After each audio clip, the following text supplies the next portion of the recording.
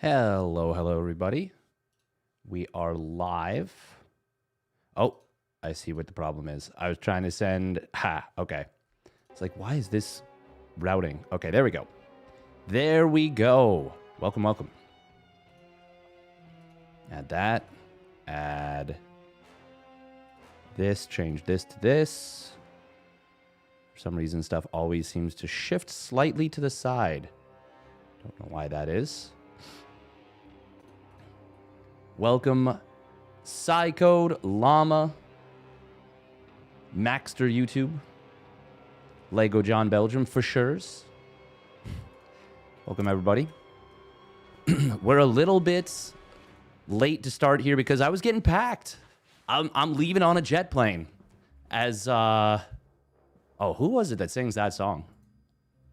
I'm really dating myself here. I know that. I know that. It's fine. Lots of firsts. Heh. Heh.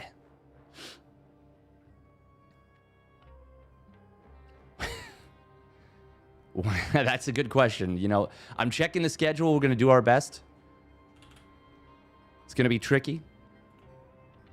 We're doing what we can. You know, I got to maintain my stretches. Bum, bum. Bum, bum, bum.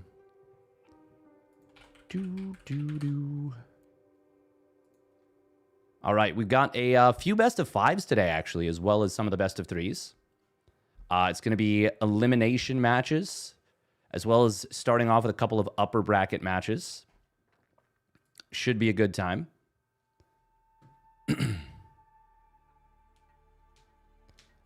He might not feel like sharing replays, and that's fine. I know that he has like an arrangement, I think, with Loco. Best of 3 PvP round of 8. Round of 8 in the winner's bracket. Generally shares them in Discord to his subs. Yeah, once again, like, that's totally understandable. I mean, I can subscribe. Is the other thing, too. Get them replays. Speaking of subscribing.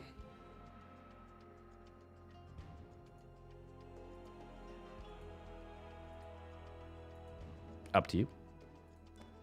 Up to you. All right, who will win this best of 3 PvP? This is interesting because, like, looking at the replays, I don't know how long they are. I don't know who wins, blah, blah, blah. But some of them are from the old patch. This is probably going to be the last batch of replays. I think that'll fall under this, I guess, setup. But some of them are going to be 5.0.14. Some of them are going to be 5.0.15. And some of them are going to be 5.0.15, but like the previous version. No worries, no worries. Giant Orange, it's all Gouda. All right, let's get into this one. This is on 5.0.14. So this is old energy recharge. Old... Oh, man, what are all the changes? I've literally... It is simultaneously a great thing and a terrible thing. I, like, put the old patches out of my brain. Like, they're just... Whoosh, they're gone. All right, let's get into it here.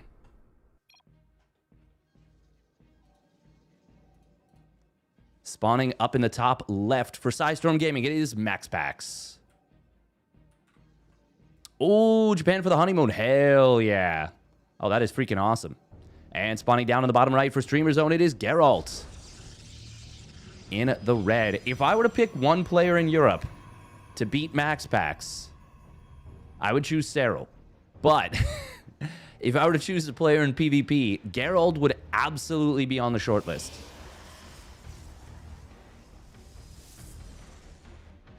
Who would I pick? Who would be my #1 player to beat MaxPax? Like single best of 3, best of 1. It's like, okay, this is your champion. if you lose this, you're either dead or you're going to prison for the rest of your life or something like that. Something horrible is happening. Or you have to switch to Protoss yourself. Ugh, wouldn't even be able to look at myself in the mirror. Just kidding.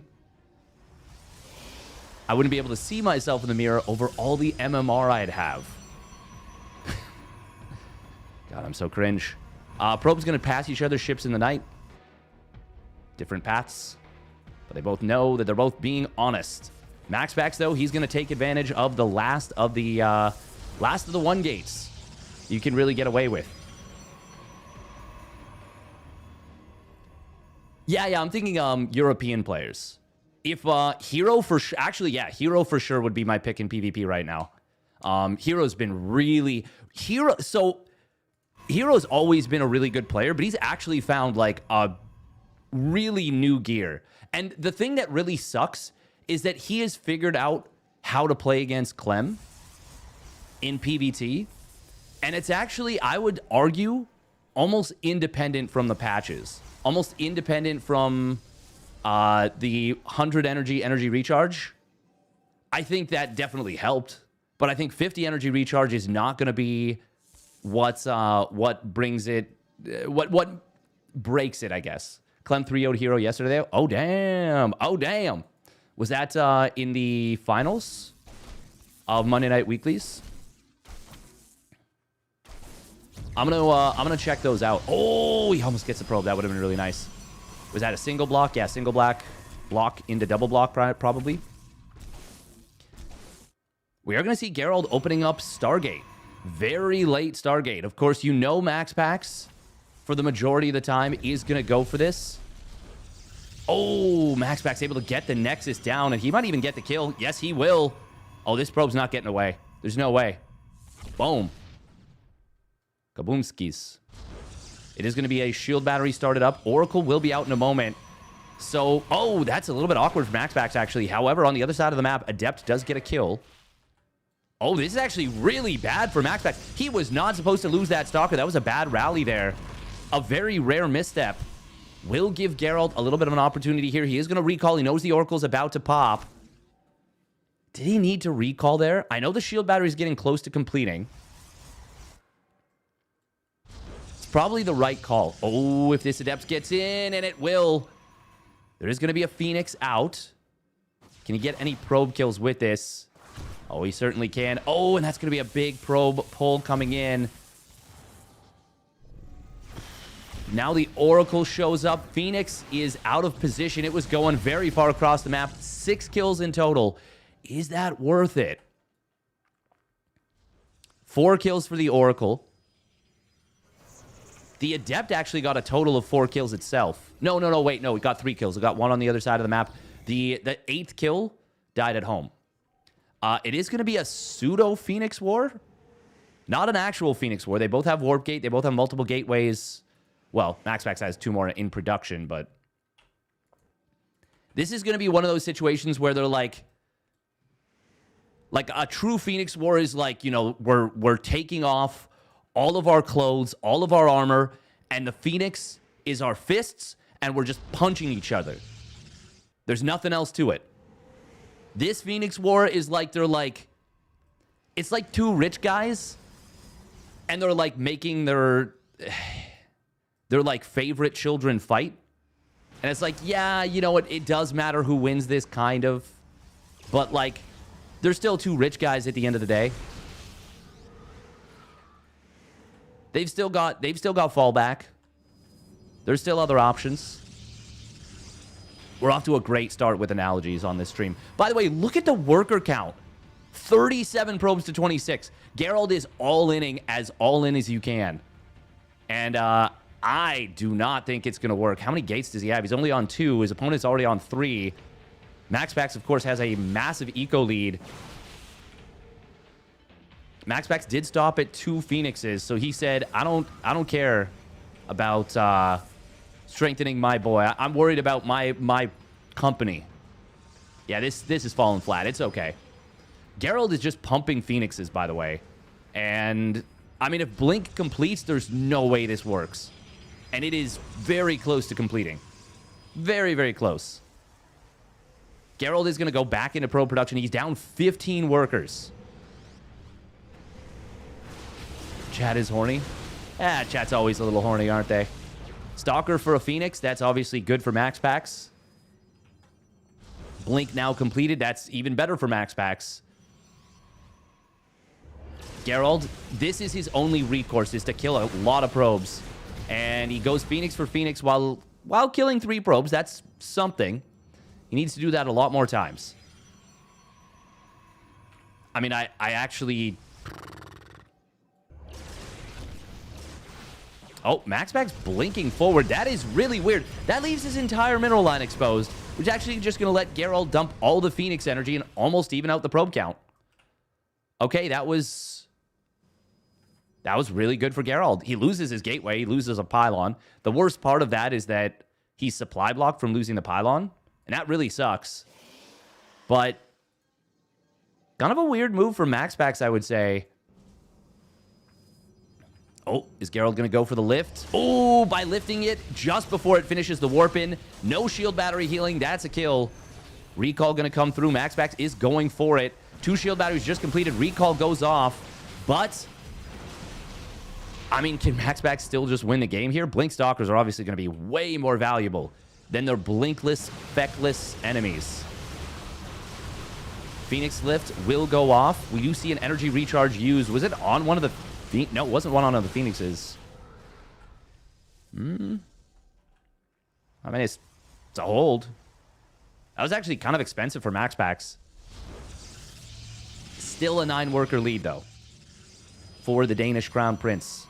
And it's going to be a DT Shrine. This is one of those weird games where it's a really, really cool time to go for a double, or for a Dark Shrine. But speaking of other cool moves, double Robo Immortal. We don't really see this in PvP.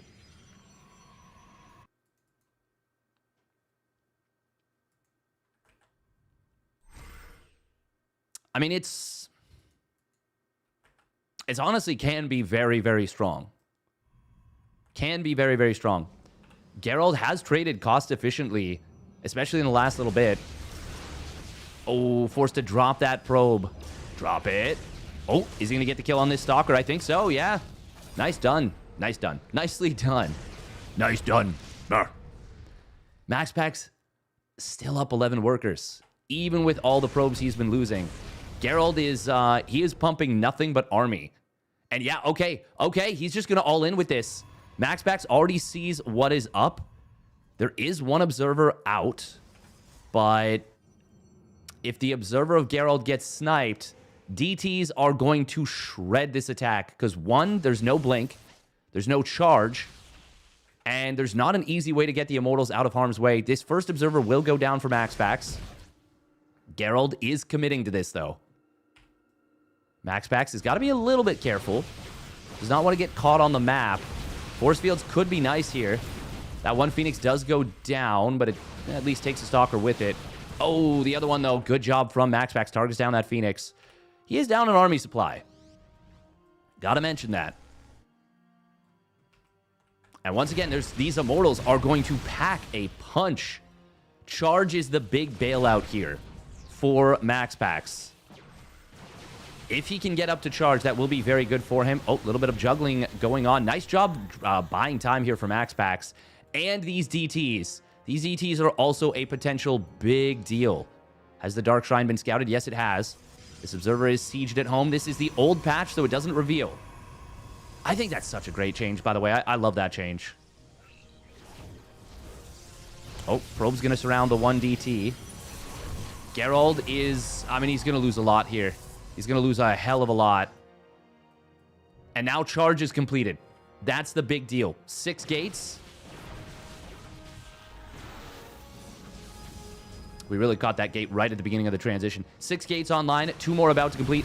I love the Adept Warp in from Gerald here. Does he have enough? The Prism does get taken down. Stalkers.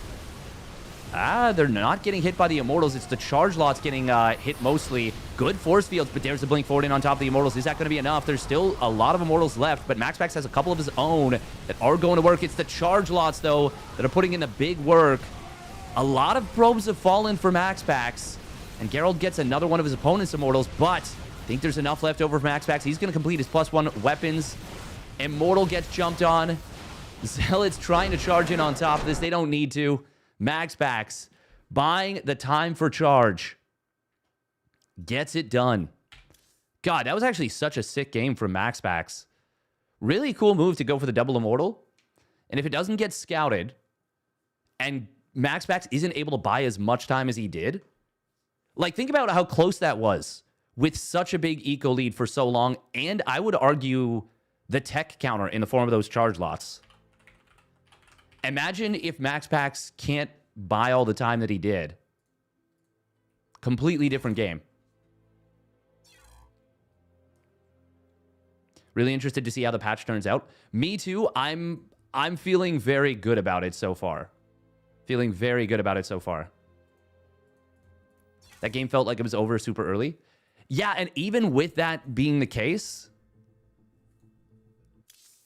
Gerald still got a lot of work done. Now, I will say PvP can be a little bit misleading because sometimes when you commit really hard into probes, obviously it looks great. You're up 10, 12, 15 workers. But it means your army supply is a lot lower. Now, when it's in the early game, 27 probes to 42, that's really, really bad for Gerald in that situation. But when it's like 40 probes or 41 or 43 versus 50, 51, 56, that's a little bit more misleading because they haven't necessarily kicked in yet. The third base might not be done. There's a lot of things that can make that seem better than it is. Just neat stuff. I like it. I'm here for it.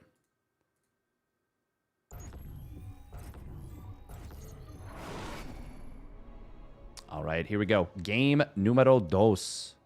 Spawning up in the top left for Storm Gaming, it is MaxPax. In the blue. And his opponent spawning down in the bottom left for Streamer Zone. It is Gerald. In the red.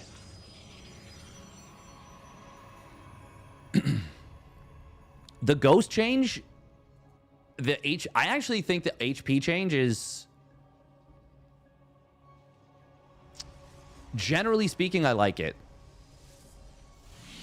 Because right now, the counters to ghosts are obviously very strong.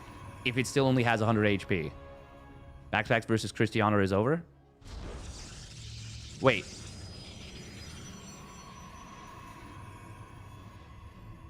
No, it's MaxPax versus Gerald. I'm so sorry. I put MaxPax versus Cristiano. It's MaxPax versus Gerald. Why did I put Cristiano? It's Solar versus Cristiano in the next round. I'm so sorry, guys. Did I put that in incorrectly?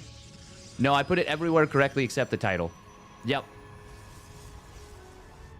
Yeah, Solar versus Cristiano is coming up after this. Thank you for reading the title, though. Many people don't. Many people don't. Once again, this one was played on the old patch, 5.0.14. So, energy recharge, 100 energy still. Storm is old, but that obviously doesn't matter in PvP. The next game, though, between Solar and Cristiano is going to be played on the current patch, the upcoming. Well, not even upcoming, the one that we're on right now.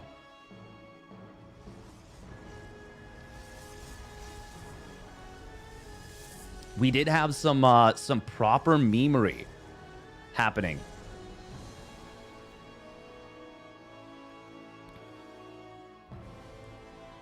But yeah, for anyone not familiar, I'm going to be traveling out to Safe House 2. Going to be hiding from those zombies at Safe House 2. Avoiding the zombie grub, as it were. Avoiding becoming zombie grub. I'm looking forward to that for sure. For show, for show. Ooh, Railgun streaming.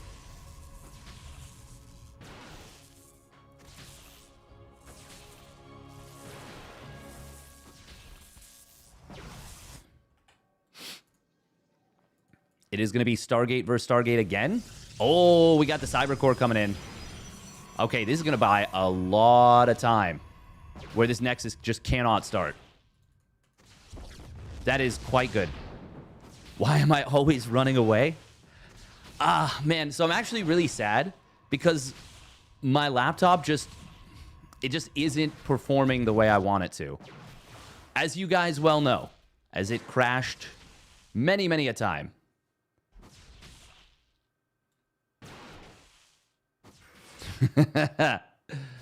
Oh, he actually lets it finish. Okay. MaxPax does take the base at the pocket position. Intel CPU? I don't think it's the CPU that's the problem. I honestly don't know what the problem is. Ooh, interception on the Oracle. That's very nice. Oh, he wasn't on attack move, though. That means this gets a lot more... takes a lot less damage than it should have. It is going to be a Phoenix coming through, but it's Oracle to start things off. MaxPax has his Stalkers in position. Oh, and he promptly moves them out of position. That's actually really, really awkward for MaxPax. Unfortunately for Gerald, the first attack from that Oracle did... I think it missed, actually. Maybe? Maybe not. Oh, he gets 6 kills on the probes, but he does lose that. He does lose that Oracle.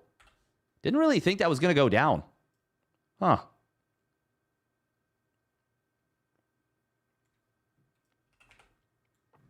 On the Ultra of NVIDIA. I don't even think it's the... I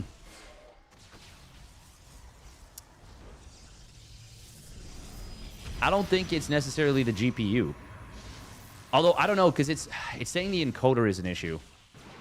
I'm going to have to mess around with it. I have said that many a time, and I haven't been able to figure out what the problem is. Oh my god, MaxPax, speaking of problems, he might be about to kill Gerald. Gerald's got no units. He got caught big time. Oracle finding a good amount of probes. Oh, he will get the kill, I think. Oh my god, the Phoenix is not able to shoot. Hello? MaxPax controlling these Stalkers very nicely. He's going to kill this shield battery. This pylon is so important. It actually powers Blink. Phoenix Lift's going to come through. He will get the kill on that Stalker, but loses the Phoenix for him. Gerald will ultimately push this back. But MaxPax is still in a very good position, I would say. Oracle surviving is very unfortunate for Gerald. It's not that big of a probe lead. Oh, Stasis Trap. He is going to kill that good probe drilling.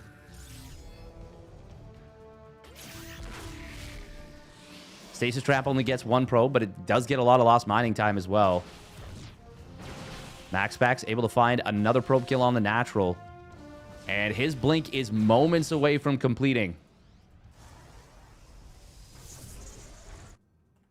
There it is.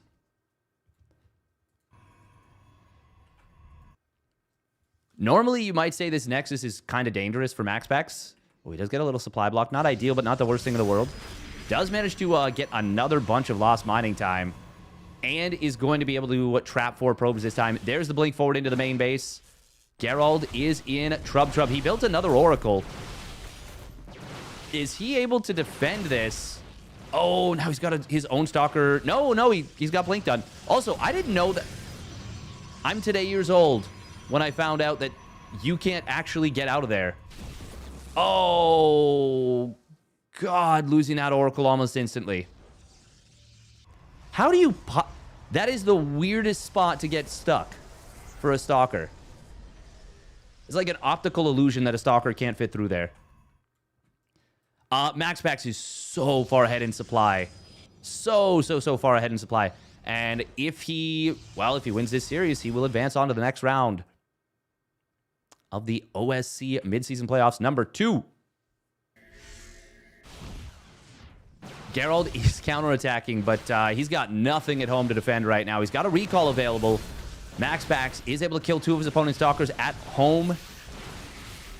I mean, this is just game over, right? Recall goes through on the Stalkers. They get back into the main. Energy recharge is used on this battery in the natural, but he will instantly have it drained, basically, before the rest of the Stalkers can even really join up in the fight. I think we're about to see GG. Even if we don't, worker disadvantage it's too big. There's a Dark Shrine, I think, Or is it being built? No, no, no. That's a pylon. There's a Dark Shrine being built at the other side of the... Well, in the main. Did the Oracle get killed? No. Still alive. It is still alive. MaxPax, good blink micro. Both players good blink micro. Of course, when you have more, if both players micro well, or you could even say correctly, the player with more is going to win. Stasis Trap actually kind of nice, but at the same time, it does give a lot of vision to Gerald. If there is any way to come back in this game, it is off the back of the DTs. But realistically, 20 worker lead right now. The DTs need to basically win the game. And with MaxPax still having his Oracle alive, yeah, that seems highly unlikely. Gerald, I wonder if the right call right now would be to all in on that Oracle and just hope for the best. Probe does spot it. Oh, if he can blink forward and snipe it, there is the smallest of small chances. He's not warping in any DTs, though. And he doesn't have money for it. No, at this point, there's no way. Absolutely no chance. One DT going to slow warp in on the other side of the map. Oh, just as the gateway completed, turns it into a fast warp in. But he will tap out. GG. Well done by Maximus Paximus. He just keeps the aggression ramped up so hard. Really doesn't give his opponent any time to rest once he starts cooking. Thank you, Coffee for You, for the Prime resub at 3 months. 3 months. Very much appreciated. I like how tasteless, tasteless. That's kind of funny.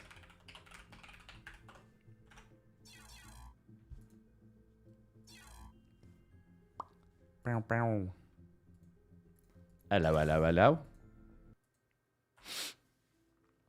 So MaxPax will move on to face Beyond in the winner bracket semifinals, which is going to be a best of 5 when that one happens. It's going to be fun.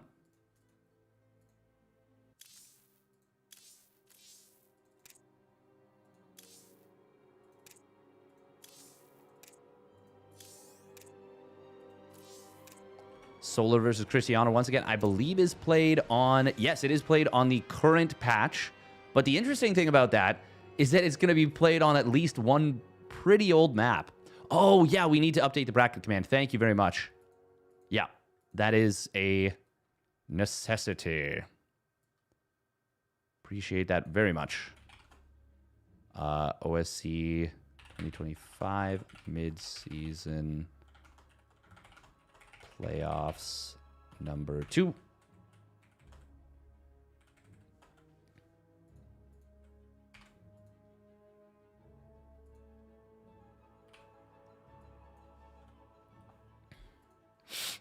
Oh, man. A little bit snuffly. Sniffly, snuffly.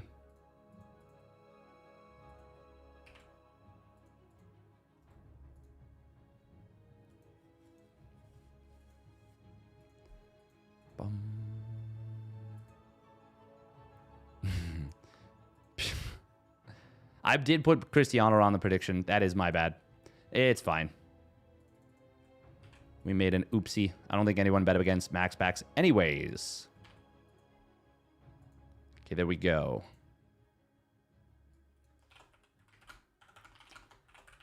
This is correct now. Solar versus Cristiano. Okay, and this is a ZVP. Once again, going to be played on the new patch.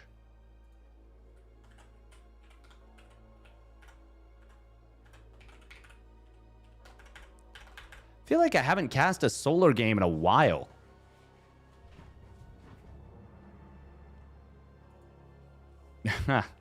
Jesus, Icons. All right, we're going to run a minute and a half of ads. Be patient. It's his first time streaming. He's never done this before. He's doing his best. Is he, though? Is he, though? Have I seen Microbial Shroud used in a pro match yet? It's not super common. Pet. Oh, yeah, they made a bunch of Halloween emotes. That's so fun.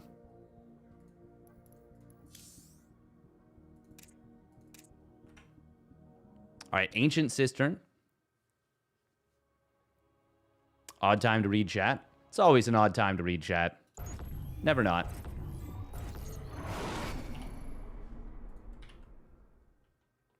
Oh, they didn't make with game hearts. No. Disaster.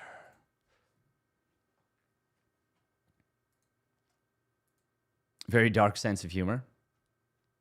We all have a sense of humor that's a little out there, I think. I think everybody here is a little whoa, woo, wow, wowie zowie.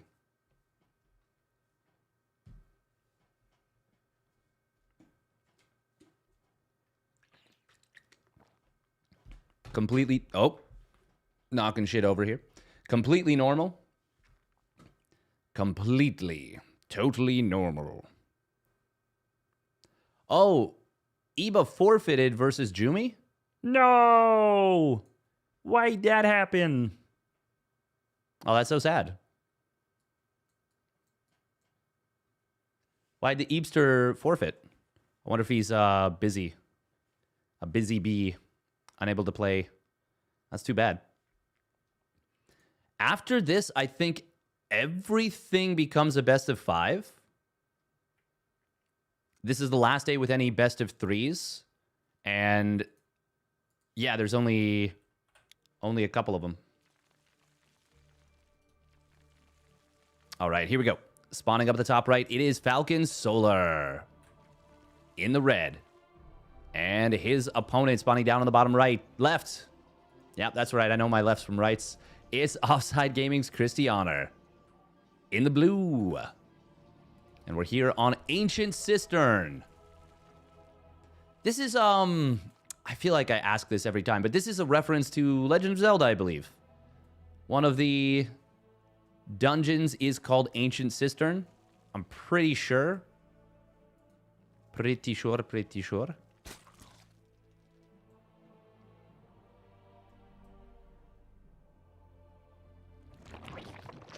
Skyward Sword. Yeah, I was a Waggle warrior with Skyward Sword.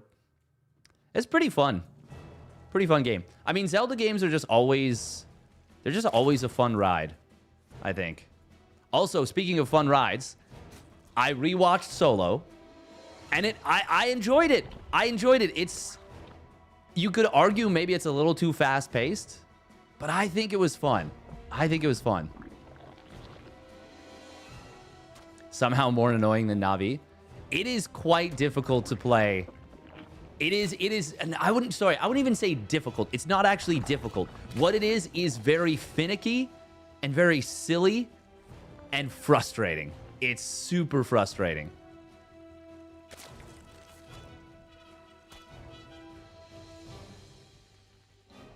You were disappointed in Ocarina of Time. Oh, wow. I don't know that is a very common, I don't think that's a very common take. I think most people love that one.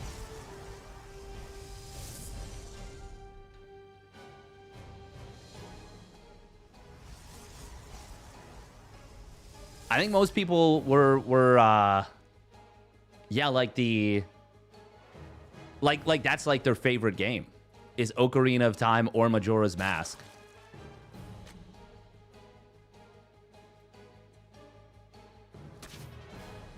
You really didn't at the time? I will say, from what I can tell, if you don't have like really, really incredible gaming understanding, you are going to have a rough time with OOT. It is a difficult game. All right, double chrono. We go in double chrono. We go in the normal Krystianer. This is just what he do. Loved Final Fantasy 17, for example.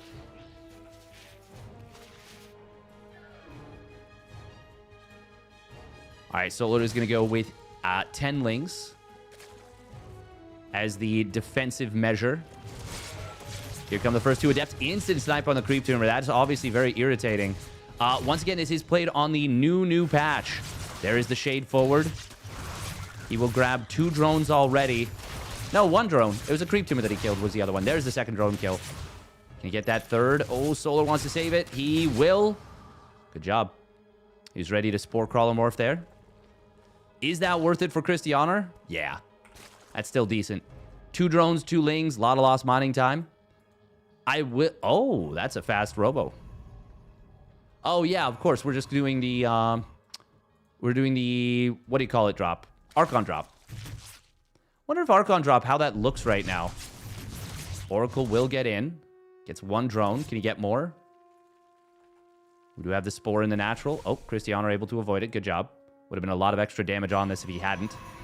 Oh, almost kill. Oh, my goodness. I probably should have been paying attention to this on the other side of the map. Krystianer was 1 hit away from losing this Adept. Warp Gate is going to complete. Shield Battery will be able to be canceled in time for this this warp in. Yeah. Does warp in the Adept. It is going to be the Archon drop. This is the most Krystianer build Krystianer does. Single Oracle into 4-gate, Twilight Council, Robo, Archon drop. Good for sniping Overlords. Yeah. Real nuisance to deal with, real pain. Pain in the tuchus. The tuchus. There's that scout on top of the prism. Sees it immediately. Is it just me, or is he he's a little shy on gas? But he'll get up there in a moment to what he needs. Oracle will make it so that this warp-in is able to happen. Hello? Oh, it's the double Adept he's focused on the other side of the map. Looks like 1 more drone kill so far. 7 roaches start up. That should be enough to handle this. That 1 drone does escape. Okay, he actually doesn't lose any more. Meanwhile, Ling's on the other side of the map. They're going to find a couple of probes. That's actually really nice for Solar. Really, really nice. Here come the first 2 Archons. Overlords are going to pull away. There's a decent little creep tumor. It's going to help a lot with mobility in the main. And roaches are not clumped up initially. Oh, that's a nice double kill on those drones. Very fortunate finding the 2 drones as they pop out. Gets a 3rd drone there in the main. Good damage. Very good damage. Solar, though, he is fast, he is good at droning, and he is going for a Spire. Did the Oracle kill? Okay, it looks like it killed a few Lings. Yeah, that stuck around on this pylon.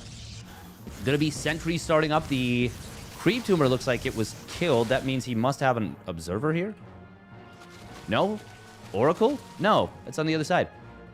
How did he kill that? Did he get an incidental kill? I think he killed that Creep Tumor by accident. Oh my god, this Archon drop is getting so much value. Ooh, sentries on the other side of the map, though, are going to get surrounded. One of them will fall. Another one. Oh, it's recharged, but he loses it. Immediately loses it right after recharging it. That is really awkward for Krystianer. Very, very good for Solar. That was just a couple Lings, too. Both players getting hit kind of hard here. Mutas. There's going to be enough money for 9 Mutas or so. And there's no storm being made. Do we have any other Archons on the field? There's the 2 here. Drop was brought back home. Where is the Spire? Oh, it's just out of scouting range. And Revelation, will it reveal these Mutas or will it fade? I actually have no idea. Oh, just before the Mutas pop. Just before the Mutas pop. No roach speed started up just yet. Very important that he gets that rolling. Oh, God, that is so brutal for Krystianer. Solar could not have drawn that up more perfectly in terms of the timing. Could not have gotten better, a better situation. Because now we're going to have, what is this, 10 Mutas? Showing up the main base. There's a cannon. That's great.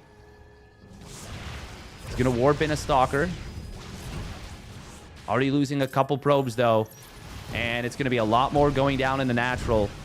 This Muta play is very successful so far. That's 8 probes, I think, from this. 10?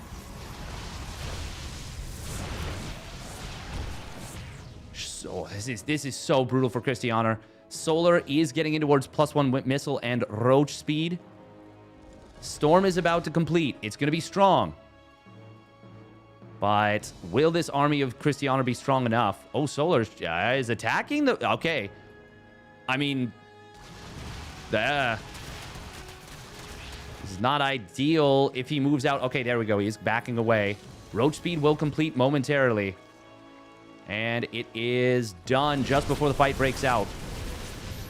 Once again, could not have drawn this up better with the timing. There's a big counterattack on the other side of the map.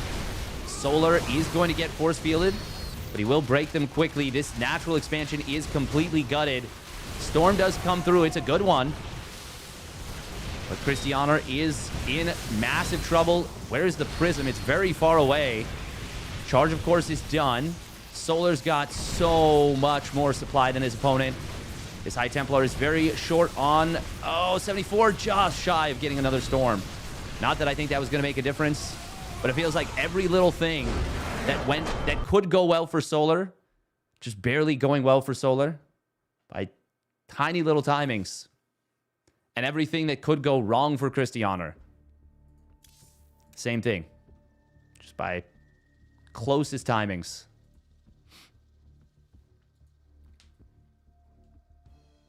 Hey, welcome, City.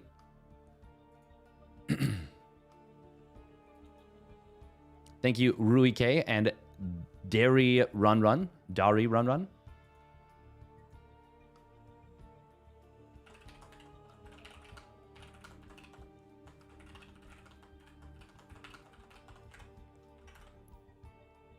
All right, Hecate. Hecate, 2 very old maps. So funny that we're getting new patch games on such old maps.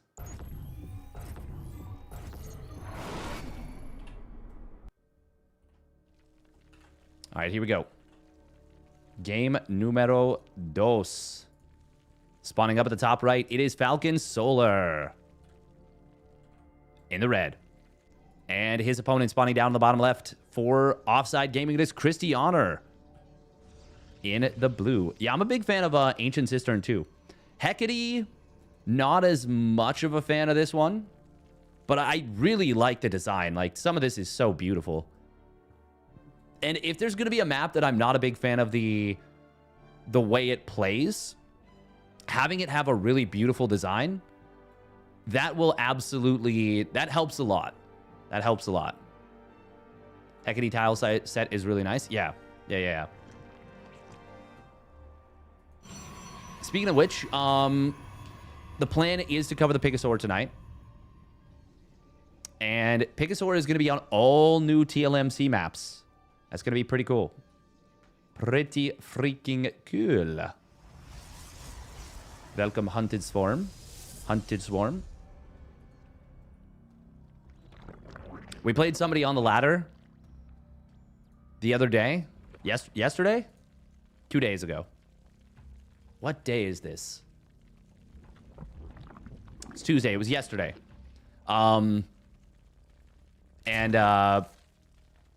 We beat them 2-1. They caught us with a Ling all in the first game. We really mishandled it. Could have defended it, but messed up big time. And then beat them 2 games in a row. And we had them blocked before it started, and they were mad. They were really, really mad. It was quite something. Quite something.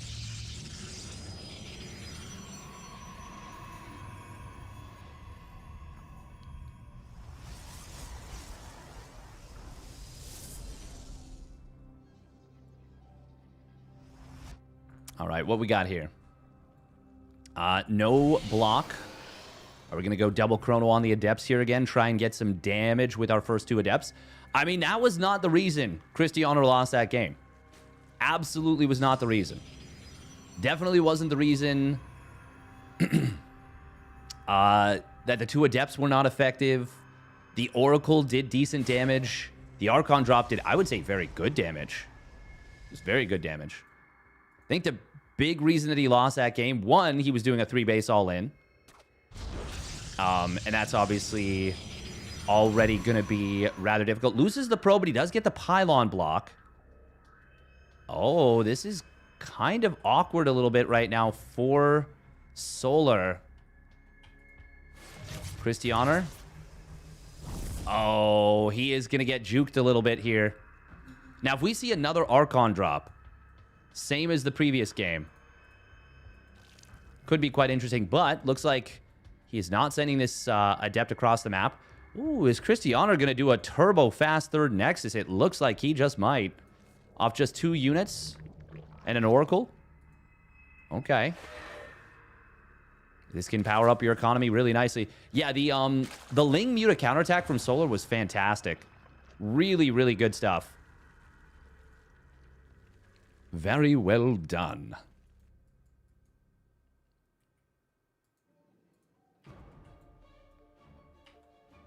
Krystianer going to go double Oracle. He will. And this is not as fast of a Nexus as it could be, but it's still pretty quick.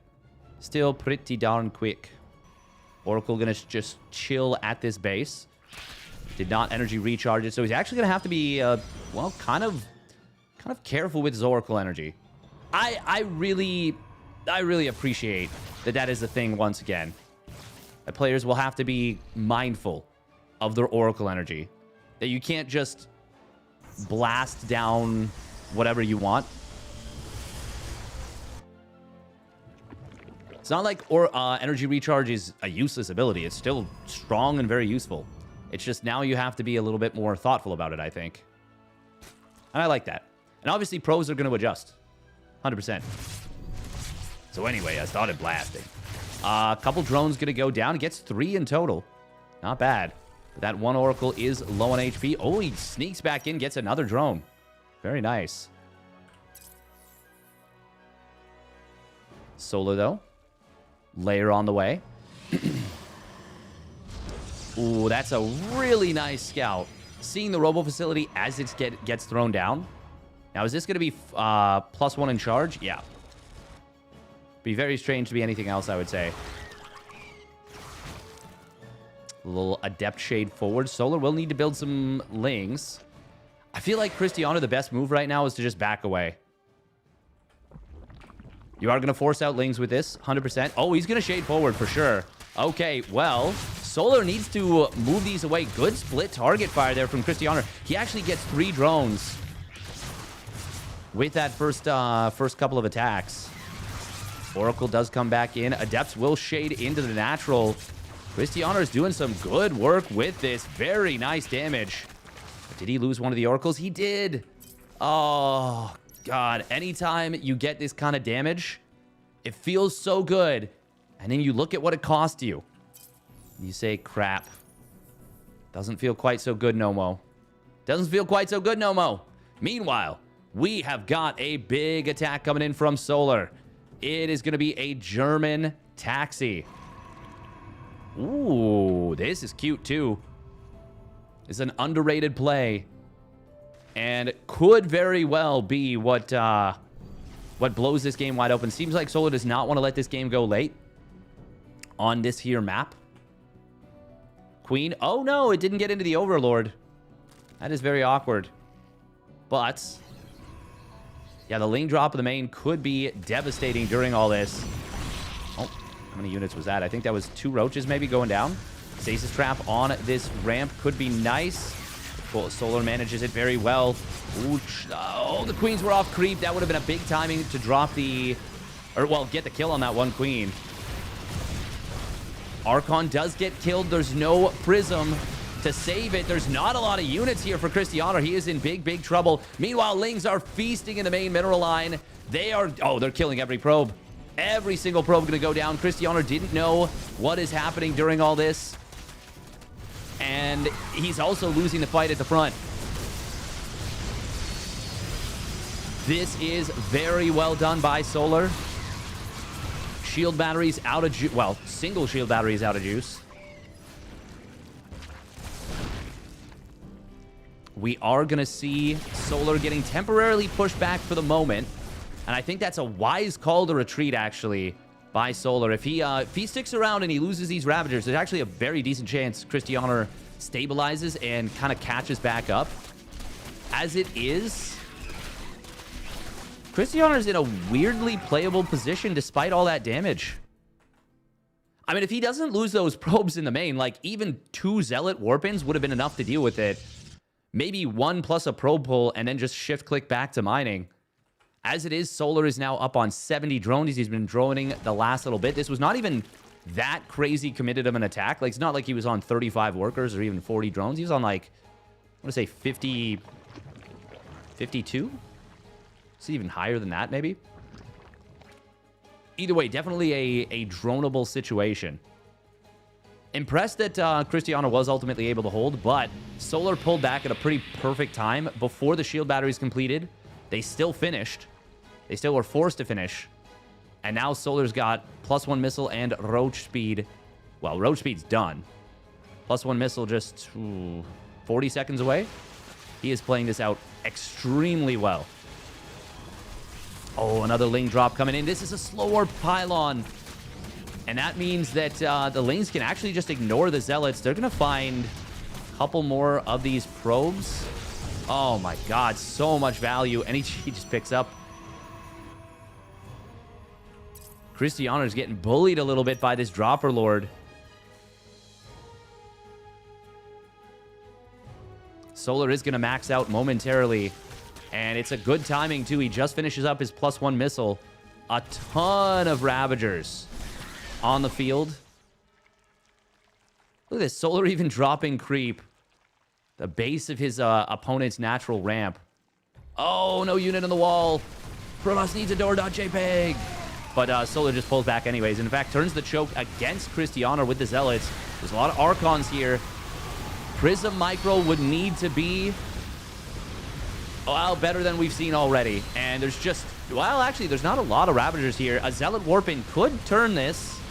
But even if it does, there's just not enough stuff for Cristiano. It's an 80 army supply advantage. 21 Roaches were in production.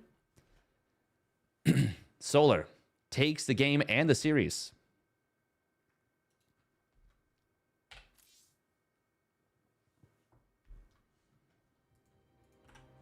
Oh,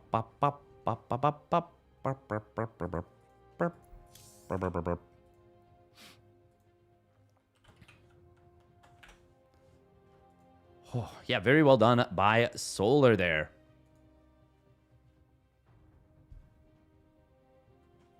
Honestly, I'm surprised Cristiano was able to even make it that close with all the damage he initially took. That was a lot of damage. But at the same time, Archons and Immortals defensively can do very well.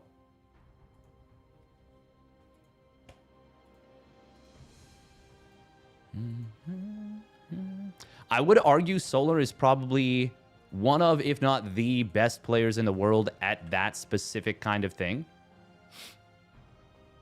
In the upper bracket round of 4, by the way, which will be best of 5s, winner bracket semifinals, it's going to be MaxPax versus Beyond and Solar versus Cure. That is going to be... Those are going to be a couple of really awesome matchups. Really awesome matches. Yeah, always biling the correct things is something that's actually, like, very easy to get wrong. Is the best way I can put that.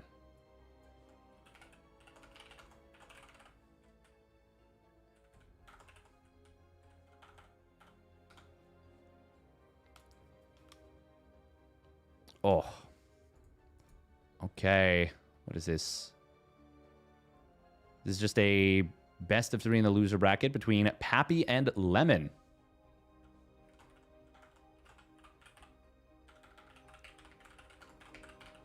That's one of the things that makes Solar versus Terran Solar.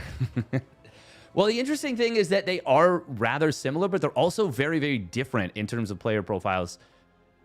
Solar is very, very fast and like very, very fast. Where I think of Cure, he's obviously very fast as well, but he's more so decision-making based. But the thing is, oh man, it's always so interesting because I feel like so often elimination match. Why am I spelling elimination wrong both times? That's so weird. Papy versus Lemon. What was I going to say? I feel like so often players will look not necessarily that fast, but like it's just we're so used to seeing like the fastest players in the world, like Clem, Cyril, Solar, Rainer, you know? MaxPax. That when there's someone that's like 95% as fast as them, we're like, oh, this guy's slow. And it's like, yeah, yes and no, you know? Beyond Maru and Clem are definitely faster. Yeah, I think so. I think it's fair to say that.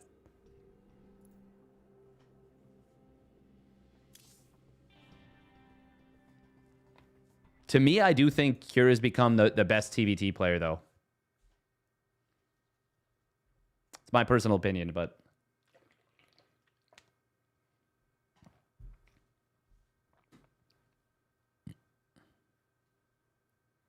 he's just so freaking consistent.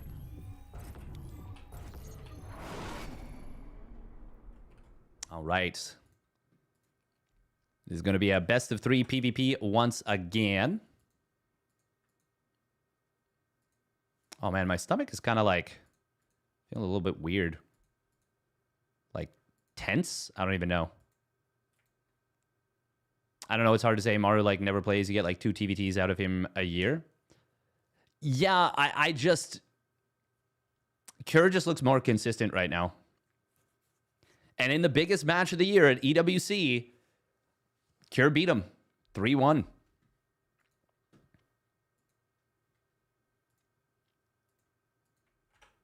It's not to say Maru's bad at TVT, obviously.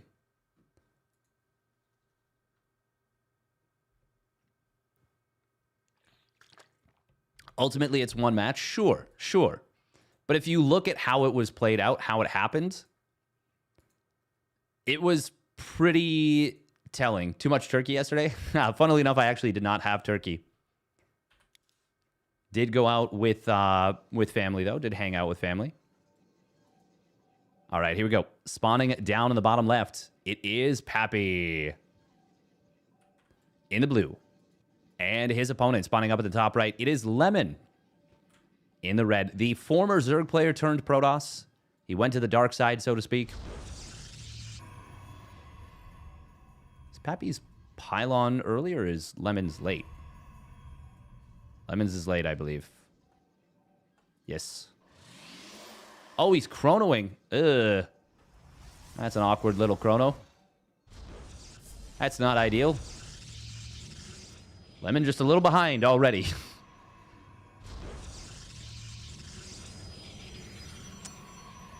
Hope you had a good time. Yeah, it was nice. It was nice. Got a chance to spend some time with the family. Hey, welcome to EJ. Yeah, I think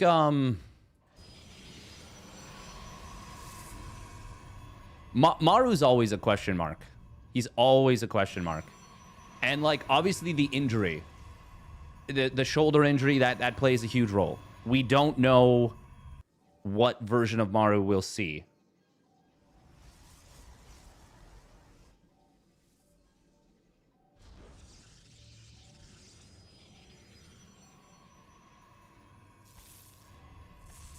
Never really know.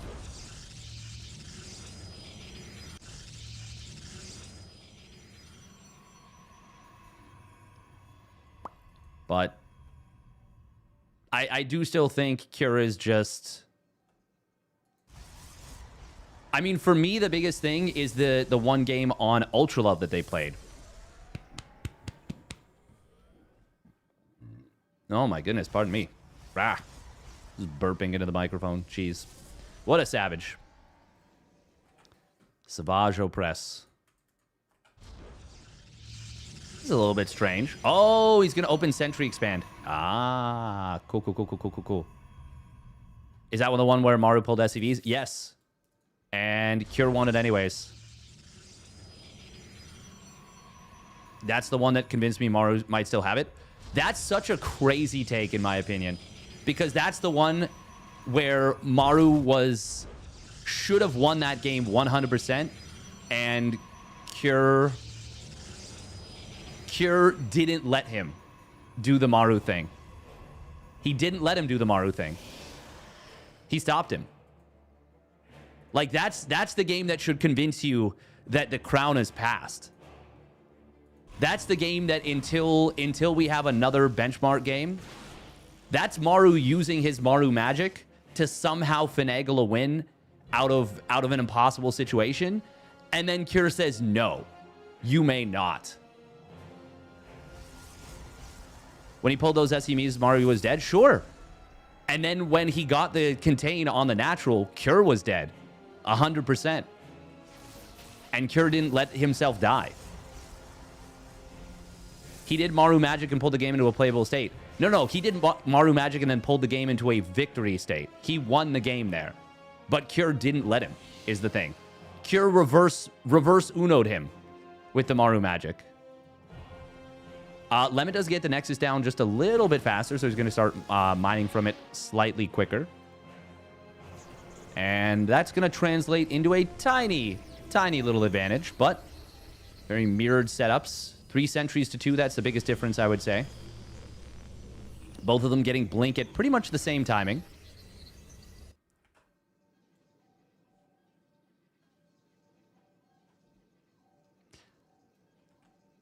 It's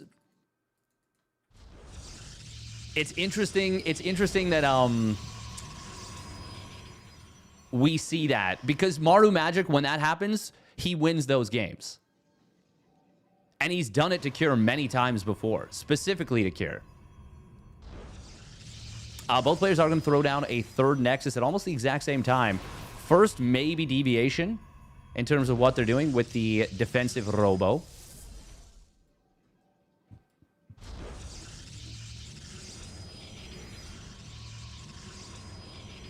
Now, there's a controversial take.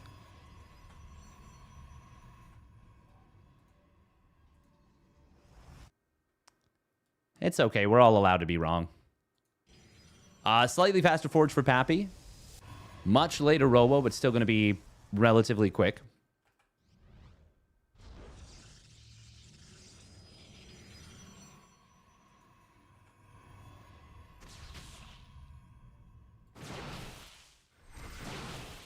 Bullying viewers. Yeah, a little bit. Oh, is Papy going to be able to jump this? He will go for it. Force field does come down. But Lemon's going to get caught here. He's going to lose this sentry almost assuredly. Ooh, nice blink micro, though, from Lemon. He's able to at least get a stalker in return, and he saves that sentry. Meanwhile, double adept getting into the natural. That's really nice. Oh, adepts are going to move forward. He cancels the shade. Oh, very nice blink. But Lemon's still going to be able to find some value here. Nice mineral walk. It's going to limit the damage. But that was a very successful little adept run by. 5 probes plus a bunch of lost mining time. Could have been worse, because if he shades into the main, it's probably even more. So good block from Papy, but that was still a very successful drive-by for Lemon. Big explosion of gateways. L'explosion de gateway. That's what this mostly translates to, is a faster gateway explosion. All the colors of autumn. No, honestly, the GOAT discussion is kind of fun. As long as it doesn't turn toxic, which it has. It has in many situations, but mostly it's been pretty chill. I do wonder how long Clem will need to, like... yeah, I wonder if we'll see that get reopened, basically. Like, Clem needs to beat Cyril for a while, I think, for that to be the case.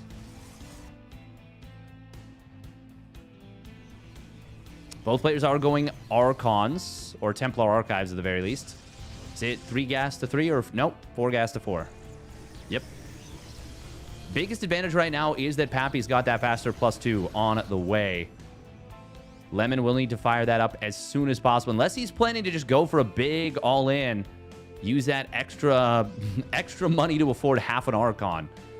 Which would be kind of crazy. Kind of crazy. We'll throw down the 5th gas at the 4th base. And the expansion pattern is kind of interesting. They're kind of expanding towards each other a little bit. Lemon definitely with the less common 4th base location. But, kind of chill. That's a good point, Rocker. Yeah, people will bring that up. People will bring that up.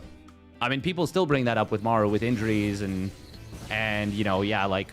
and they'll say that Zerg was too strong and blah, blah, blah. Regardless of validity. Regardless of validity or invalidity of arguments. Papy's +2 timing is going to hit really hard, by the way. Both players adding on 2 additional gateways, but this is going to bring... interestingly, Lemon going up to 12 gates, which is a lot of gateways. He does not see his opponent's army coming. Oh, okay, now he does. Does he realize, though? He might not. Stalker's going to move forward. Oh, this is just going to walk right into the natural. This might just kill Lemon. 3 Stalkers immediately killed off. This is so many Zealots. Big Zealot warp in defensively. +2 weapons is done. Prism getting picked off would be big here, but a lot of probes have already fallen. It's going to come down to positioning. Oh, Lemon caught on the ramp with those Zealots. However, his Archons are kind of getting some decent surface area.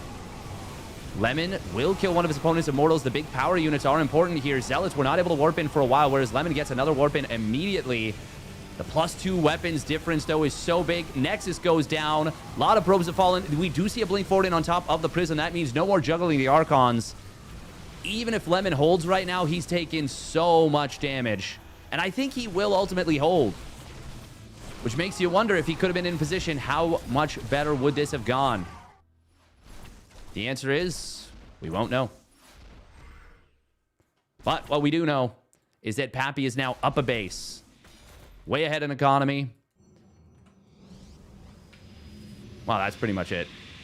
Yeah, up in probes, up in economy. Lemon just did not see the army coming, despite having vision of these rocks. If he repositions quicker, maybe there's a chance. Actually, not maybe. There's definitely a chance. It was on even army supply, even with the +2 versus +1.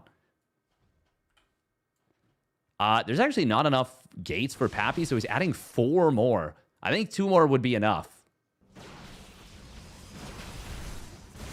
Going to be a last-ditch effort from Lemon.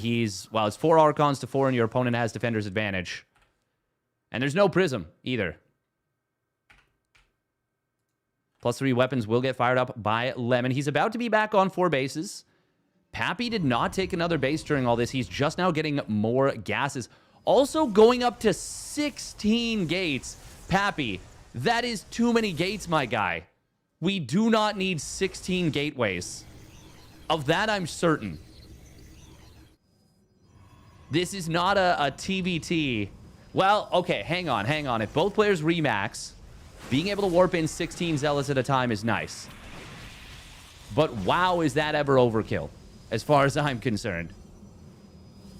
He is going to have the +1 ground armor done. And the +3 weapons for Lemon is a very long ways away.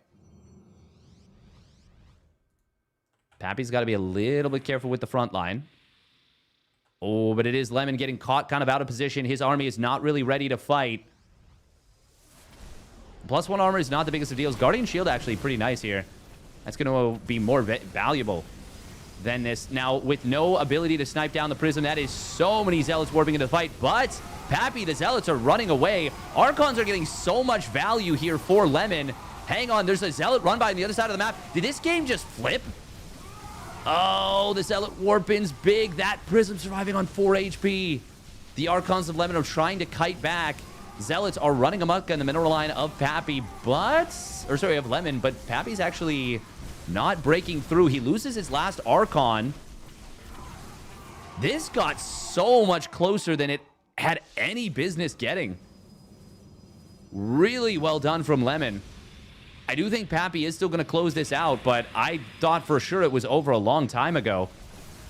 Energy recharge on one of those shield batteries would be handy for topping up these Archons. There it is. +3 weapons, just a little bit too late. Zell is going to warp in for Lemon, but he will be forced to tap out. Papy takes the game. But considering the edge he had going into that, killing a base, killing a bunch of probes, catching your opponent completely out of position, the fact that Lemon was this close to turning it around, that's gotta shatter your confidence a little bit going into game 2. Like, that's one of those games that where if I'm playing, I'm like, oh man, how did this happen? How did I almost lose this?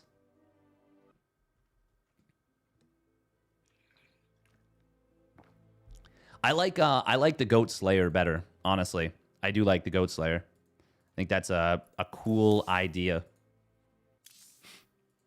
All right, game 2. Papy versus Lemon. That one's going to be on Pylon.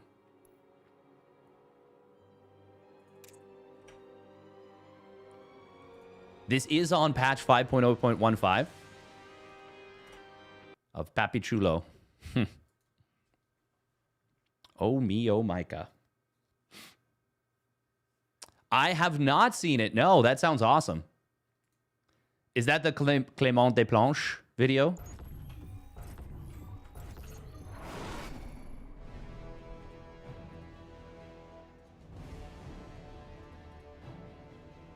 All right, here we go. Yeah, go for it, Cuckoo. Thank you for asking. Spawning down on the bottom right, it is Papy. In the blue. And his opponent with a very near comeback. It is Lemon. In the red. Yeah.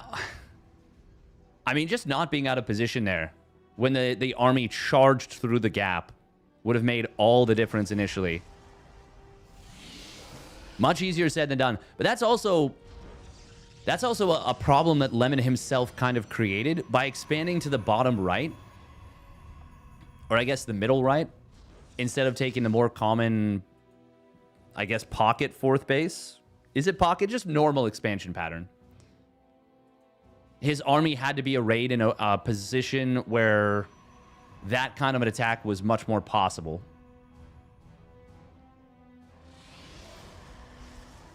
Now, going into game 2 here on Pylon. What is it going to be?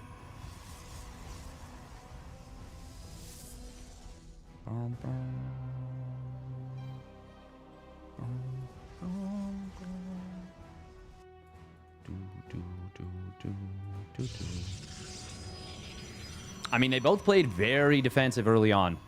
Very defensive, no aggressive moves. Papy is going to scout.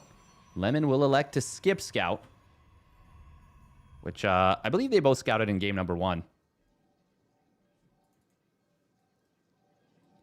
Oh, man, my neck. So stiff. I've been a little bit under the weather the last few days. So just not having the grandest of times. It was the best of times. It was the worst of times. I was rather under the weather. Oh, we still got a bunch here. Okay, good.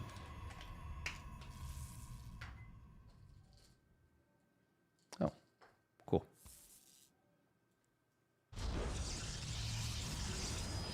Ah, thank you, Psychons. That's very kind. No, we're doing fine. We're just a little sicky. Just a little sicky. It's all good. We will get better. Papy, by the way, going to get a very early Nexus here. Single sentry into 2 additional sentries. Lemon going for 4 stalkers here. That shield battery is pretty late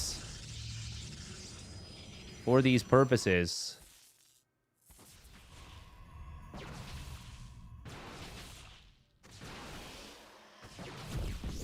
That having to be canceled is quite awkward. Expansion comes in behind this with 4 Stalkers. Going to be across the map pretty soon. Is Lemon going to try, or Papy going to try and force field? Obviously, Lemon won't. He does not have any force fields available. Ooh, losing that 1 sentry would be big. He will lose it, but he is going to kill a Stalker. Does he lose this 2nd sentry? No, good micro. Good micro. However, uh-oh. Stalker will go down. Oh, that's a nice little bait with that sentry.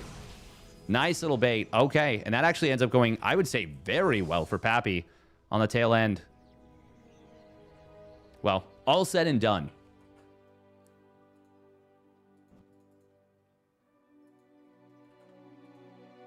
Two Adepts going to be the Warpins coming through. Papy keeping a probe in the wall. It's a good call.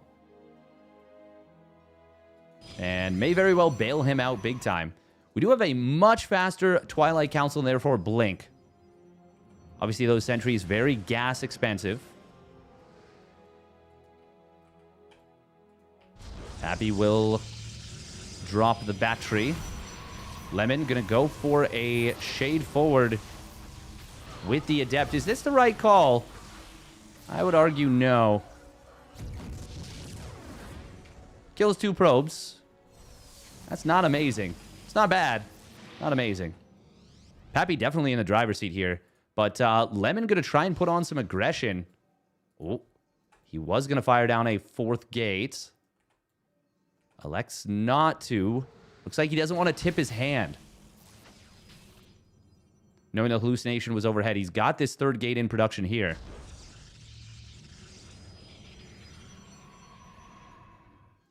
Pretty nice rap song.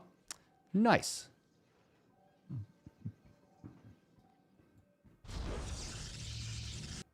Oh, quick 3rd Nexus behind this. Same thing for Papy, but Lemon is still going to try and take advantage of this blink advantage. And you can oftentimes get some really good work done with this. I don't think Papy's got an idea about this because he's only on the 2 gates. Lemon goes right now. Could turn into a cancel on the 3rd Nexus. Papy. Oh. Well, he's going to see this basically as it gets in here. Killing that pylon is really nice. That means no Warpins, no shield batteries can be built there. Lemon. Oh, no micro initially on the 1st Stalker or 2. Oh, okay. Oh, that's a great force field there from Papy. Guardian Shield helping out a lot. Lemon loses, I think he loses more than he kills there initially. Lemon's got to be really, really careful because Papy is going to have Blink, well, now. Could have been a lot worse for Lemon, but could have been a lot better, too. Immortal going to be produced.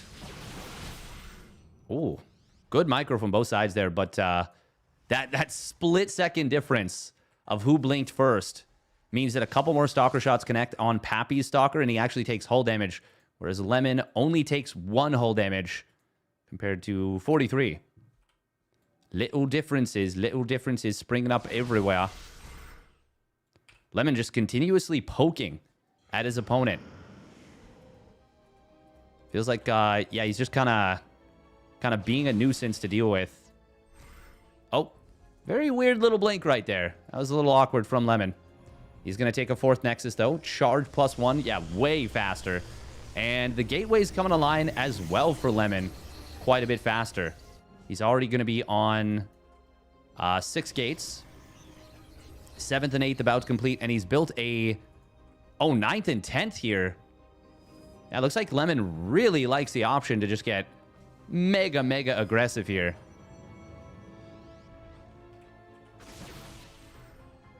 Oh, as soon as Lemon spots his opponent's army, he backs away. They both, of course, do have the Robo, but it is the 2 Immortals for Papy that could make a big difference. +2 weapons is started up immediately after the +1 completes. And Papy, I mean, his Nexus, his 4th Nexus is way, way, way later. Lemon just seeming to have cleaner macro. A little bit more efficient spending. And now he's going to sneak in Snipes down 2 probes, drops a cheeky little force field to retreat. Zealots on the bottom side. Sentries are not going to be super helpful here. They, in fact, are going to be a liability. He loses all 3 of them. And the +1 weapons making a massive, massive difference in this fight. That went so much better for Lemon. And just like that, he takes himself a nice little supply lead. Damn. That went way better. 3 more Zealot kills, and he kills all the sentries except maybe 1?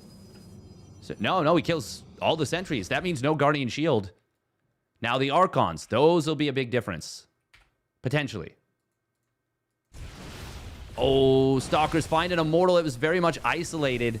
Lemon is going to click on this Nexus. He'll kill it if he wants, but he will elect to back out. If he'd stuck around on that, he would have gotten the kill, but it would have come at a very high cost, and I think that's a pretty decent decision to back away. You kind of have your opponent not completely on the ropes, but very much in an uncomfortable position. I don't think you need to commit for something like that and potentially give up a big army supply advantage. Now we got a lot of Stalkers on this top side. They're going to blink forward in on top of the Immortal. They will snipe it, but a lot of Zealots going to rotate back in. However, this now opens the door for the Zealots to come back in from Lemon. +2 weapons will complete in a moment for Lemon.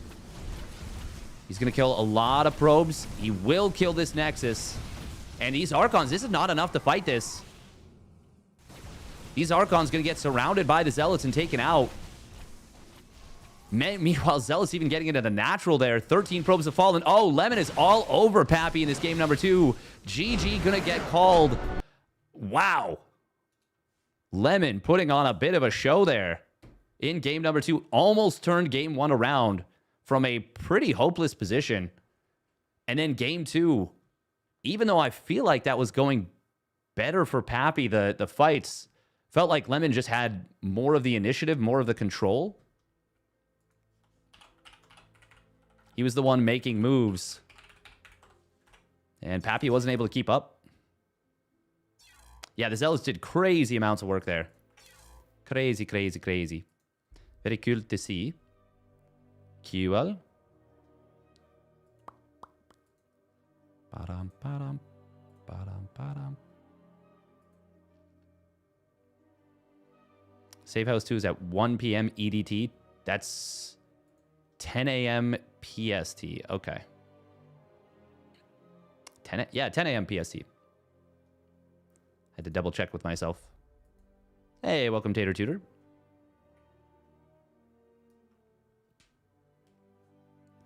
I mean, there's some really awesome peeps in the StarCraft 2 community / scene.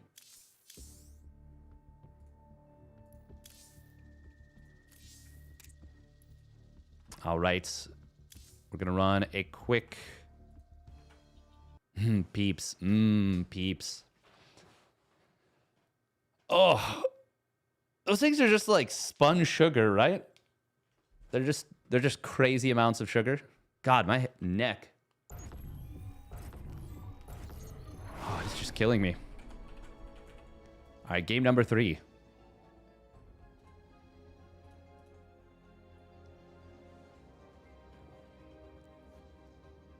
Watch those ads, fools. Well, I didn't end up running any ads this time, but yeah, generally, yes. Yeah. All right, here we go. Spawning up the top left of Meganatha. It is Papy in the blue. And his opponent spawning down on the bottom right. It is Lemon. Lemony goodness. In the red.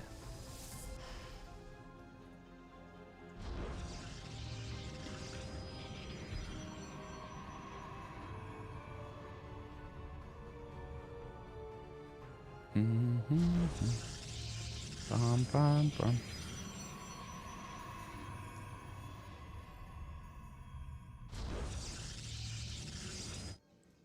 Yeah, Lemon looking really, really strong in this one.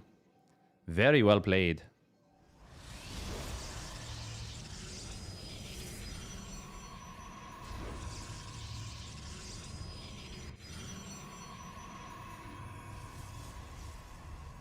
You were a dirty ad blocker user? I think Twitch has made it a lot more difficult. Twitch and YouTube, as far as I know, have made it a lot more difficult. Papy pulling 2 probes there for a moment. Maybe getting a little bit frustrated about how this one went. Well, I mean, he's subscribed now. Impossible to use the internet without an ad blocker. There's a lot of sites that are real aggressive. I don't use an ad blocker myself, but to be honest, I probably... Well, there's reasons to. There's reasons to, for sure. Ooh, Papy going to be dropping a proxy pylon. Lemon, of course, is going to know that there is no second pylon in his opponent's main. Papy not scouting at all. It is going to be proxy robo. Okay. Now, Lemon, will he respond to this super strongly? No, he is going to go single unit expand. All right. All right. This can be very difficult to deal with. This is going to be an early decision in this game. Highly, highly likely that this gets decided very early on. Energy recharge going to get utilized here. Oh, he scouts it immediately. Okay, he can throw down his own robo facility. I don't think he can go for a contest here. It's going to be robo, right? Yeah. Now, this is a little bit scary. He's going to need an extra pylon on this position. Very, very important. Because with where this is just a hop, skip, and a jump for a 2 immortal hit squad to lift up to the high ground and shoot down this pylon to depower the entirety of the production. I think it's very important that the pylon is placed maybe like here. Even here would be fine. Something that doesn't block adepts from moving. Or block you from blocking adepts. In this case, the U is the proverbial lemon. Now, the thing is, he does not want to necessarily drop an extra pylon. He's got so much free supply. Even 100 minerals can make a difference. And, of course, that is the cost of a shield battery. Immortal. Oh, first shot is on a sentry. That's not exactly ideal. Oh, that's huge. He gets the catch on the immortal. It is caught. The stalkers are not fighting. Oh, that's massive for Lemon. That is absolutely gigantic. It's now going to be an immortal on the defense to none aggressively. A gigantic mistake from Papy, letting that get caught and then not re-engaging. And now an immortal is out. Going to help push this back. Papy's just going to tap out. Wow. Wow. Okay. And Lemon will eliminate Papy. Oh, man. Oh, man. Only thing about that is that it, I think, creates some weirdness with the YouTube VOD, Cuckoo. I might check it out still. Because I can remove that part of the VOD. I mean, losing the first immortal like that is just... It is so, so bad for your attack. I don't know if I would say that it was GG yet, but I think you could make an argument, and a strong one at that it was. Especially when you see your opponent has an immortal out. Like, realistically, are you going to win that game? Doesn't feel super likely. All right, next up is going to be a really interesting TVT. Best of 5. The game sense to scout the robo was impressive. Yeah, it was. I mean, honestly, it does make sense based on how the first 2 games were going that it was going to be a cheese. Like, I don't think MaxPax is playing today or anytime soon. He did already play. He did already play.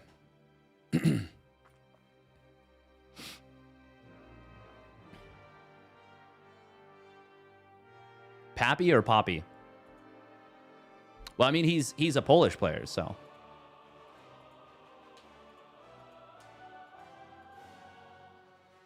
Isn't it Big Papy?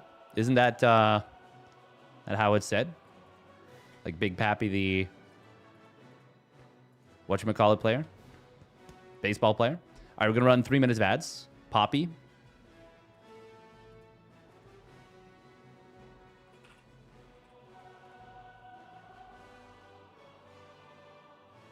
Or is it Papy?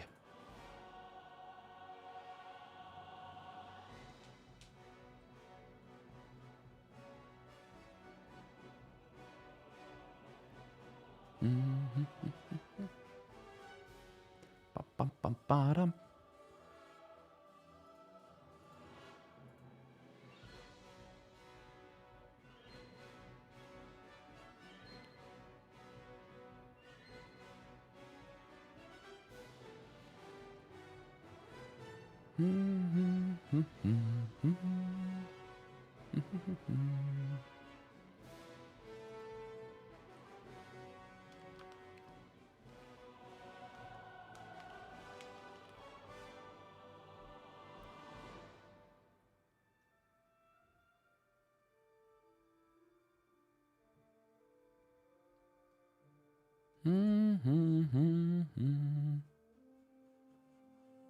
Bum, bum, bum.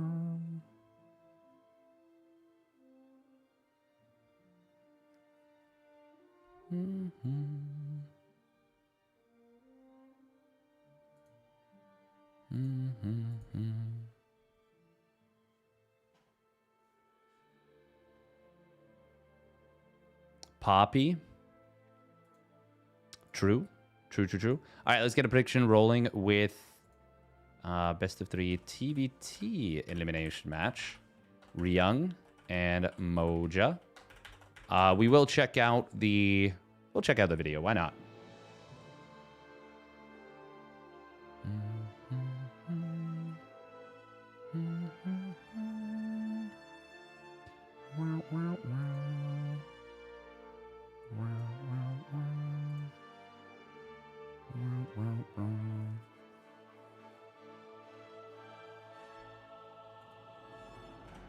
Goat Slayer. That's so fun.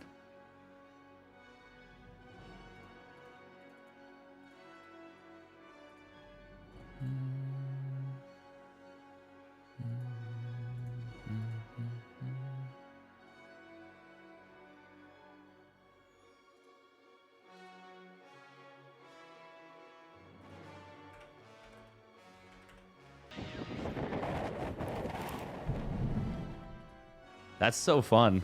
That's so fun. That's awesome. That's just awesome. Goat Slayer. Slayer. That's just actually so fun. How can you not love the comeback TV folks? How can you not love them? Oh, this is played on current patch. That is pretty cool. Pretty cool.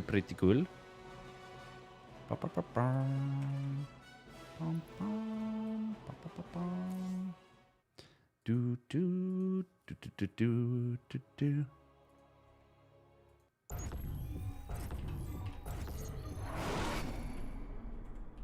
All right, this is our first best of... Oh my God.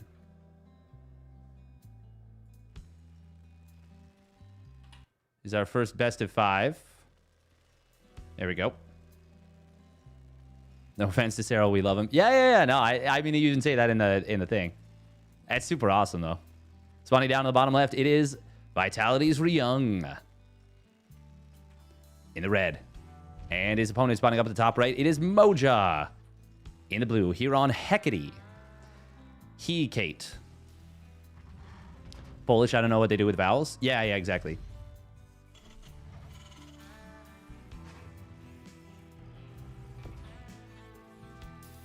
Kind of want to snap back for Gerald, though, to be honest.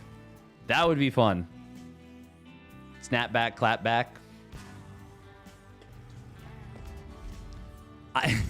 Can you imagine doing it in Finnish, though?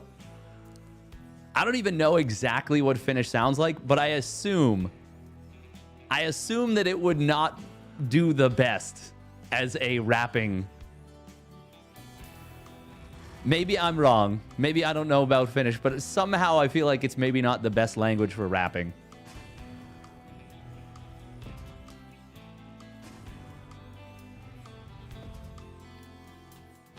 There's lots of things you could do, though, with just the history of Finland as a rap. Finnish rap is so peak. I hope that that's true. I hope that's true. That would be awesome. I've always really loved, and this is going to sound weird, but British rap. I've always loved the sound of British rap. It is going to be a gas first one rack to expand out of Moja. He could have dropped this down like 5-10 seconds. Well, about 5 seconds ago. 5 seconds earlier than he did, but he chose not to.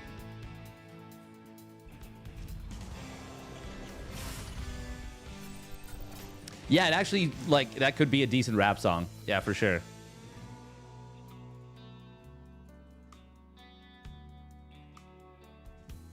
Hey, thank you, Top Dog 123 for the Prime subby. Very much appreciated. Thank you, thank you. Oh. I was going to say, this could be very good for Moja if he gets the kill here. Obviously, shouldn't. But would have been pretty good. Almost got kind of a trap. And actually very, very important for Moja that he doesn't lose that Reaper, because he is going straight into Reactor Factory. Oh no, Reactor and a Factory. It's not going to be Reactor Hellion. It's just going to be a normal Hellion production. Kind of weird, actually. I mean, it means he'll get 2 Marines out very, very soon. Ooh, does this command center get delayed? Oh, RNG does not go in the favor of Moja there. And now that 5-second difference ends up having a huge result, huge impact on how this goes. This is actually really bad for Moja. Oh my god. He doesn't kill anything. He loses the Reaper. Finally, though, does get a Reaper kill as the Marines make their presence known. Oh. Oh, good micro, though, from Moja on the end. Manages to turn this around. Ooh, wow. Wow, that Marine died. It's still burning. Jeez, that was graphic. That was violent. That was really cool, but like so violent. I've never seen that where it persists through the fog of war like that. I also don't think I've seen that where the Marine's corpse continues to burn for like 4 seconds after it died. That was so brutal. Okay, what do we have here so far? Oh, Ryung is going to be going for Reactor Vikings. He's going to try and put on some very aggressive pressure early here.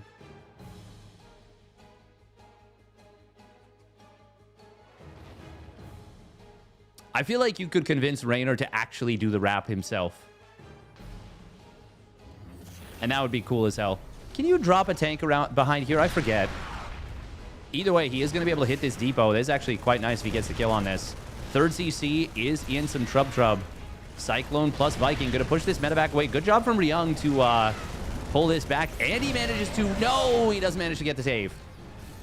Saves 2 Marines. Could have been worse, but Moja is actually the one who saves his depot. But he is still in a very scary position. Moja is a long ways away from being able to match his opponent's army supply. 3 tanks to 1. Granted, one of them just popped out and is rallying forward. The second one is about to arrive. The length of Hecate is doing Moja a lot of favors. But this still seems very, very scary. The good thing for Moja is that Ryung can't get his tanks into a position that feels super, super scary. Oh, a couple Marines do die. Well, I said that, but that might not actually end up being true. SCV ready. Oh, man, if this... Oh, he's just out of range. But it does hit the gas. That's going to be a dead gas. Double engineering bay right now feels so greedy. Feels so greedy from Moja. I mean, if he survives, if he gets away with all of this, this is great. The problem is, I don't think he can survive. Well, maybe saying he can't survive is too strong of a word. Moja's got, like... Well, actually, no. He's just about to have 2 scans. There we go. One of them does get spent. Second one is available as well.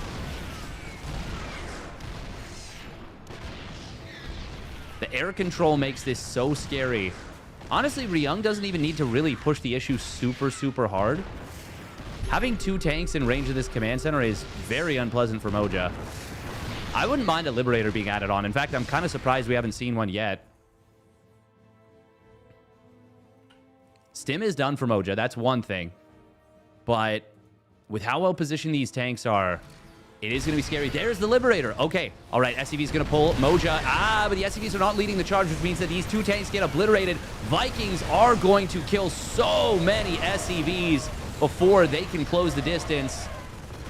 And that is just a total freaking slaughter. How many SCVs went down? 27.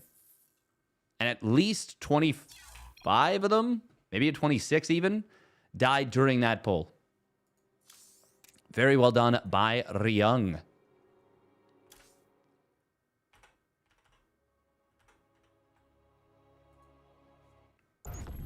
I know, right, Miro? It's been a long time. Ryung still slaying. He's so freaking good at TVT.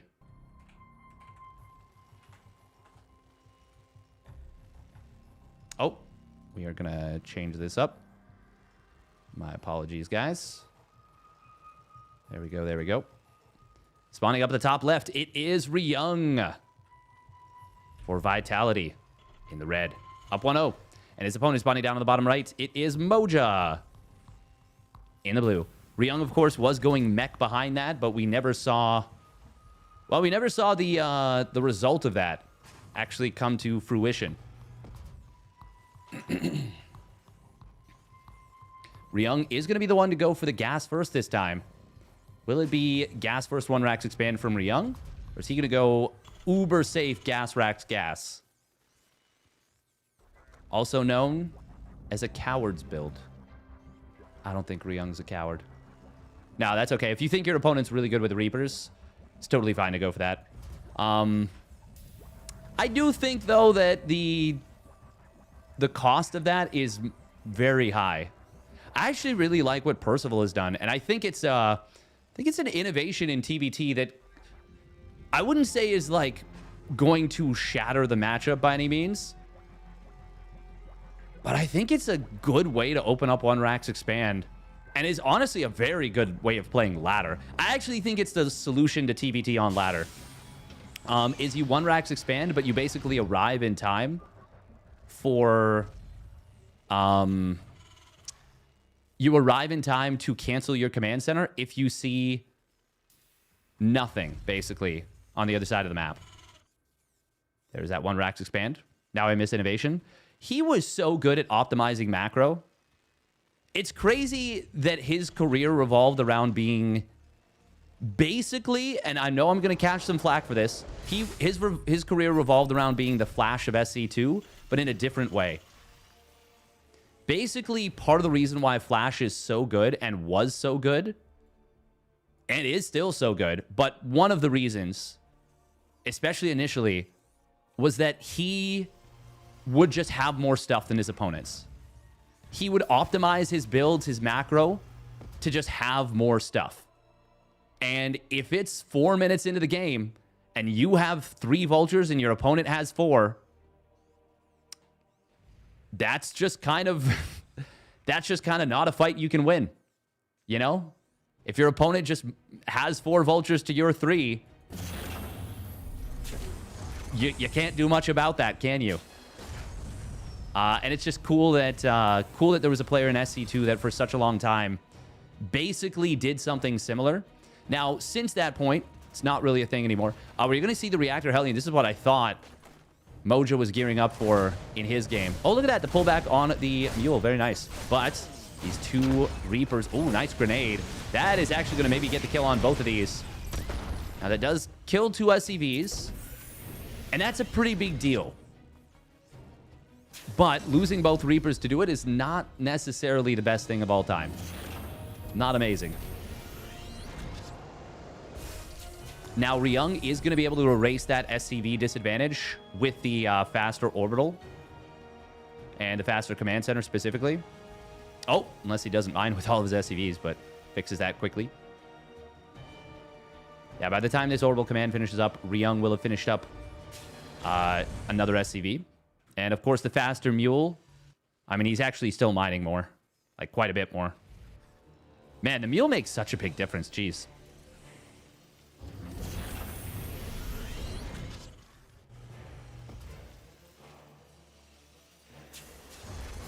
Ryung even still comes out of this half an SCV ahead. It's always weird to think in terms of half SCVs, but it's a thing.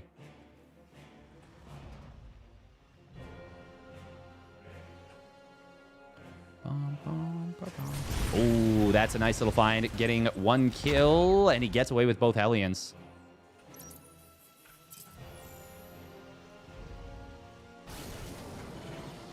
And now all of a sudden, Ryung finds himself an SCV and a half ahead. Oh.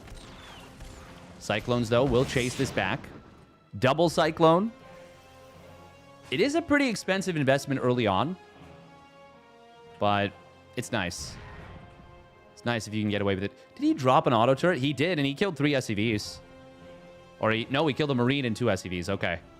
Well, that's not bad either.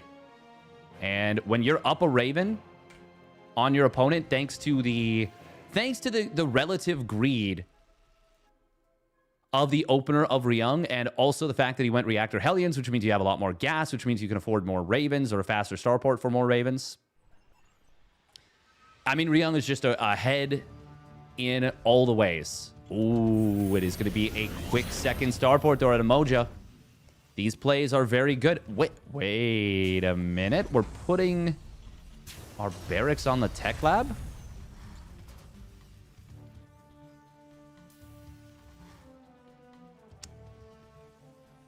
Huh? Ryung getting into a second and third barracks. He's got a third CC on location. That's kind of what the map control affords. It is going to be up to Moja to... Oh, that's a little unfortunate, but I guess he was afraid of losing one of his Cyclones to a lock-on from Ryung. And remember that the lock-on cooldown has been fixed. This is on current patch, this game. So that means, the lock-ons of Moja would not come off cooldown quickly. That's a big scan. Oh, he sees the second starport as well as the move out. That is so big for Ryung. Cyclone. Ooh, that's really, really good for Ryung as well. He's going to get a kill on one of his opponent's Cyclones while only losing, I believe, a Hellion. Yeah, even losing another Hellion. I mean, that's still so good. Plus, the Reaper gets into the main base, forcing a crap ton of lost mining time. Oh, and even snipes one of the SCVs that was wounded from earlier.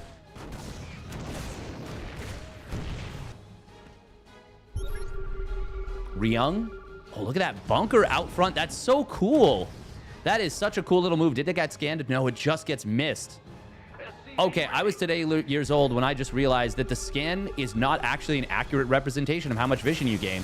Is that real? Yeah, big interference matrices coming in. That is huge. That is really, really big. Ryung is going to lose 2 tanks at the front. Moja moving very far forward. Landed Vikings are going to be good here, but the auto turrets from behind will also be extremely good. And that is going to allow Ryung to break this position. Moja going to tap out. Well, I mean, yeah, actually, yeah. No, third CC was done. Even killing all those workers, he just lost everything. That was so many turrets on the flank. Damn. Well done by Ryung. Managed that extremely well. Even though he got caught with the interference matrices, even getting the 1 tank out of there was still better than nothing. If he loses all 3, it's probably a lot scarier.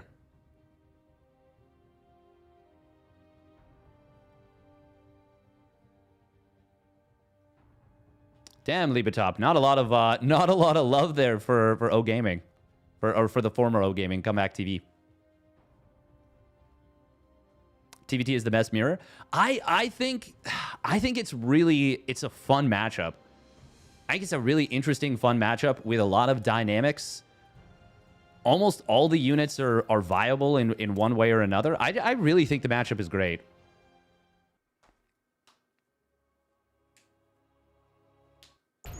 Fun fact, Moja is actually MaxPax's Terran. Now, that would be quite a twist. Unfortunately, that is just not the case. All right, we're going to get into game numero 3. No, I think you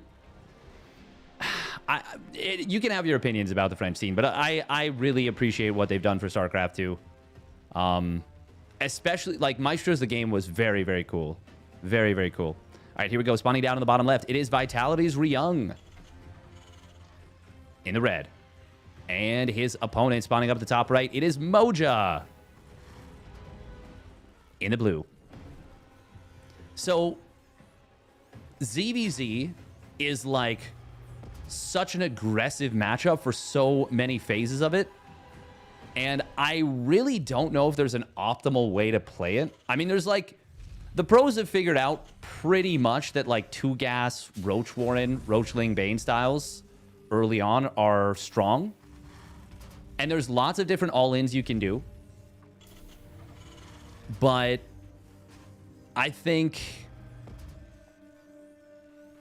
it still can very easily devolve into Roach versus Roach. I do think Muta play can be interesting, but it's also very frustrating to play against. But we're not talking about how the game feels to play. We're talking about how it looks. Muta play is interesting. And we might see actually Microbial Shroud. We haven't seen it yet, but we might see Microbial Shroud and ZVZ make a really big splash. I mean, it's obviously going to be really good for Roach fights if you can utilize it. You know what? Maybe we'll make maybe we'll see what we can do with that. It's also going to be really good against Lurkers, which I think is awesome. Because I think Lurkers are way too strong in ZVZ. Actually, does it work against all the Lurker spines? I haven't tested that. I haven't tested if Microbial Shroud works against the whole Lurker line. That's something I do want to test. TVT is also the best if no one's main race is Terran. That's a funny statement. All 3 games, one of the players has gone 1 Rax expand. Moja, by the way, did take down SOS in the previous round before this. So even if he loses this one here, I mean, he's playing really, really well. Well, I will say SOS looked pretty uninspired in that series. To be fair, nothing against SOS. He is absolutely a legend. But yeah, he felt a little lost. I will say Moja's macro was extremely good, and he crushed him. He absolutely crushed him in 2 of the 3 games. Ooh, this is good for Moja. Gets the kill on his opponent's Reaper. Riyang has to drop a grenade just to get out of here. That's really good, getting the kill on one of your opponent's Reapers when going for a 1 Rax expand. Obviously, a little bit of a nuisance here for Moja that he has to build the orbital command out of position. But not the biggest of deals. He's not going to have any SCVs mining at this natural yet. In fact, they could already be long-distance mining. Not even long-distance mining. Just rallied there. I'm really surprised that he's not transferring workers. There we go. Yeah, I will say it's super, super important to make sure that you mule the correct patches. You do see Moja is muling one of the faraway patches, which is not ideal. And you can see that it's already getting close to mining out. It's already dropped below 300 minerals. Going to drop below 250 in a moment. Yeah. Actually, does this get one more trip? I think it does. Did that drop it off? I legitimately can't tell. That is one thing that's kind of cringe about how the mule mechanic works, is that it can just delete resources if you make a well, if nothing else happens, it can just delete resources. Riyang going to be going for another attack, very similar to what he did in the previous game. This is a good map for it, with the ability to hit a position on the other side. Oh, but it's Moja who has the first siege. He's going to get a kill on his opponent's tank. Very nice for Moja here. Oh, that could be the start of something in this game. Really, really good job getting in position there. Having the Reaper, using it for scouting information. Let him know what was going on. Oh, there's a fake out, though. Ryung going to now juke to the right side. Moja is going to go into a quick second starport. I think that's a pretty cool response to this. And now that he's killed his opponent's medevac, the Vikings will have to be used aggressively. This is going to be an... Oh, Moja's got to save this Viking. Very, very, very, very, very, very, very important. I think it's in huge trouble. He's not going to commit for it, though. The Cyclone will protect it. He needs to repair this so bad. So bad. If Moja pops out with his third and fourth Viking, goes straight into the fight, this will be very good for Moja. Oh, he's got to keep that Viking production pumping.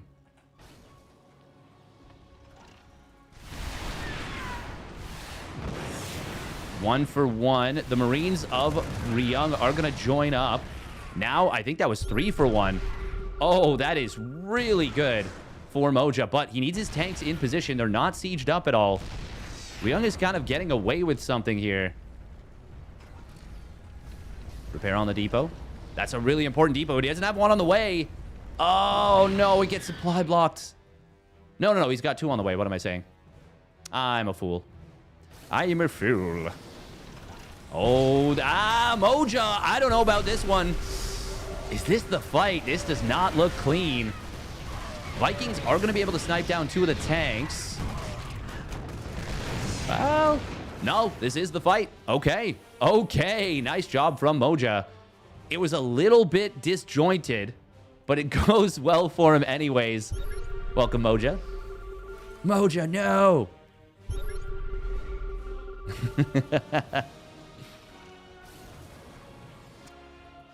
Gotta spend our cash, though.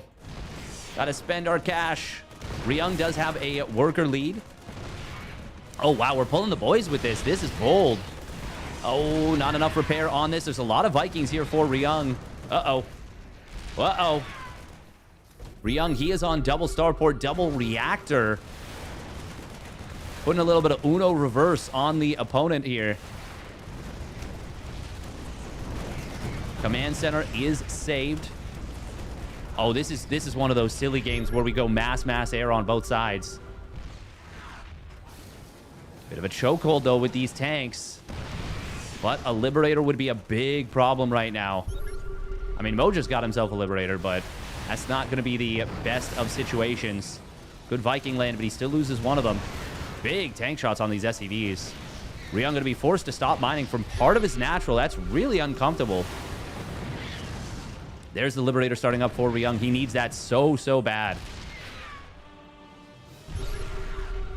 Ryung now the one floating a lot of cash. Minerals, though. Minerals are not they're not super valuable for you right now. Obviously, it's important to have enough to build those Vikings. Here comes the SCV pull. Will this be enough? Vikings are going to land. No, they're not. Oh, my God. So many SCVs going down. Oh, Moja's cooking. Ryung. That was not it at all. He just threw away like 40 SCVs. No, it's not 40. Like 20? 25 SCVs. Here comes the Liberator. Oh, and there's the Vikings land. 4 tanks get obliterated in the blink of an eye. Ryung. He's kind of got to win the game now with a counterattack. Oh, this is funny. Some of the Vikings go back into the air. Some of them stay on the ground. Never seen that before in kind of a chase moment. Not a terrible decision.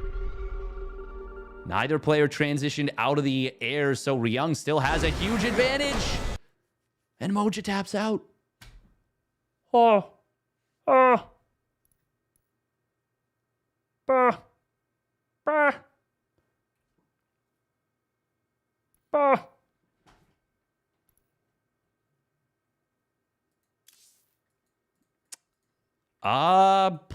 I mean, the Liberators were going to be a problem. Viking count was a problem. Game was over. The base was forfeit for sure.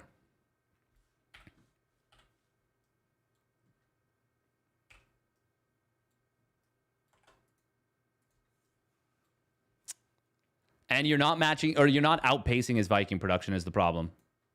Because even with very few SCVs, the gas is still the salient point. Salient point? Tipping point? I would just get contained and die slowly. Very good chance, yeah. And I mean, you're down 2-0 in the series. I get it. I get it.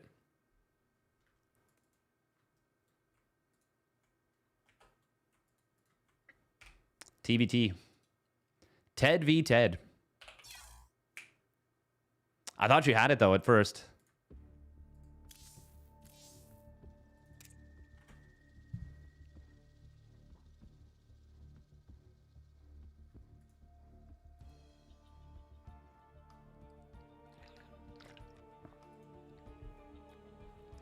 With a cheaper Viking, don't you think this Viking heavy meta would actually favor Clem in a lot of the scenarios in TBT? I mean, Viking micro is like... I think it's more so about correct target fire more than anything. Like managing and microing your Vikings. So I don't know. I don't know. It's kind of a weird scenario. All right, now we travel back in time to the old patch once again. Where there's going to be Nice versus NightPhoenix. And it's going to be another PvP elimination match. This is going to be a best of 3.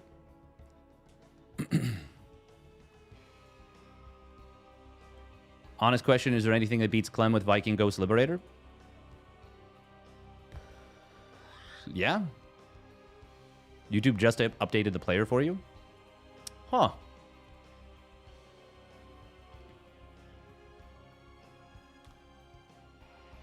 A random TBT build.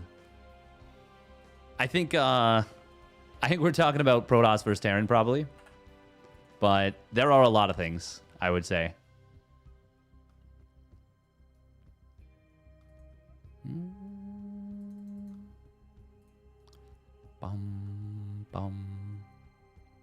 All right, Nice versus NightPhoenix. Winner will face off against Cham in a best of 5.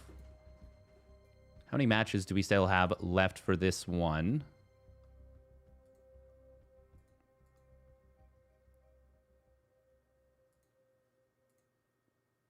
We still got 3 more series on the day. A best of 3 and 2 best of 5s. Okay. This one is going to be played on 5.0.15, but the one with Turbo Busted Storm. But it's a PvP, so it shouldn't matter as much.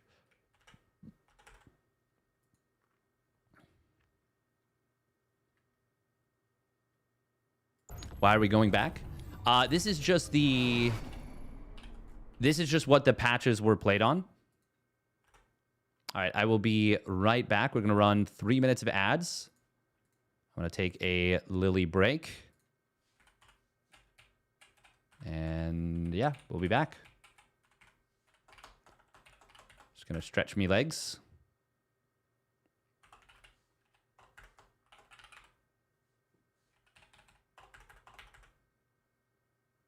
But yeah, TVT does seem tough to keep a handle on. I think it's one of the most important things is like, I mean, there's so many things to keep tabs on. Like you gotta be really quick to react with your Vikings. You gotta make sure they're target firing correctly. You gotta make sure you're not missing any production time on the Vikings. Yeah, and you gotta be able to like land them if they're in a situation where you don't want them to be. Or pull back. Like, you just have to have a really, really quick reaction time, I feel like, in basically every situation. And it basically always has to be the right one. It's tough. No, it's not even that TV2 is too difficult for Clem. It's that he finds it very inconsistent to win. Like, I think he can express skill better in PvT than he can express it in TVT on a consistent basis. There's just a lot of ways to lose in TVT that don't really happen in PvT. So you can take advantage of your speed, your micro, your multitasking much more effectively. That's not to say that there's no skill in TVT. There absolutely is, but it's a different skill set. A lot of reading on the game, I think, and a lot of making educated guesses, I would say. All right, 3 minutes of ads. We'll be right back.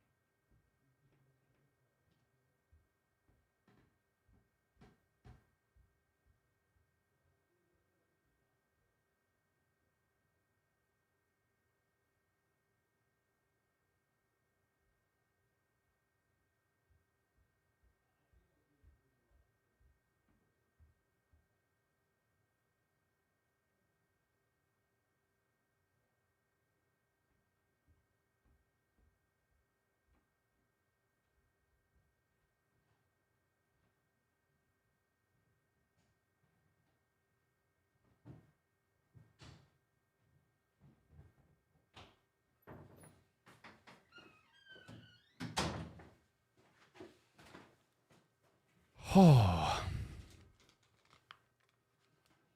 Hello, hello. All right, let's get into it here.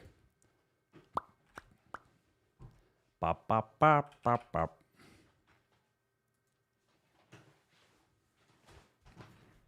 Oh, okay. Thank you for waiting. I believe ads are clearing right now.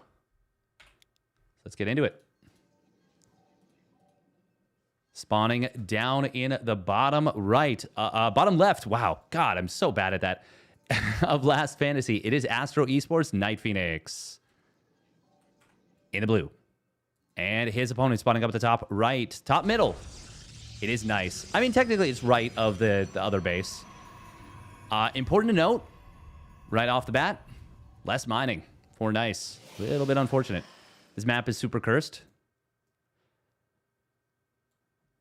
What parts of it? Not going to say it's not. Definitely not going to say it's not. I'm just curious what you think is super cursed. Non-asymmetrical minerals? Yeah. It's that part is pretty cringe. That part sucks.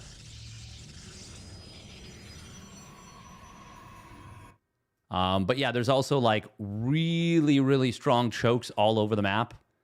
Obviously, the lack of airspace makes drops very difficult to utilize. What does it mean?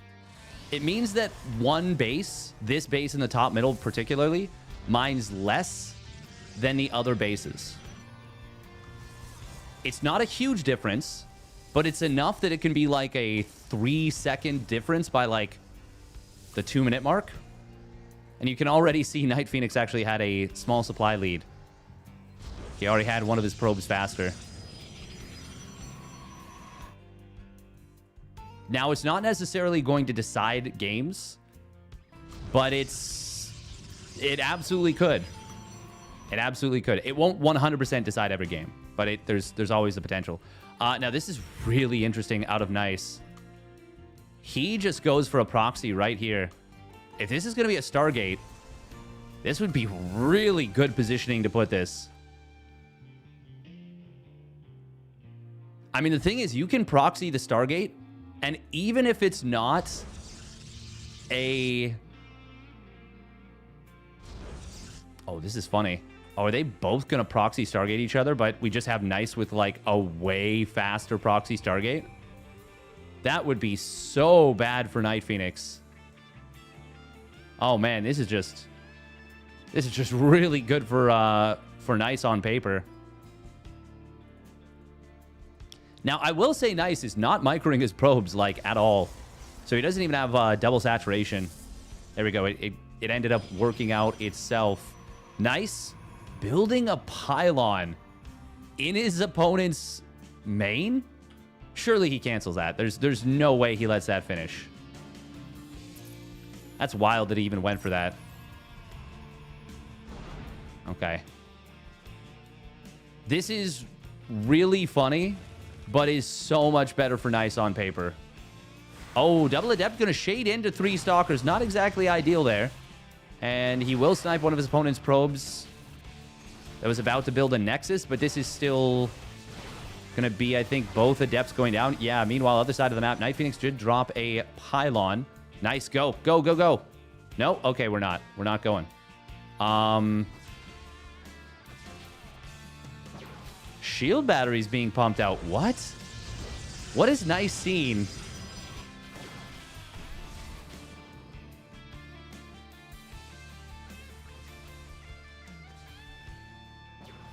I'm confused.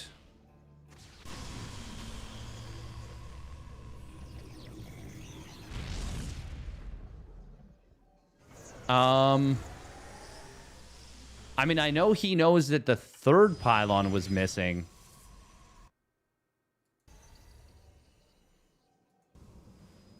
Okay.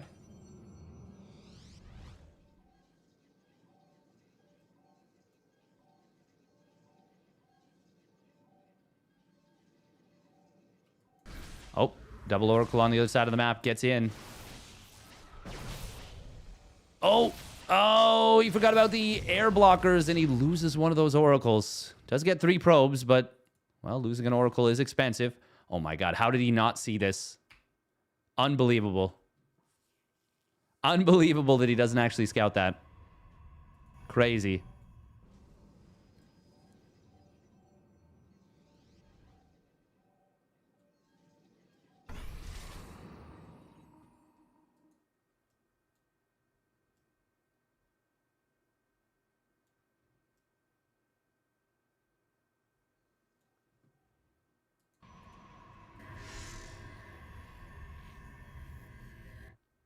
Psycode cooking.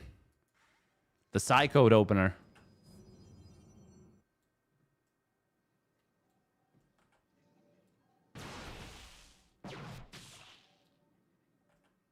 Oh. Second stasis trap going to get dropped. This one, though, by NightPhoenix. Very funny that there's 2 opposing stasis traps right next to each other. Nice is going for a huge attack. He is all-inning. He's got a Nexus, but this is absolutely all in. Oh, that's a big revelation, but it's a big loss in the Oracle as well. No blink yet for NightPhoenix. Good job. Oh, he gets the stasis trap just before he loses that. We are going to see this pylon getting killed just before the gateway can go through. Oracle pulls into the fight. He loses it immediately. Great force fields, but with blink available in a moment. This, I don't think this can work. Oh, there's a blink forward. He will kill that Immortal very quickly. And yeah, Nice is just going to tap out. No chance. No chance, no shot. A bunch of sentries. And Stalkers versus all Stalker with blink. Good job from NightPhoenix there. Very weird attack from Nice. But it does not work out. Big probe cut for the all-in. That's my bad. I was paying attention to chat. I wasn't paying as much attention as I could have been to the build setup. The new shroud isn't only for air? No, it is. It is, sorry, it is also for ground.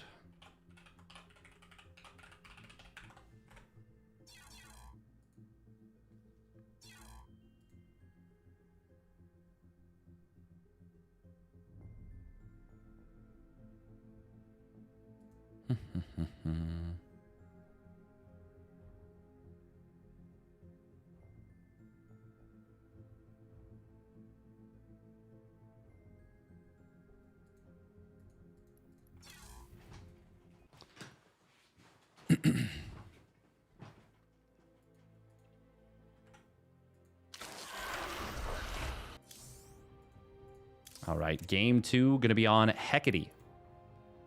Hecate.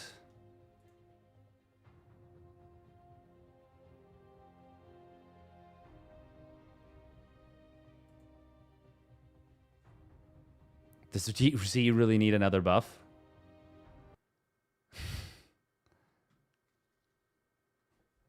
I mean, that was in the patch notes.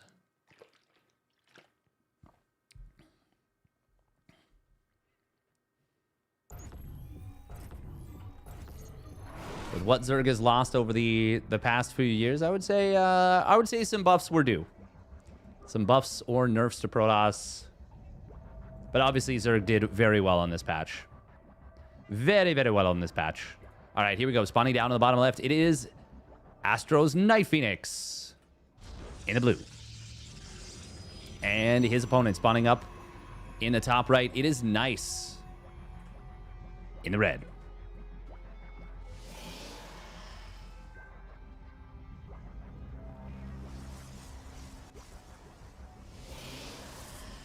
Bum bum bum bum bum bum bum bum bum bum bum bum bum bum. Do do do do do do do.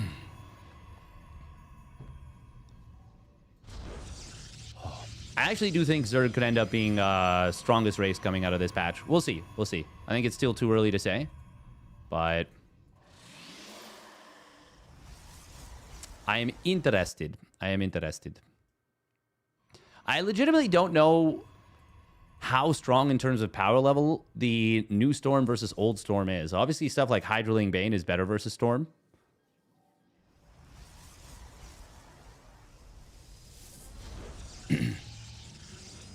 But yeah, there's other instances where Storm is still going to have an incredible amount of value. And probably more value.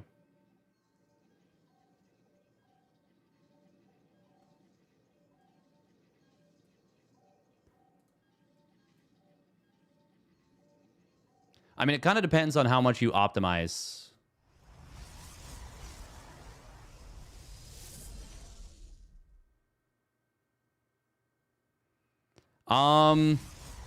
In some scenarios, it's more effective. In many scenarios, it's less effective. Oh my God, no! No. This does not happen. No way, no way. This can't happen. This is not. We don't get away with this. There's no way. There's no way we get away with this pylon. That can't be a thing. Okay, we won't. We won't. Nice actually just play. Oh, that's funny. I was going to say, if he actually got away with this, this would be the most ridiculous thing.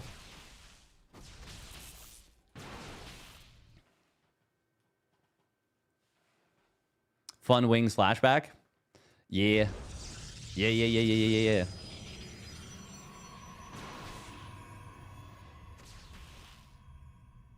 Channeling is in her SOS. This is more like SOS from Wish. Wish.com. Temu. Just putting up... SOS is like, okay, I'm going to build a Nexus. I'm going to build a probe out of it. I'm going to use that probe to hide a pylon. And then I'm going to recall, like, DTs into your main. Nice is like, I just built a pylon in your main. Why you put all those extra steps?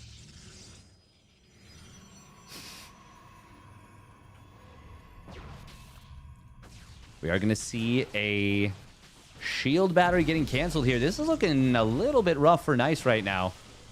But he's got a good number of units at home. The big thing is that this is just going to be a blink all-in out of NightPhoenix. Robo facility on the way for Nice. He is warping in, well, just continuous units. 4-gate blink. Hallucination. Funnily enough, not going to scout the other gateway. Oh, but we are going to see Nice moving forward. Great force field. Going to keep some of these units out of the fight for a little bit. We do see NightPhoenix adjusting his position. This looks pretty promising here for Nice. Actually, this looks incredibly good. Is he just going to win the game before Blink even completes? I mean, he hasn't won the game, but he's killed 6 of his opponent's stalkers for 3 of his own and a sentry. Oh, he's even going to get another one before Blink completes. Okay, no, he has won the game. Yeah, he has absolutely won the game. Blink will complete in a moment. That will save that one stalker. But there's an immortal out. Yeah, this is... I don't think this can possibly work for NightPhoenix here. I was going to say, I like the idea of taking down those bricks just to make sure you don't... under no circumstances do you misclick that. This pylon is actually starting to drop perilously low, by the way. It's about... Well, it's going to be at 100 HP. It's only, what, 25 attacks? Oh, he's not even able to get the kill on this one sentry. This is not going to lose him the game, I don't think. But it's fair to say it's a little bit awkward. I love the addition of a prism after the second immortal. That's going to make it a lot easier to save these units. Double adept. Okay, he will shade forward. This does draw Nice out of position, very much so. NightPhoenix. Ooh, he goes very deep. Force fields could be scary here. Actually, NightPhoenix has gone way too far. Nice is just going to push him all the way back into the corner. 5 probes do fall to the double adept, but Nice says, well, that's fine. I'm just going to go continue to fight. Oh, there's no room to maneuver anymore. He is trapped. NightPhoenix getting himself hung up in the corner is going to end the game. GG will get called. Very well done by Nisu. I think he was even losing more probes behind that. He lost 7 probes in total. But if you lose your whole army, does not matter if you lose a couple more probes. Rip Stalker Boy, Immortal 2 Strong. Yep.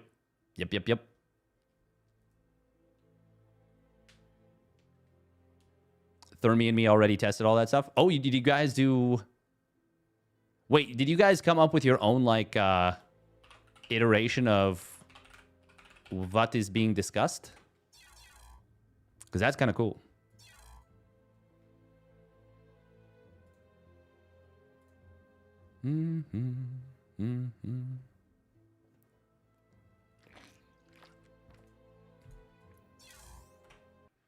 Labbed it. Drooby. Drooby is an old school. I went down the rabbit hole of testing if delaying orbital for faster second CC is worth it or not.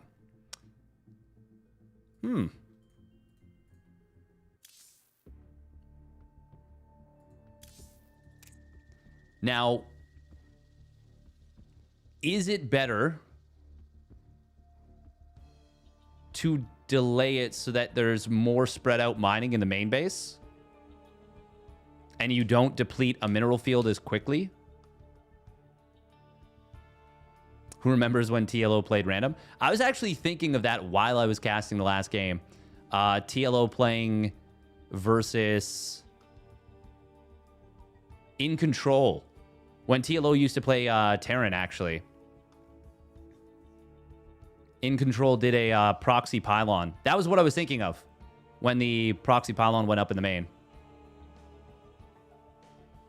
HDH Invitational. I remember the HDH Invitational. White Raw versus Idra.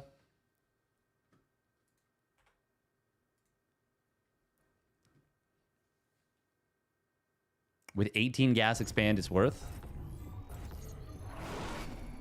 Interesting. All right, here we go. Game numero 3.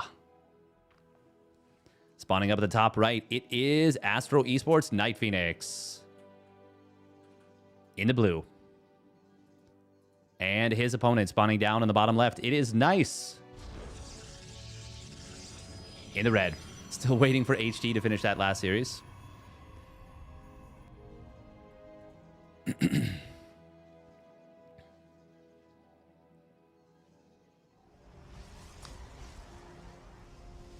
Man, I don't want to go down the rabbit hole too much. But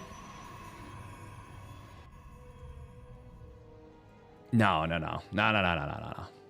Oh, I remember Sen. Taiwanese Zerg. At one point, he was really good, yeah. He was really good.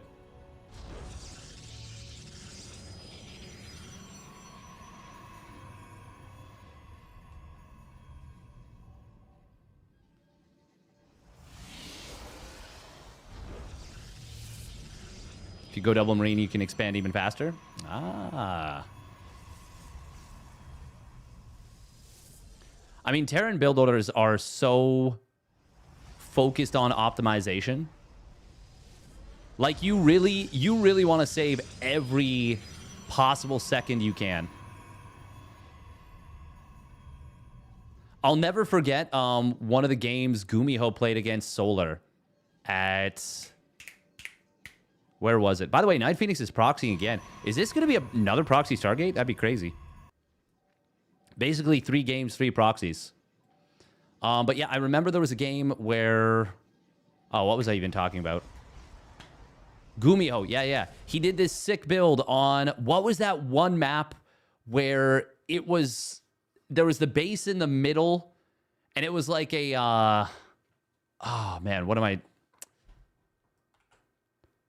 Problem is if you get probe harassed, then second CC before orbital screws you up. Oh. Nice, by the way, is looking around everywhere here. He will theoretically find this pretty soon, assuming that the probe doesn't get caught here. Oh, he actually changes up the... Oh, wow, Hello? He gives up on the scouting. Weird.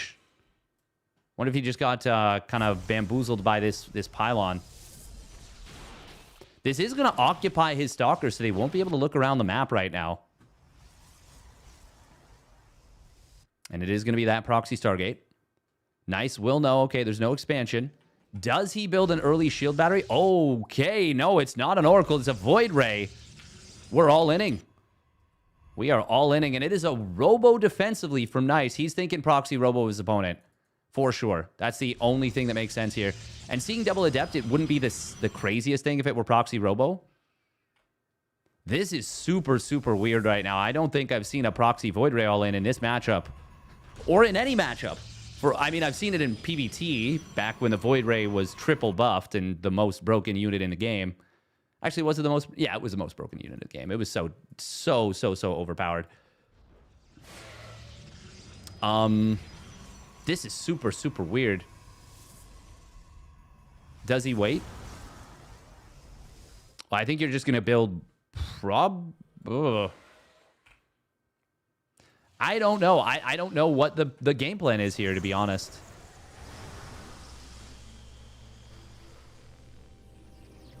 Like, the Adepts feel like they don't have that much fighting power. So he's just all-inning with the Voids, yeah. Now he's going up to at least 3. It is going to be a fast warp pylon in a moment. Meanwhile, Nice is actually building a proxy gateway on his opponent's side of the map. That's a really clever little play. This Immortal will have no preferred targets. But the Adepts also won't have any preferred targets unless they hit the probe line. This is so bizarre to me. Are we just going to shade for... No, okay, we're not. Oh, if 2 Adepts warp in aggressive... Oh, okay. Oh, wow. Oh, wow.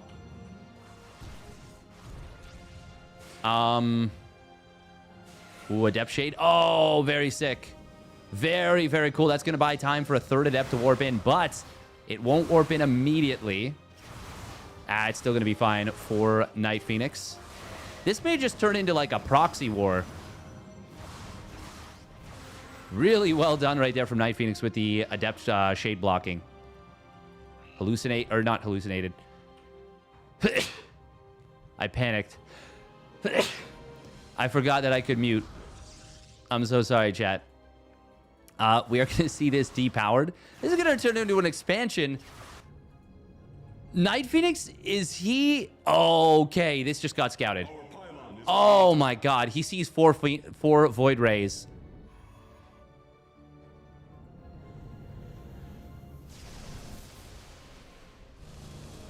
One pylon, gonna try and get targeted down. Guardian Shield will get popped preemptively. Oh, almost killing a Void Ray there. This is the weirdest thing. I am so confused by what I'm looking at. We're warping in more Adepts. I mean, he's obviously has to go Glaives, but like... What? Everybody in chat now has COVID? Yeah, probably. Yep. Nice, it does make sense for him to go Blink here. In fact, anything else doesn't really make... Nothing else really makes any sense. Nice is supply blocked. Pretty bad one, but he will be unblocked in a moment. He is going to be able to put in some pressure, put on some pressure, I should say. Recall going to be available in a couple of moments. If you just recall the Void Rays, that's kind of a nice force field. Actually does trap a unit or two. Oh my god, these units are so far out of position.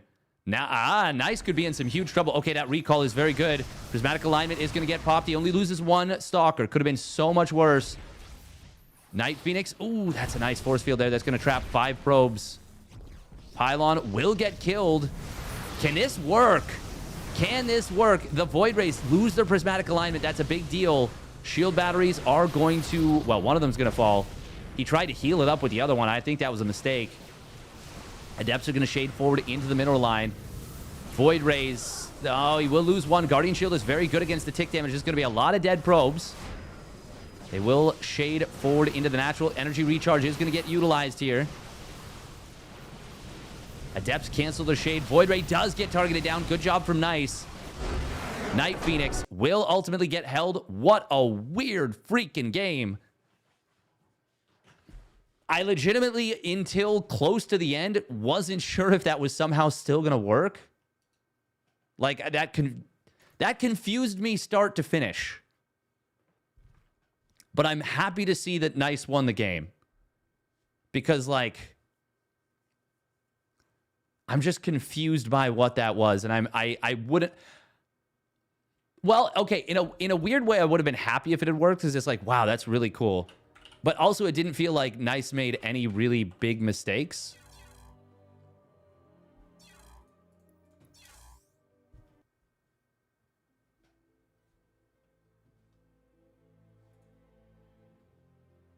Tylenol. Bert takes his Tylenol. He's Tylenol maxing. Important.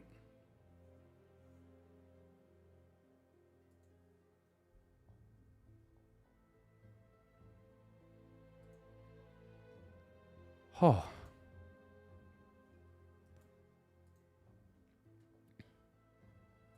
All right. Yeah, what a weird game.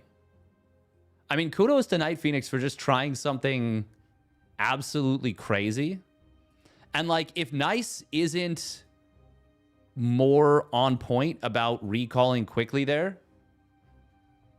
could have been a very different story. Very, very different story. All right, it is going to be Cham versus Nice, and this one is on the patch with the very strong storm. The very, very strong storm. This is going to be a ZVP between Cham and Nice. Very interested to see how this one will go. This one's going to be kind of a weird relic of the past, sort of. Well, yeah, that is. All right, minute and a half of ads, and we'll get into the next series. Second last series of the day. This is a best of 5 between Cham and Nice. Cham had a really stellar result last season. I think he came second place. Pretty sure he came second place in the mid-season playoffs #1 with some absolutely ridiculous results. Oh, wow. Why is this page... Why does this page have Protoss, like, grayed out for the green? Oh, somebody on Wikipedia made an oopsie on that page. Unless they just... No. Yeah, it's that page. They accidentally changed the tone of that page for Protoss into, like, an extremely bright something. They did something to the hex code, I'm sure. By accident. But yeah, Cham beat Krystianer, then he beat Solar, then he beat Mana, and then he beat Bunny. And made it to the winner bracket. No, he made it to the grand finals. But it was showtime. We got too much done. Who did he beat before that? Because not everything appears on the... Oh, he beat Baby Marine in the first round. Cham is one of those players that it's just confusing sometimes. You're like, how does he keep punching above his weight? And it just feels like there's... Like, you give him prep, and he's a little bit like Batman. Man is just locked in at all times if you give him prep time.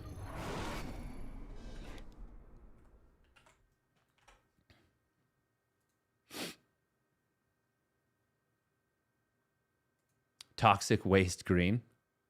Heh. It really just looks so bad, actually. I want to link it just to show. Hopefully somebody from Wikipedia can fix it.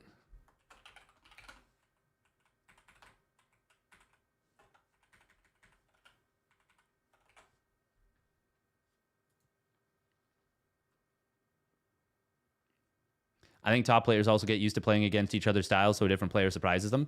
Absolutely. Cham also is very interesting. He will play very different on the ladder from tournament mode.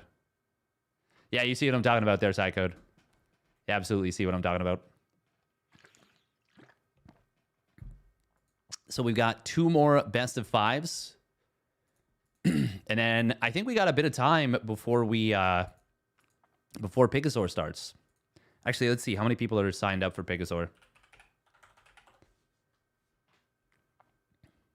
How many peeps?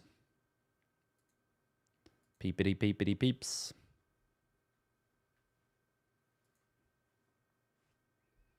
Oh, only 6 signups. Not a lot of peeps. This looks completely normal to me. Lithium evaporation pools. Oh, that's funny. Yeah, I see it. All right, here we go. Spawning up in the top left for Exeritus Esports. It's Cham. Cham. And his opponent spawning down on the bottom right. It is Nice. In the red. Yeah, for tonight's Pegasaur Cup, only 6 are signed up so far. Honestly, at this point, like if more people don't sign up, like... well, Nikorak, Celsius, Beyond, and Creator. I mean, if Celsius had an off night, I could theoretically sign up and make it into the money. You know? I do think Celsius would probably be favored. But, yeah, I don't know.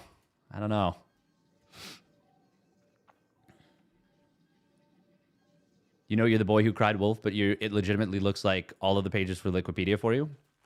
Did it get updated literally in the time? There's no way. You got to scroll down. Oh, unless it's something that only is active in dark mode? Do you use light mode?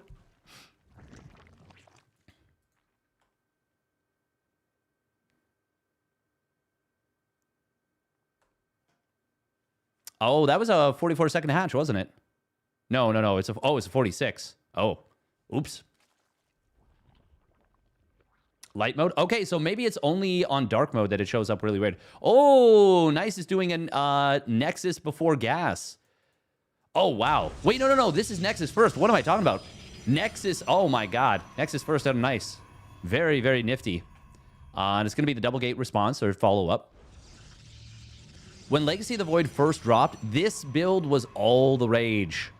Everybody Everybody was going. Nexus first double gate. In dark mode, it's way different. Yeah. That's so interesting. Because normal Liquipedia in dark mode is fine. I wonder what's different. We blame Thorn. Heh.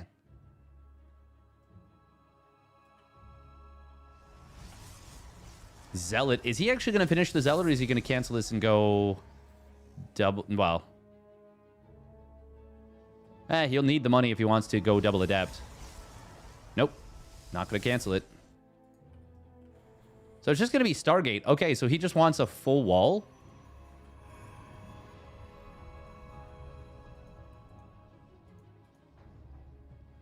Seems like Nice does not care as much about making sure his mineral patches are saturated at the beginning. Interesting. Okay, now we go double Adept. This is super, super late. Cham going to start up 8 Lings. He was able to get away with not building anything for a while. Inject. Oh.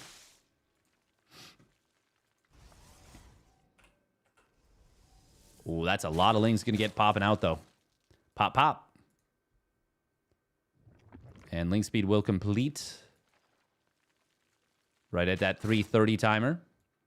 If he actually shades forward with these 2 Adepts, that would feel kind of crazy.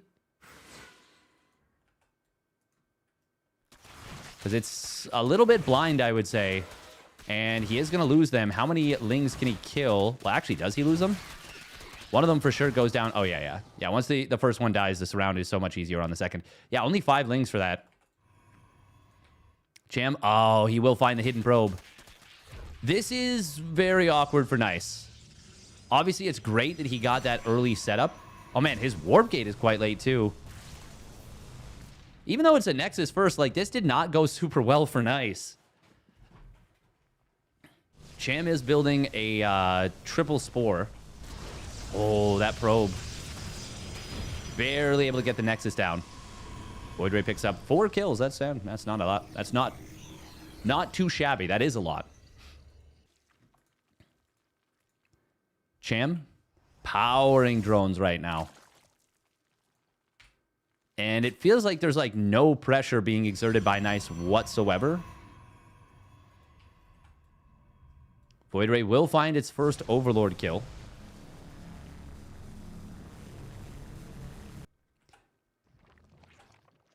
And that's actually, that's kind of an unpleasant block there for Cham. Unpleasant supply block. But I gotta say this early game is a lot better for Cham than for Nice here. But Nice is gonna go for a Robo Bay.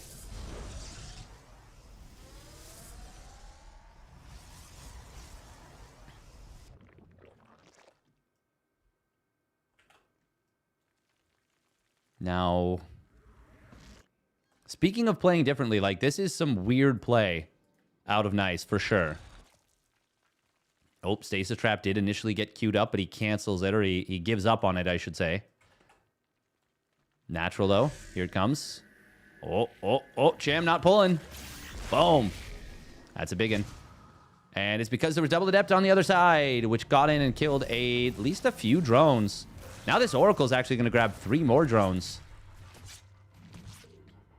Good job right there from Nice. And he needed a little something like that.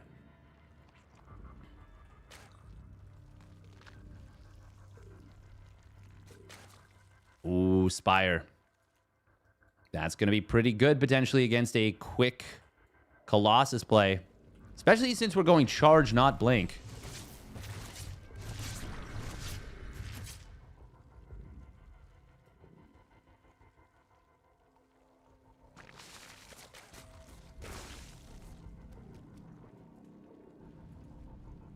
+1 and Roach speed in production, though. Damn, Railgun. Damn. I mean, I was the blind person. I missed the Adepts at the third base. Very basic maneuver from Nice, but a good one. Oh, can this Oracle get the revelation? No, he's going to go for drones instead. Oh, those drones actually...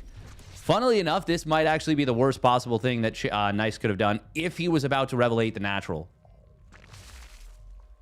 Nice actually floating a fair bit of cash right now. But he does have a lot of gateways online. Thank you, All Hail Lulu, for the Raid Arena. Welcome, welcome. Oh, it's going to be Corruptors. Okay, he's just going to go Corruptors here. Yeah, I mean, that's... I'm pretty fine with that. Against the Colossus. 79 drones now for Cham. Cham's got some decent creep spread on the bottom side. Not a crazy amount on the rest of the map, but a lot of creep tumors in the main, which is very funny to see. Cham did get speed on the Overlord, so he wants to be able to zoom, zip, zop, zooey. Is Cham just going to max out and go for a big attack? It seems like that might be on the menu. 78 drones. Nice is doing a really weird setup here, I gotta say. Ah, there we go. Gonna contaminate the +2 weapons. It would have been just 130 seconds away from completing. Now, it's 160. Big play. Big play. Funnily enough, if he had instantly thrown down a second forge, canceled +2, and restarted it, it wouldn't have been faster. Obviously. But it's funny how close it would have been. We're going to see a big concave coming in here. The shield batteries are going to run out of juice quickly. Not a whole lot of supply, but the Void Ray will come in, will help out a little bit. However, there's way too many Corruptors here. They're going to take down one of the Colossus. The second one's going to fall. There's nothing on the ground left for Nice except a few Immortals and an Archon. And as good as those are, without a Prism to juggle, it is going to be very difficult to hold. Charge lots warping into the fight will not be enough. Unless he can save these 2 Immortals, but I don't... Oh, the recharge. No, it's not enough. Still, that's a lot of dead roaches. Oh, but the Corruptors caustic spray down the Nexus during all this. Honestly, could have been worse for Nice. But I still think this has been a successful attack for Cham. Objective understood and completed. Level up completed. Still seeing 2 Archons, 2 Immortals on the production tab at once. It's a lot of firepower. A lot of anti-roach firepower.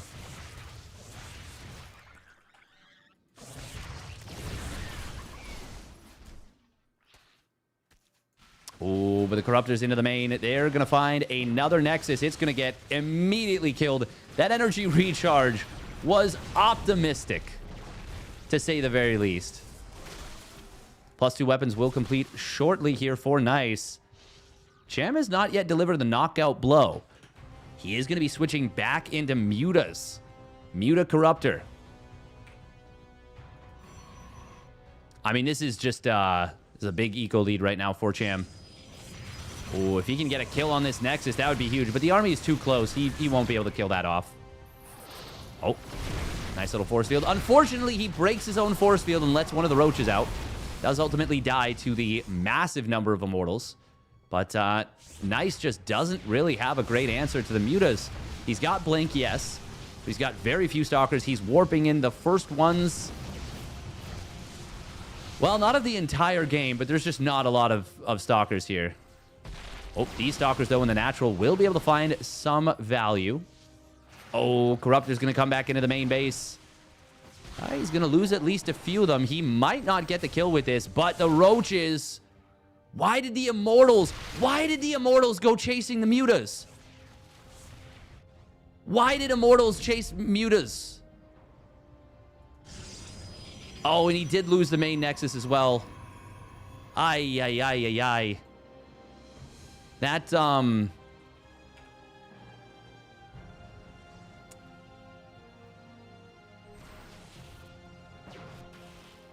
was not ideal out of Nice. We'll say that. That's how we'll put that. That's how we'll leave that. Hive is done. Lurker Den just now completing. It's a weird situation where Cham could actually still lose this game if he misplayed this in the right way, if that makes any sense. Nice still has a very powerful army. And the mutas, okay, if this is very good for Cham. Getting back in here, killing some more probes, forcing the army to kind of stay at home. Nice needs to do something, though. He cannot just sit here. Cham, I'm very surprised he hasn't started +2 missile or... Okay, there we go. The lurker upgrades. Now they will start up. Cham is floating a lot of minerals, but he is on 5 base gas. Could take another base, another 2 gases, but... oh, look at the creep spread on the left side. It's been heavily neglected here. But on the left side, oof, these bases are under the control of Cham. Oh, this is a nice find on an Archon that gets isolated a little bit. Phoenixes start off for Nice. He's got a fleet beacon on the way. But he is... I mean, it feels like Nice has been experiencing a very long death animation right now. Probes in the main base are going to take some big hits. But, well, these mutas may end up going down now. They're a little bit trapped. Good pull back there on those Phoenixes. And yeah, this is gonna be the army finally getting cleaned up. Greater Spire on the way. Oh, once again we've got Immortals. Oh man. Yeah, Nice is F2ing pretty hard in this game. Lurker's now just gonna get to walk into the natural and set up in a very powerful siege position.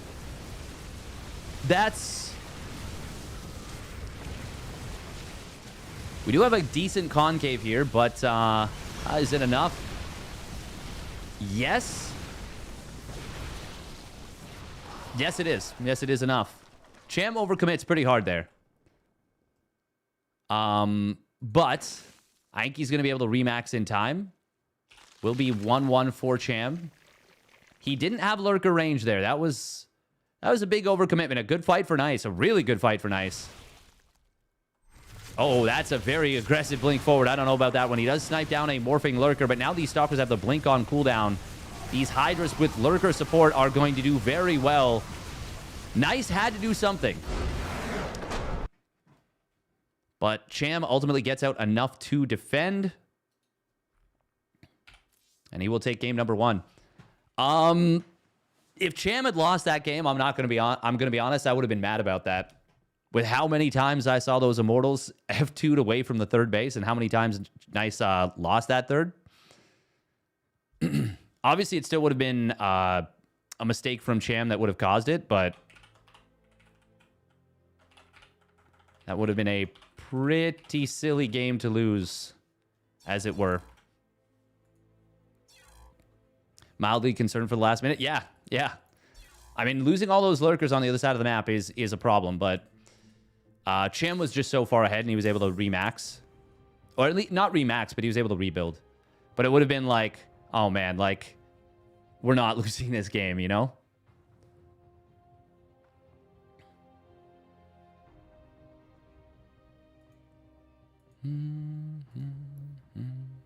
I think Cham got this. I think you might be right. It is going to be Persephone for game numero 2.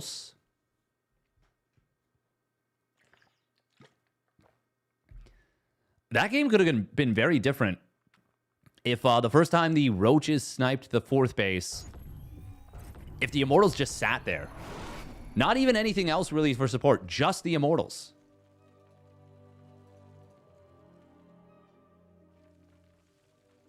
All right, here we go. Spawning up in the top left for Exeritus. It is Cham in the blue. And his opponent spawning in the bottom left. It is Nice in the red. Cham is going to go for the 13 Overlord. He is an old dog, and he will not be taught new tricks. He says, nuh-uh, that ain't me.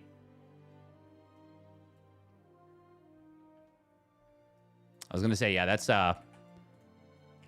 we needed to not build a 16th drone if we want that hatch down. And even then, I don't know if he would have gotten it. This does end up being a pretty late hatch. –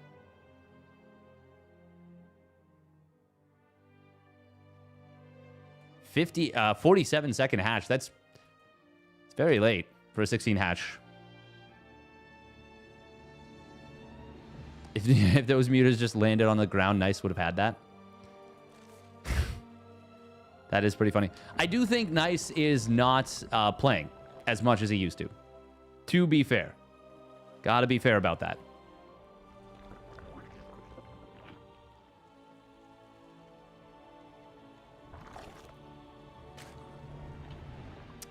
I remember the series you're talking about, Lil Ponyo Bonyo. Yeah. Lil Bao versus Hydra. That one is a classic. That's the one, is that the one where it was a one base? Basically, it was a 3-base Hydra versus a 1-base Lil Bao. And Lil Bao, like, force fielded his way to victory. Remember Jinro getting top 4 GSL? That happened back-to-back, didn't it? He beat MC when MC did a carrier rush. Yeah, I remember that one. I remember that one, Ponyo Bonyo. That one was crazy. That one was crazy. I think that series, maybe more than anything, forced the existence of the Ravager. Oh, Cham's going for an all-in. He is going to do a Link Flood here. I remember. Yeah, there it is. Drone's going to pull. Oh, we pull in lots of drones. I think this is a 10 drone pull. 10 drone pull. He says, I don't think you can defend this well. Oh, this is such a good play from Cham. He's going to distract that Adept. Oh, this is so sick. This is so sick nasty.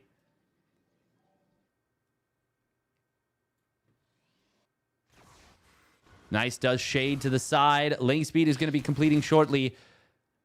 What is Nice's response? He's going to pull the drone or the probes, but it is a late probe pull. That is a surrounded Adept. It immediately is in some trouble. Second Adept did shade back. I love this wall from Nice. That's a good decision. But is this going to be enough? Link speed is going to complete in a moment. Oracle starts up. Cham needs to go after this pylon. He will get the kill on it. Link speed is going to complete momentarily. That does not repower the gateway. Shield battery starts up in the main. Oh, this one Adept did survive. Oh my god, if he loses this pylon, it's game. It is going to get the Oracle out just barely, surprisingly close to not getting out. I don't know if we fight with the probes here. Energy recharge does get used on this Oracle. Probes need to go back to work immediately. Cham's on just 9 workers. This should be a victory for Nice, by all accounts. But this could still go south on him. There's a lot of lings. He is keeping his Oracle... I mean, he's keeping it on. No pylon rebuilt just yet. Oracle's been chased. It's followed this all the way out of the base. Also, Warp Gate has not been canceled, so he hasn't gotten that cash back yet. That would allow him to almost afford it. No, it would allow him to afford a third Oracle. There we go. He cancels it now. Even if the Nexus goes down... I mean, Nice is going to be mining so much more for so long. Oh, man, but this... I don't think he used the energy on the natural Nexus. Would have been a really, really good opportunity. He does go for the Void Ray now. Void Ray is going to be better in terms of consistent damage. He cancels the Gateway. Start up another Adept. Oh, the probes have to be careful here. Is this how they... I don't think they want to fight this. He is going to lose this Adept. This is why it's so important to keep your Oracle energy high. Ah, this wouldn't have been possible. So many probes going to fall now. So many probes going to fall. Oh, my God. This is only possible because of the new energy recharge.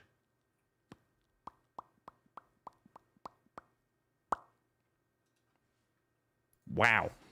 Wow.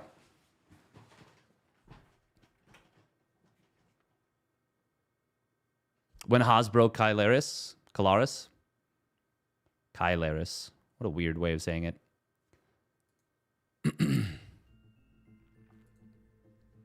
Oh, man. That was a pretty tragic game for Nice there, wasn't it?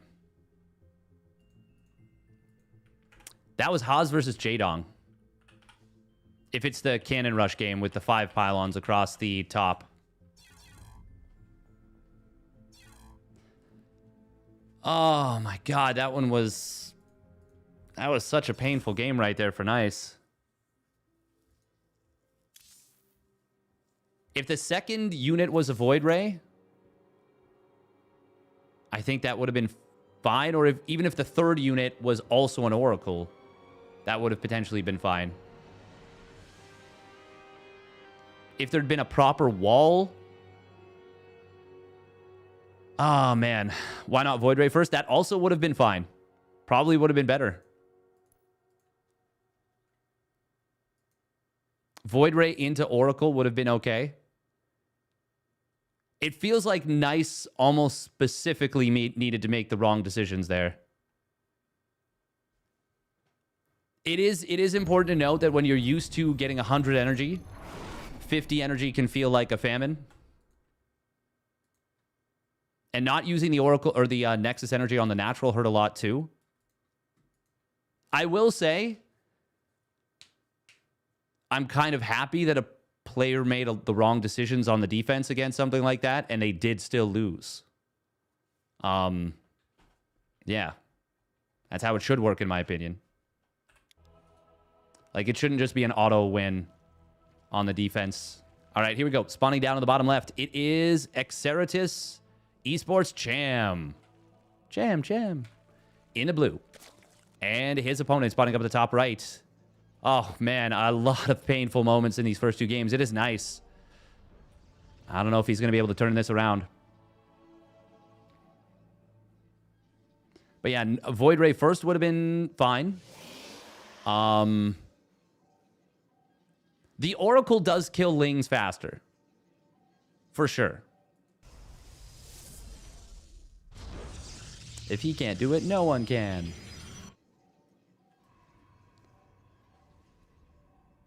Everybody likes creative players. Yeah, people love creative players. People love players that find new and different solutions to problems. And that's why people love Dark. Dark is so good at winning like unwinnable games because he's just really, really freaking good at solving problems in unique ways. You like Haas, but he proxy voided one too many times. Haas, yeah, he was a player that it was a lot of the times he won, it felt unfair. But the thing is, he is really and was really good. Was and is really, really good.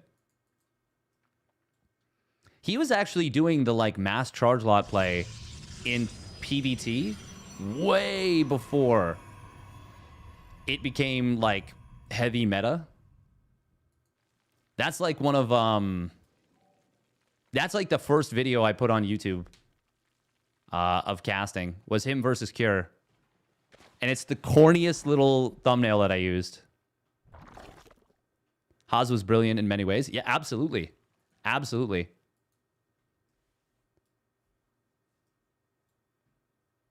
He was the author and, you know, chief editor, editor-in-chief, whatever, however you want to say it, like whatever a bunch of ways of saying it are of the big book of Protoss bullshit. The man came up with so many innovative things. This is obviously just a fake drone. Yeah. Good job from Cham, but Nice kind of just fell for the most obvious bait there, I feel. You're always going to take this pocket base if you can. Cham gets away with not building any Lings. Oh, but he also is not going to put his Overlord on the high ground. He's going to lose it for free. That's a big mistake from Cham.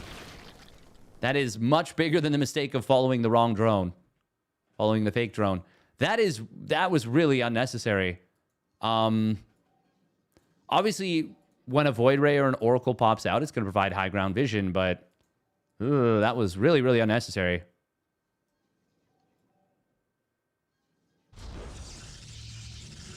Yeah.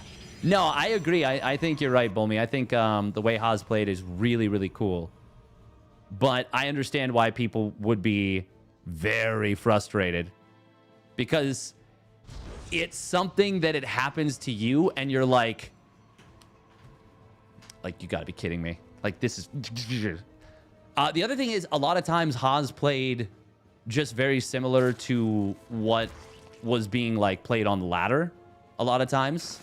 Whereas I think for someone like, let's say, Dark or Maru, you could never emulate what a Dark or Maru did.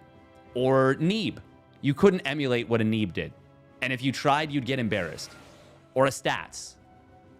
The thing is, Stats was so turbo standard. Neeb had a lot of crazy builds. Double Adept is going to shade forward here. There's not a lot for Cham, but he shades into a surround. That's going to enable Cham to deal with this a lot better than he maybe should have been able to. Still, 4 drones is pretty darn nice. 4 nice. It's a nice play from Nice. Oracle in the main base is not going to get in just before this completes. Oh, Stasis Trappy. Oh, Cham will pull away. Good job. Oh, but he gets one of the Queens caught. And if you may notice, Queen does not generate energy while it is in a Stasis Trap. No Spellcaster does.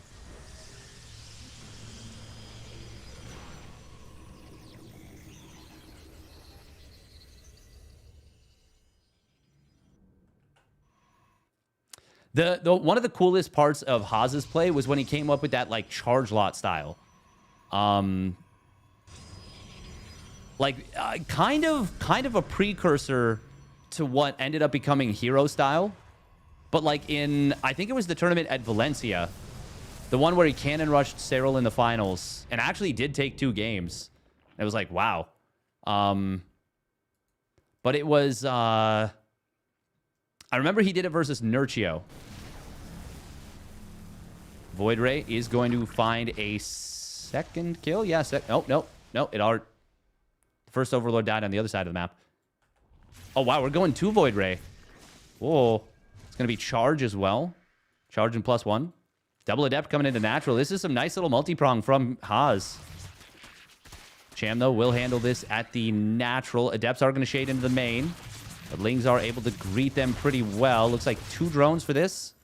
So nowhere near as much value as the first 2 Adepts, that's for sure. But not terrible by any means.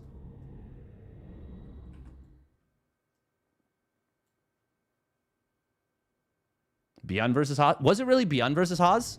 Did I not remember what the video was on my own video YouTube? It's literally on YouTube, so it's like Zealot Pool Party or something. Or I crossed out Pool and put Zealot Party. I was thinking I was so big brain. Do you think Polton MC retired too early? Nah. There's an inconvenient truth that those 2 players would get absolutely destroyed in the modern era. Probes are going to pull into this fight. Well, it's actually not a bad cleanup there for Nice. Cost him a couple probes, but it could have been a lot worse. Now, how many are... Oh, my God. Oh, no, that's Cham with a crap ton of gas. I was like, if Nice has 1,000 gas, he's going to get so many Archons so quickly. It's going to be Storm. That is not ideal against what is going to be straight Muta. Oh, this Oracle is once again out of juice. And this time, that's 10 more workers.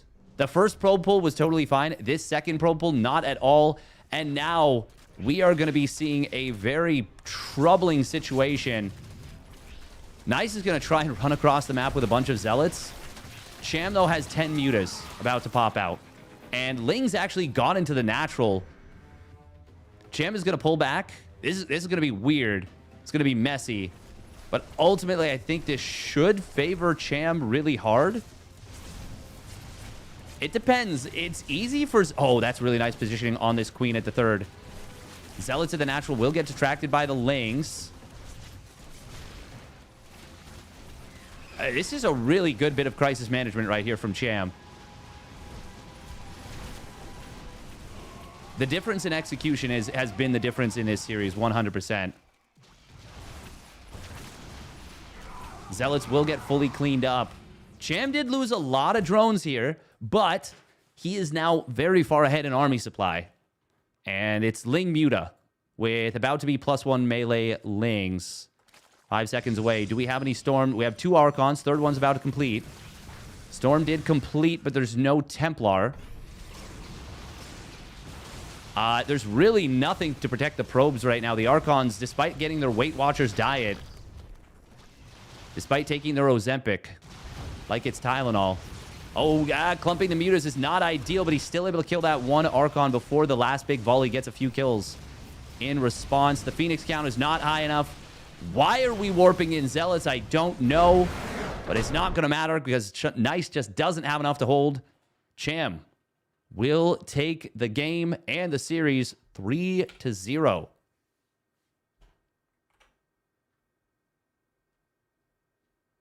That's the one. That's the one, Poriforion.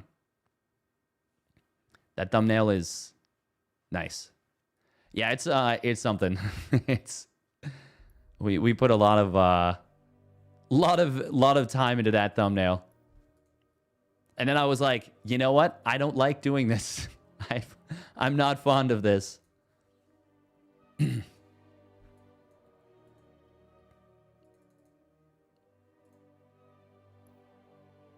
Cham kind of taking his opponent apart. Cyril blocked the Zealots with Evos was sick. That would have been a really cool play. That would have been a really cool play. But honestly, that was just a great bit of defense. The Queen plugging the gap at the third. Nice. Could have put the Zealots on hold position. The Zerglings at the natural, buying a lot of time, letting the Mutas help clean up.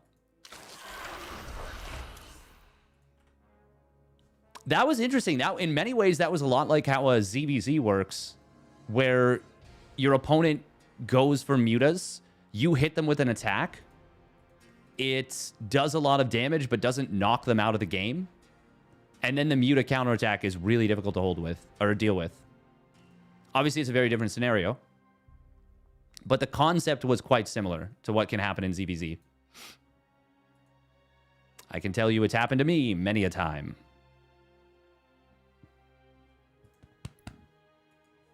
All right, last series of the day is going to be Mana versus Trigger. And that one will be played on the live version of the game. Nice. SC2 needs more burbs. Burb. Congratulations to Cham. He will move on to face Riyang in the... What is this? What position is Cham now?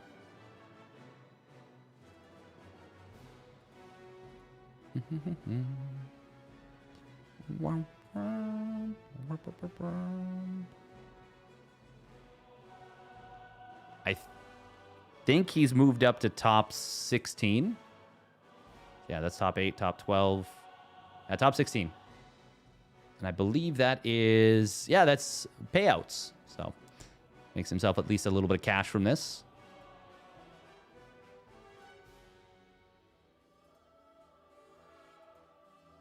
Introducing urban myths like burbs. Well put. Well put. Do we really need more made-up things like birds?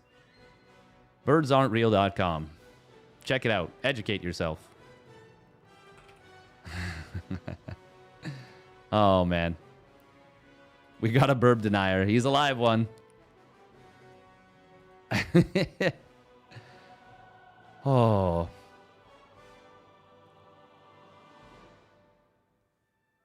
All right, 2 minutes of ads real quick.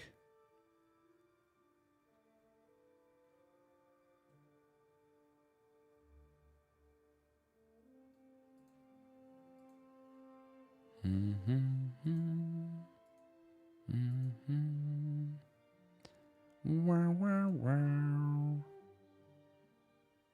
Wow, wow, wow.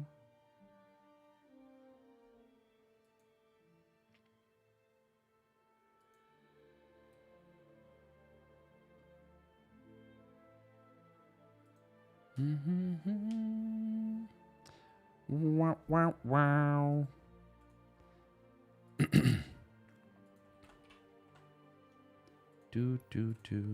Okay, let's get the prediction going for what is going to be this final series of the day. Trigger versus Mana. Mana, is he Is he the greatest Polish Protoss player of all time? Is there anyone that you could claim is a greater Polish Protoss player than Mana? Is there anyone? Are you not entertained?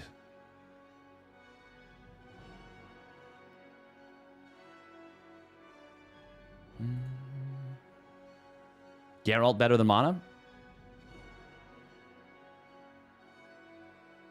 Are you that clean shelf behind you? Indy. Nice. Pi. Yep, probably. Despite the fact that he's a Zerg player. Probably still the greatest Protoss of all time. The thing is, like, you've also got to consider that, you know, Mana's won a tournament in front of... Or wait, no. No, did he win that? Or did he go second? Did he beat Lil Bao? Mana versus Lil Bao.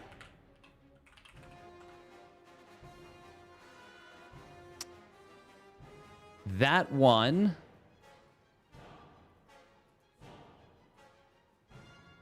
Oh, I'm trying to remember. Yeah, something has happened right now with old Protoss stuff on Liquipedia with dark mode. Protoss colors are all weird now.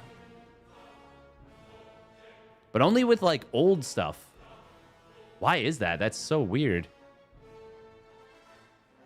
I wonder if dark mode can't handle the old version of the Protoss color that they used, and they're just like, whatever. We don't care. I do believe Lil Bao won that tournament. I think he won 4-2 over Mana.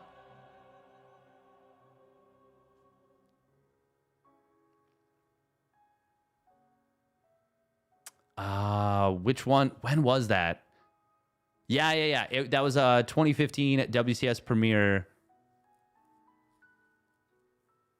Huck was a commentator for that. Wow.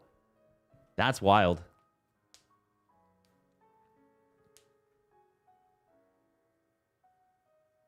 Hitman forfeits. After advancing, he forfeit.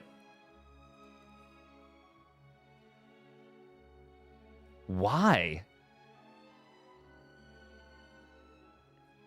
That's so wild.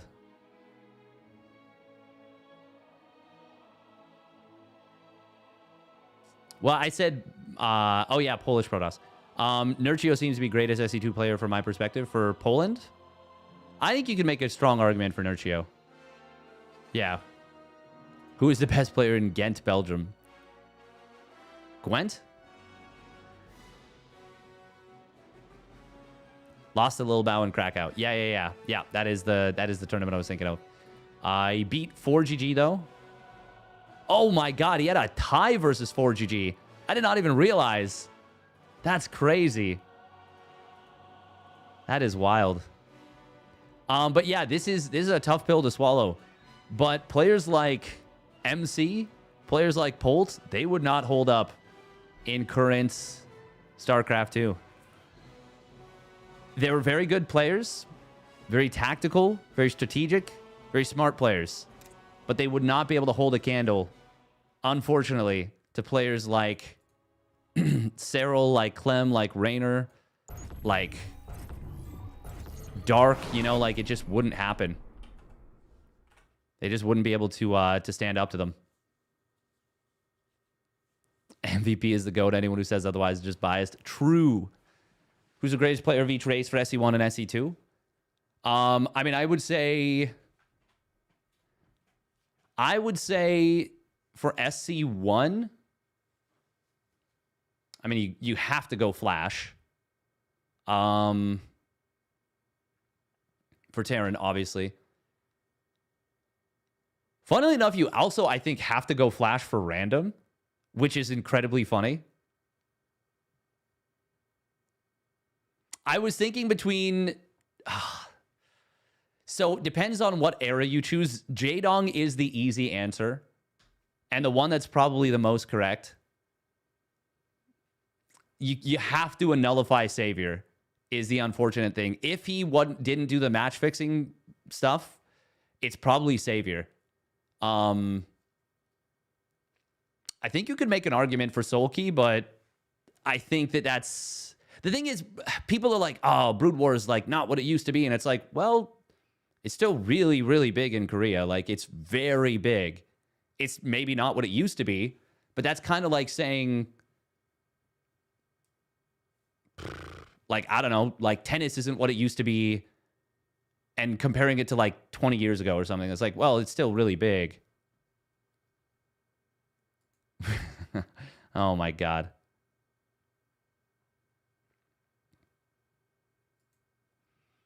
But then for Protoss, I think you have to go Bisu. I mean, he literally revolutionized PvZ. Without him, PvZ like isn't playable. Like, no one can play PvZ.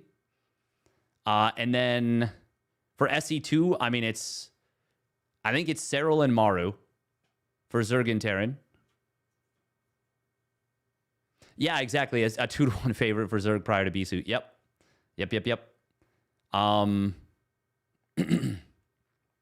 Yeah, exactly. Like, without Bisu, Protoss players are just lost in the matchup.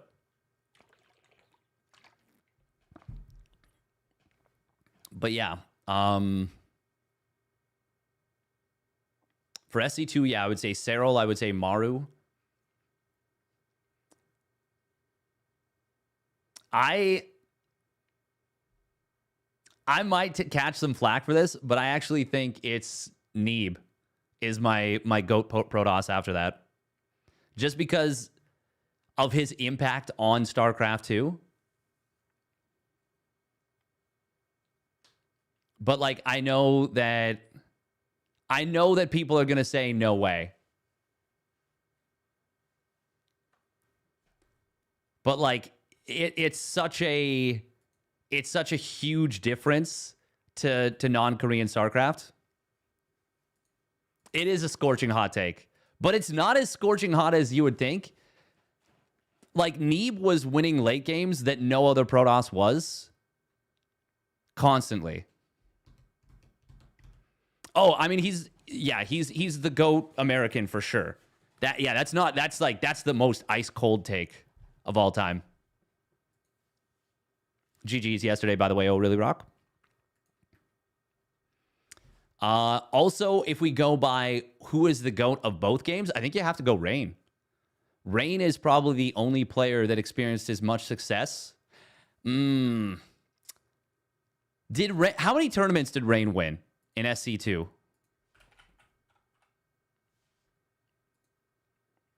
How many tournaments did Rain win in SC2? Okay, he won a GSL Hot 6 Cup. He won an actual GSL. He won a Home Story Cup. He won an OGN Star League.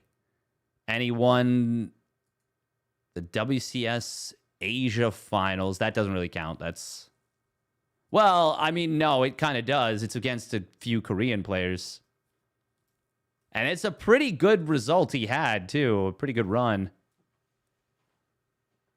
God, there are no Terrans in this bracket. Holy crap. There are no Terrans in this bracket. Jeez. Wow. From the 2012 WCS South Korean Nationals, Creator Hero, Parting Rain Seed Squirtle, and then Curious, Mia, and Roro qualified. 3 Zerg players, 7 Protoss, and not a single Terran. Holy crap.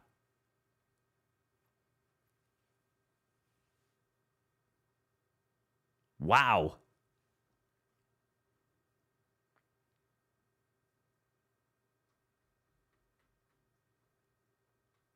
That is wild. Oh my God, I legitimately forgot that there was a Korean player named Happy. That is so funny. Oh man, I need to spend some time just looking at old Liquipedia accounts. Sulky, you know what? You could make an argument for Sulky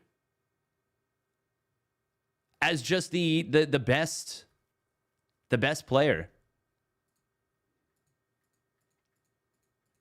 I know I'm going to catch flack for this, but I do think Flash, if he had played even 2 more years of StarCraft 2, would be probably the undisputed GOAT of both games. I don't think he liked StarCraft 2, though. I don't think he ever was, like, super into it. I think he did it because he felt he had to. But he, like, came in, practiced his ass off for, like, maybe 6 months to a year, and then won a tournament. He for me, he was legitimately the best player in the world for a 3 to 4 month stretch, and then just disappeared. Just left. Flash played not a lot of games. He did not play a lot of professional games, but the games that he did play were kind of crazy. They were kind of cracked. I would agree with you, Bulmy. I would accept if he hadn't come to IEM Toronto and just absolutely destroyed everyone with insanely optimized macro. All right, here we go. Spawning up at the top right. It is Team Liquid's Mana in the red. And his opponent spawning down on the bottom left. It is Basilisk Trigger in the teal.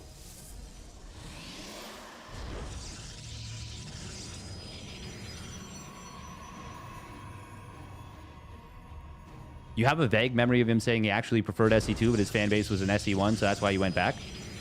He was really close to, like... I mean, there's an alternate reality where Flash sticks with SC2 and, like, becomes the GOAT of both games. Yeah.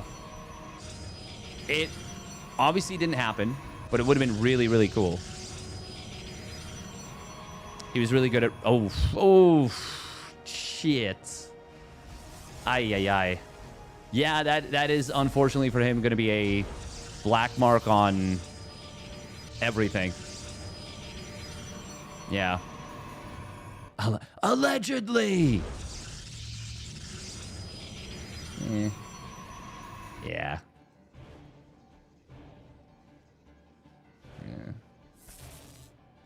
It's honestly just really sad. I would not have hated a probe pull right there to kill that probe, but probably wouldn't have worked. Now, is this gonna... This is gonna be proxy robo, I think. Ike Mana's just gonna go for it. No, this is Trigger. What am I saying? This is Trigger just gonna go for it. Oh, then yeah, it's definitely gonna be proxy robo. Yeah, Trigger's been loving this. Flash equals Bonjour. Yeah. Oh my god. Psycho, you're just making it seem like we are just the worst people. Everyone in this stream is just terrible. We're just all awful. The most awful of human beings. Mana, is he going to scout this? Oh my god, he was so close. He was so close. Hey, thank you for the resub. How May at 10 months. Tier 1 resub at 10 months. Didn't cast Modern Warfare. Monday night weeklies wasn't the same without you. Yeah, I wanted to cast it, but not unfortunately, but I had made plans to for Canadian Thanksgiving with my familia, and that is that's a pretty important thing. Oh, this is gonna be weird. We do have a Stargate opener. Will it be straight Phoenix, or is it gonna be... Okay, it is gonna be straight Phoenix. Mana's trying to hard counter this. Yep. I mean, Trigger has been doing nothing but proxy robo in PvP, it feels like, for a while. He's been looking really good with it. He actually did beat someone who did this exact same thing. Once again, basically a blind counter. Going for the Phoenix first. Now, in this case, this looks real bad for Trigger. Mana's going to have 5 Stalkers and a Phoenix out when this Prism flies in. This is going to be at least 1 dead stock. No, okay, he didn't unload. Never mind. That's fine. Would have been really bad for Trigger if he had unloaded anything. Sentry shows up. Mana is going to move out. Hello? That's bold.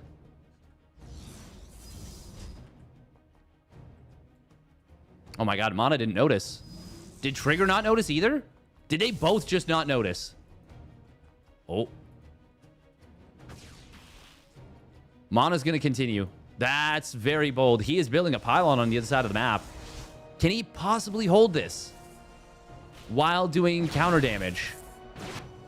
He is going to depower those gateways. No sentry warping in for mana. He is just going for pure fighting power. Lifting the Immortal going to be really good here. We'll take that out of the fight. There is the recall coming in. Did he depower the gateways? I'm not sure. I think so. Which is obviously a big problem for Trigger. Force field going to get dropped by Trigger. He did depower these. And he supply blocked his opponent. But he is still going to lose one of these gateways.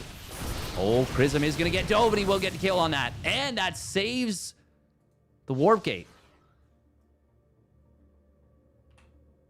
Very nice.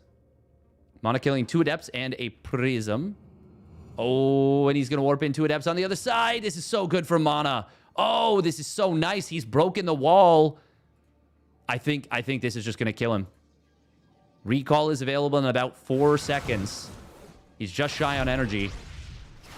Probes are going to get absolutely murdered in the meanwhile, though. Oh. Oh, we see a warp in. Okay, well, that's not ideal for Mana here. He just missed out on killing a lot of probes. Like 3 or 4 more, maybe 5. Trigger. Oh, my God. He doesn't know. Oh, he's going to rewall. Okay, okay. Trigger really wants to keep attacking. This is kind of insane. He warps in 3 more sentries. He is barely mining gas. Trigger, that is. Warp Prism has been rebuilt. This is wild that Trigger is still committing so hard. Finally going to build a couple... Oh my God, this is going to kill one of these pylons. Colossus is going to be hallucinated. We've got a kill on one of the gateways. Sentry gets picked up and killed. There's a lot of Phoenixes here. That means quick kills on the units that they lift, relatively speaking. But Trigger has forced the ramp. He's in. He's going to kill another gateway. There's not any production for Mana now. Is Trigger actually going to make this work? Lift on the Immortal. He cancels it immediately. The Colossus soaking a lot of damage. We will see the Prism go down. There is the lift on that Immortal. He loses another Phoenix, though. Barrier going to help out a little bit, but it will get taken out. All the probes have fallen just about for Mana. Trigger's going to win this game.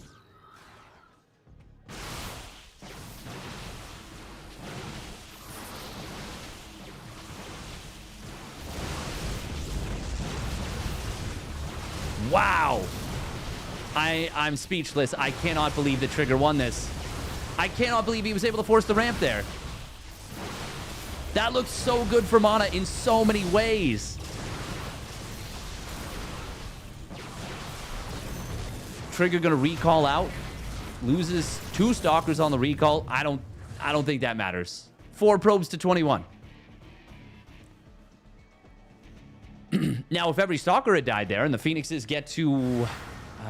even then, I mean, it's not like they're going to get a lot done. I mean, I don't know why Mana's still in this game, to be frank.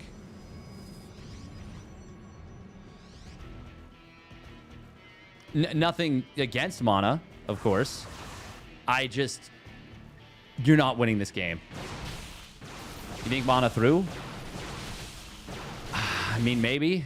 Warping in 2 additional Adepts. It works out really well if Trigger doesn't build a gateway. But Trigger built the gateway.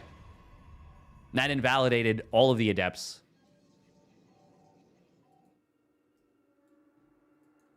Damn. What a game from Trigger. Mana is going to try and play this out. He's rebuilding probes. Trigger is going to start to mine out of his main mineral line. And until he can expand, it won't become like such an insane impossibility. The problem is Trigger's just going to expand now, and Mana can't do anything about it.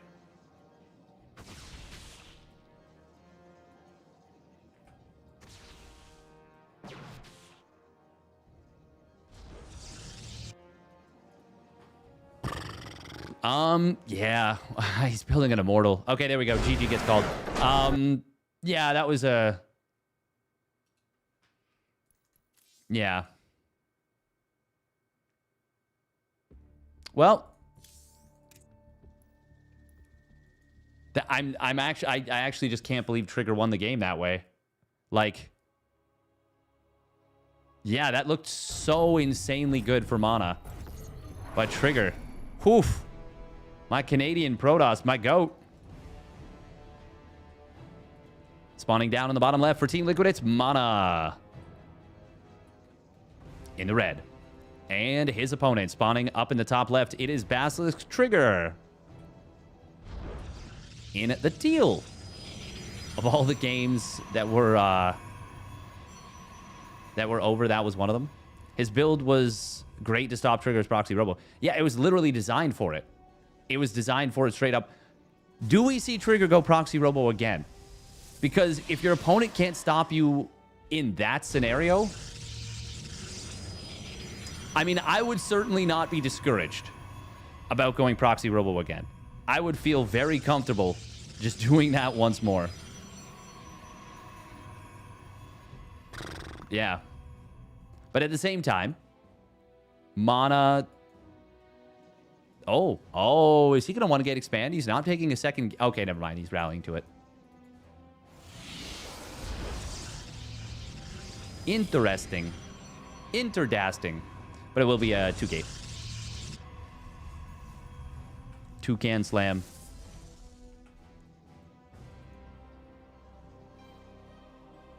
How many can? 2 can.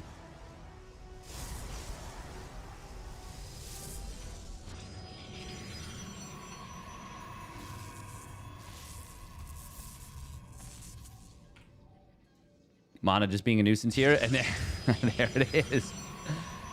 Do it until your opponent makes you stop doing it, I guess. I mean, it's really strong.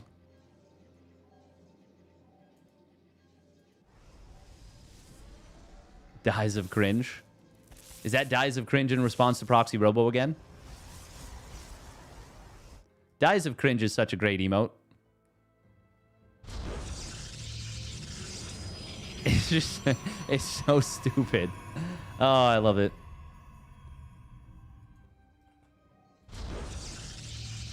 I'm excited to see if Trigger can get it done at Stellarfest. That would be really, really cool.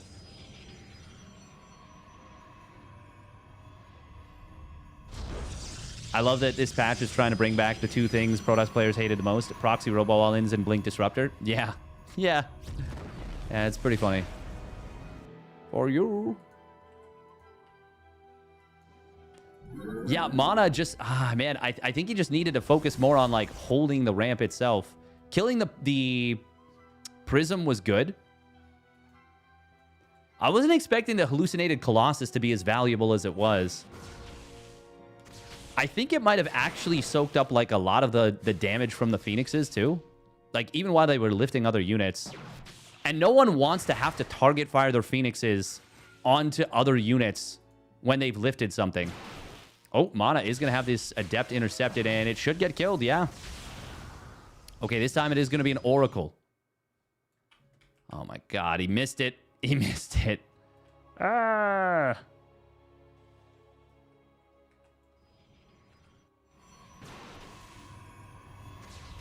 This is bad for Mana. It's not good for Mana. That's for sure. Oh, he almost had the body block, but he was just ever so out of position to block that Stalker. If he does, that's a dead Stalker. As it is, Mana looks like he is in some... Well, actually, hang on. He gets in before the... Ooh, okay, well, do we just lose the pylon, though? Probe pull is going to be enough to force this back. Trigger thinks, and I think he's right to pull back. Shield battery on the other side of the map will run out of juice. But I think Mana still maybe just dies. Yeah, this pylon is gonna get killed. Trigger is saying, nah, you're not. You may kill my probes. Oh, energy recharge on the shield battery would be really, really handy here just for keeping those probes alive. Mana cancels the Nexus. Probably should have done that a while ago when he was killing so many probes. Trigger not energy recharging. May give Mana a chance here. Obviously, Trigger has just 1 probe remaining, and I don't know where it is. It's on its way back home, I think. Oh, no. Oh, he has to recall it. That's so funny. Oh, now with the gateways repowered? No, I think Mana's got it. I think Mana's got it. The Void Ray did prismatically... No, it's got prismatic alignment. Trigger's got a lot of micro potential here, but he needs to depower these gateways again. If another Warpin goes through, I think it's over. He's instead going to go for the kill on one of the gateways. Just before the warp in was available. I mean, it's... These shield batteries completing is big. Second Void Ray popping out, also going to be huge. Guardian Shield, not available. Prismatic Alignment does get popped. Good Prism Micro so far from Trigger. Very good. Immortal putting in a lot of work. Is there enough? One Void Ray will fall, but there's only 3 Stalkers remaining, and they're very low on HP. If Trigger had energy recharged that main shield battery, he would have won this game. Mana can't actually afford to build another Stargate unit just yet. Oh! Oh! The Healing Shrine! On the other side of the map, the Oracle comes back in. 25 kills.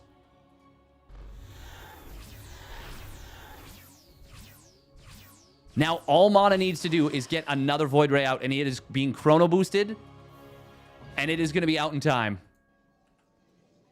Trigger on 0 probes. He can't build any. Oh, man, the energy recharge being used on this main Nexus would have been everything. He would have had 2 more Stalkers, and I think he would have won the game. Prismatic Alignment gets popped. Void Ray. Oh, it's going after the Prism. Won't be able to get the kill on it. Really good Prism Micro, but the Prismatic Alignment is so strong. GG gets called. Mana does survive.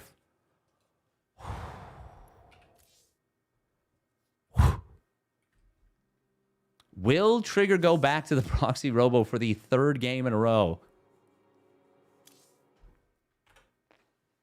I mean, he's playing it pretty damn well, that's for sure.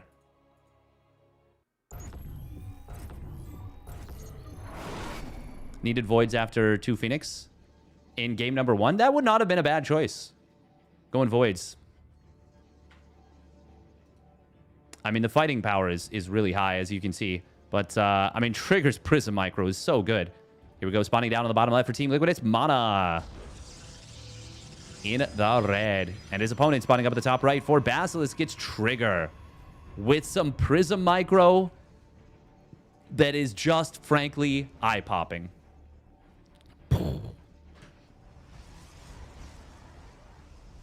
I mean, it's obviously tricky because you're focusing on the Prism Micro. It's not like you easily have time to poke back home, energy recharge, and then get back in. Yeah. But not doing that, yeah. It meant, well, it meant that he was pretty much dead. Trigger is going to skip Scout. It was his lifeline. It was his only lifeline, yeah. The thing is, even, because the Oracle would have run out of juice, I believe, right? For mana. And if that happens, even 10 probes, like literally 2 more Stalkers warping in, and he wins the game, I think. I don't know how much gas he had. I would have to like look at that, but it was really, really close. Like when Mana shoved it away and got enough time to mine enough for the second Void Ray, that was the deciding moment of that game. But what an exciting game. Hey, welcome for sure.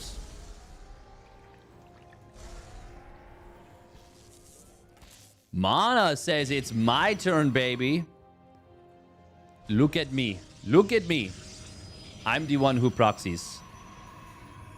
Captain Phillips. 2 Stalkers out of mana. He actually didn't have enough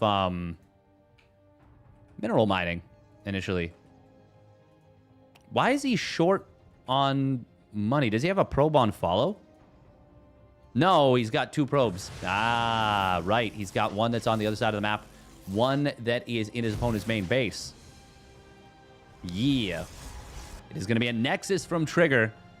I love so much that this is like, yeah, just 2 proxy robos. Trigger's going to see that not only is the second pylon not at home, but the third pylon is also not at home. Mana not able to get the kill. If Trigger had hesitated and turned around at all with that, would have been a problem. And seeing no Nexus, you should be able to infer that this is an all-in. Yeah, Trigger throws down the Robo. Shield battery at the front.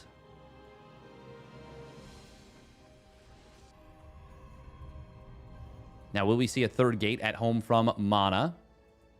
He's keeping this in the wall in case of run by, shade by.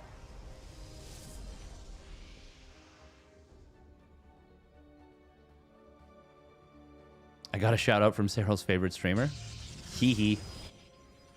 Legitimately something I'm gonna be like, I'm gonna put that on my tombstone. Like if I die, I like how I say not when I die, if I die. Like as though like somehow I may achieve immortality. I mean, I already have. I'm Cyril's favorite streamer. We've achieved immortality.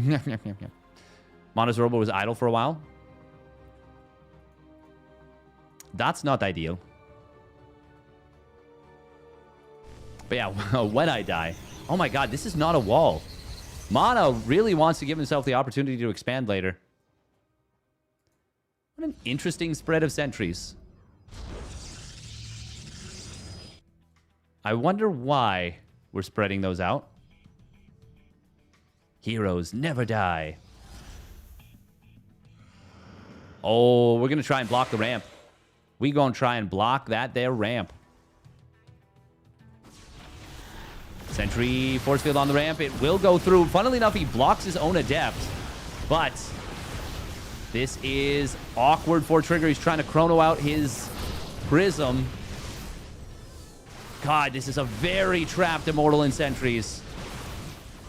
Can Mana get the killing blow before there's enough time to get these units through here? This will be a dead pylon, and it cancels the warping of the adept at 99%. Another Immortal ferried into the main. Mana. Oh, he is going to force the probe pull. Adepts are going to come into this. The probe pull will get us round on a bunch of these sentries. Sentries of Trigger need to get into the fight.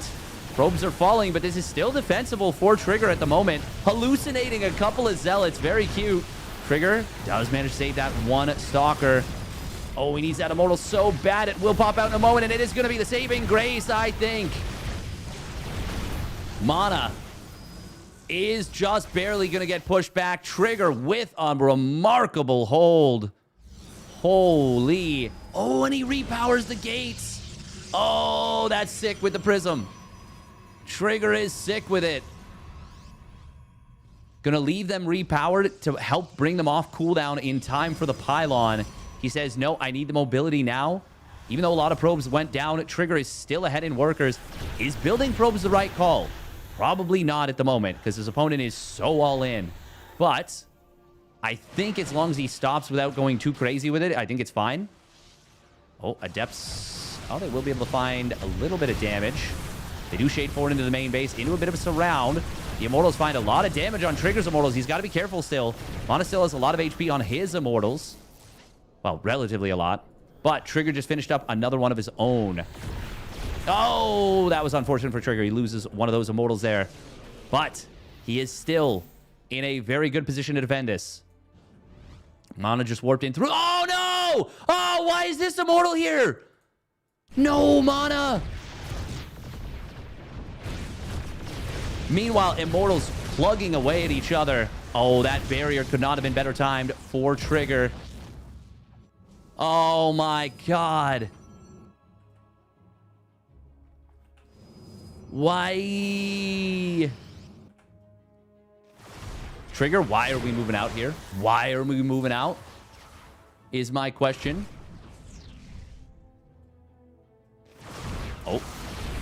Oh, he clicks on his opponent's Immortal, loses a lot of Adept versus Adept DPS. It's actually a little bit awkward for Trigger right now. Good force field there for Mana. Lets his Immortal get a good couple of shots.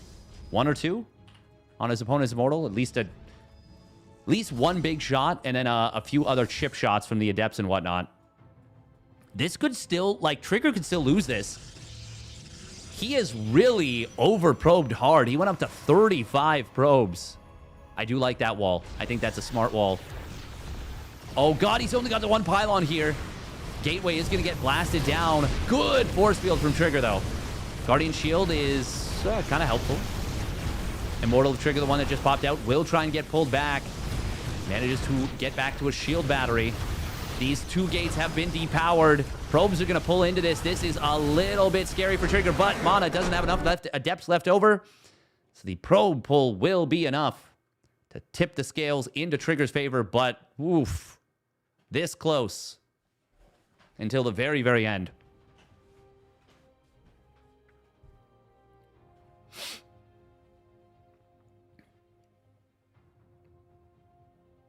Very, very close. Oh, Mana almost had it.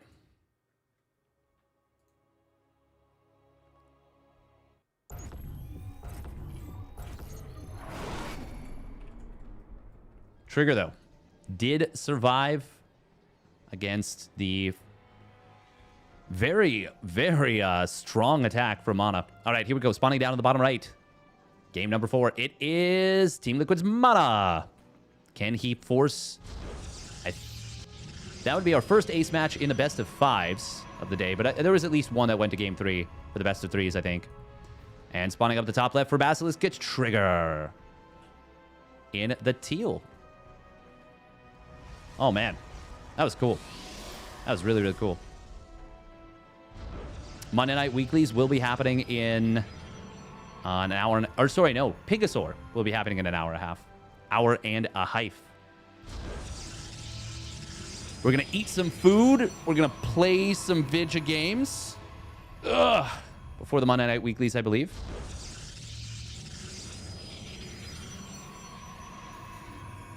How many people are signed up? I'm going to take a look at it on our phone so we don't drop the frame rate. Drop the frame rate. Drop the frame rate. I don't want to do that. I'd rather not. Rather not. Drop the frame rate. Click the right thing. Steadfast challenge, impossible. Always has been. Yeah, I don't know what Liquipedia did, but it's actually even on mobile now. The Protoss thing looks weird. Okay, we're up to 10 signups. Creator Beyond Nicorakt.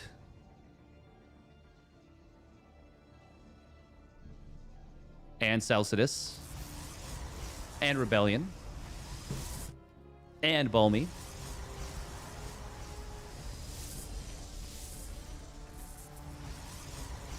Burn the calories you took in from the Thanksgiving meals. I actually had prime rib. That was real good. Real good. Went to a nice dinner. Nice dinner with family. Familia. 8K is very CPU heavy. Oh, cheeky little trap. Come on, everybody. Give yourself a little clap. Come on, everybody. Give me a little clap. Come on, everybody. Give me a little clap. Come on, everybody. Give me a little clap. Come on, everybody. Give me a little clap. Come on, everybody. Give me a little clap. Probe is now trapped, and it is now dead. Even if you recalled it out, it would still die. Oh, unless, of course, it gets a juke. Come on, everybody. Give me a little juke. Come on, everybody. This probe is trapped. Kaboom. It is going to be an Oracle out of Manamana. Meanwhile, Trigger with a faster Nexus. Up a couple probes. And it's going to be a Twilight Council. Oh. Adept Stalker once again out of Mana. Taking a page out of MaxPax's book. MaxPax has been doing a lot of the Adept Stalker in this matchup since the patch.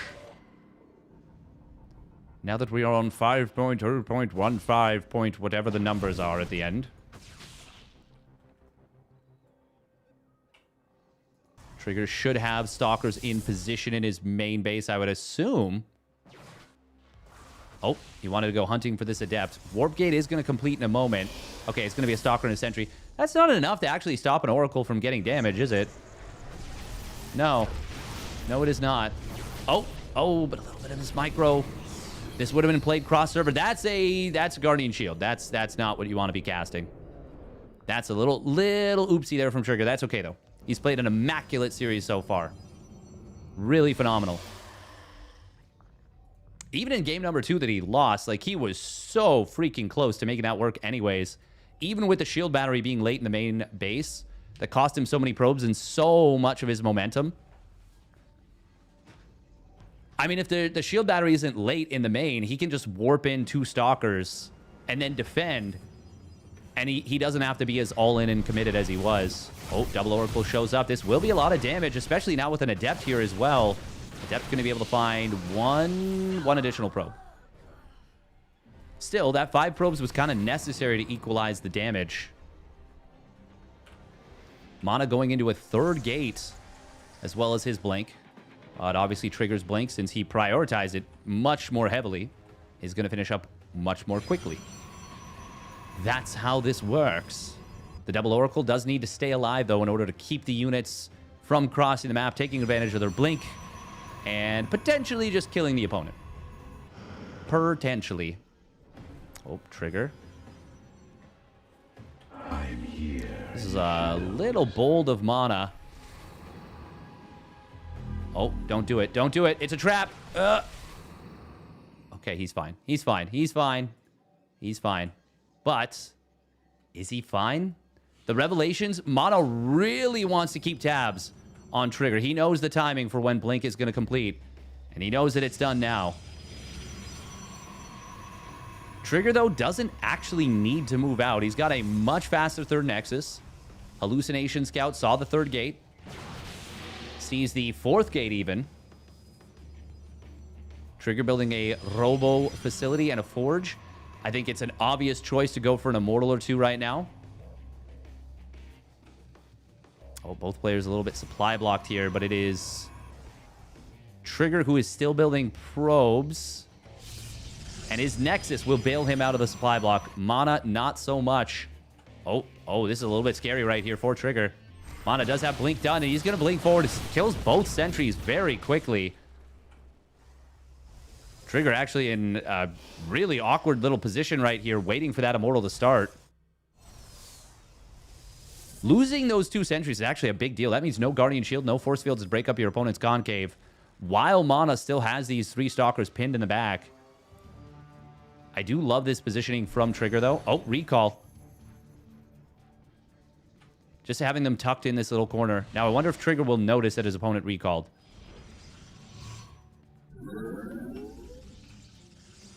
Trigger is up so many workers, though. Look at this. 54 to 42. That is a big advantage. Mana basically doesn't have any workers for his 3rd base. Just now, going to start probe production once again. And if Trigger gets up to, I would say, even the 2nd Immortal, this is a really big problem for Mana. Oh, we're looking the wrong direction, though. Shield Battery might get sniped immediately. No, it's going to be the Sentry instead. And now he'll go after the Shield Battery. Trigger is in a little bit of trouble here. But the Immortal is going to be obviously very good. And that 2nd Immortal is going to pop out in a moment. Mana really does need a lot more than he's gotten so far. Trigger, very careful. He's got to be very careful that he doesn't get supply blocked brutally right here. And he is going to get pretty brutally blocked. Where are the pylons? Where are the pylons? Pylons, please, please, please, please, please, pylons. Oh, they are very, very late. But +1 weapons will kick in. Ooh, that's a big kill on that Oracle. Oh, Trigger did spot the stasis trap, but he didn't he didn't actually trigger it. It's Immortal. Oh, it's going to get denied at 37 of 39. Mana going to get a nice couple of picks here. Oh, he's actually going to blink back into the corner. Finding quite a few probes. Now, this is going to be unfortunate losing all these Stalkers, and he will lose them all. Meanwhile, on the other side, it's actually Trigger chasing Mana very far. The script is kind of flipped a little bit, where it's now Mana who is slightly down in army supply, and Trigger is the one that is down in probes by a lot.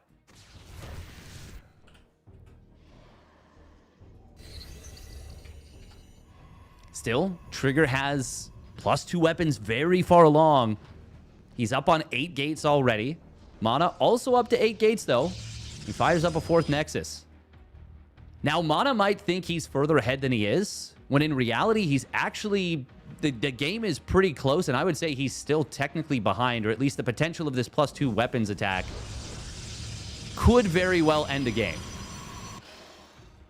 Especially if we see a Chrono Boost. Maybe... Oh, no, the Robo went down, so that means no Prism. Does Mana have charge? No, but it is pretty far along. Will it be out before... Well, it depends. It depends on Chrono Boost usage. If Trigger Chronos this once more, charge will not be completed by the time the +2 weapons is completed. But Mana's going to Chrono his own charge, so that will be done in time. Okay.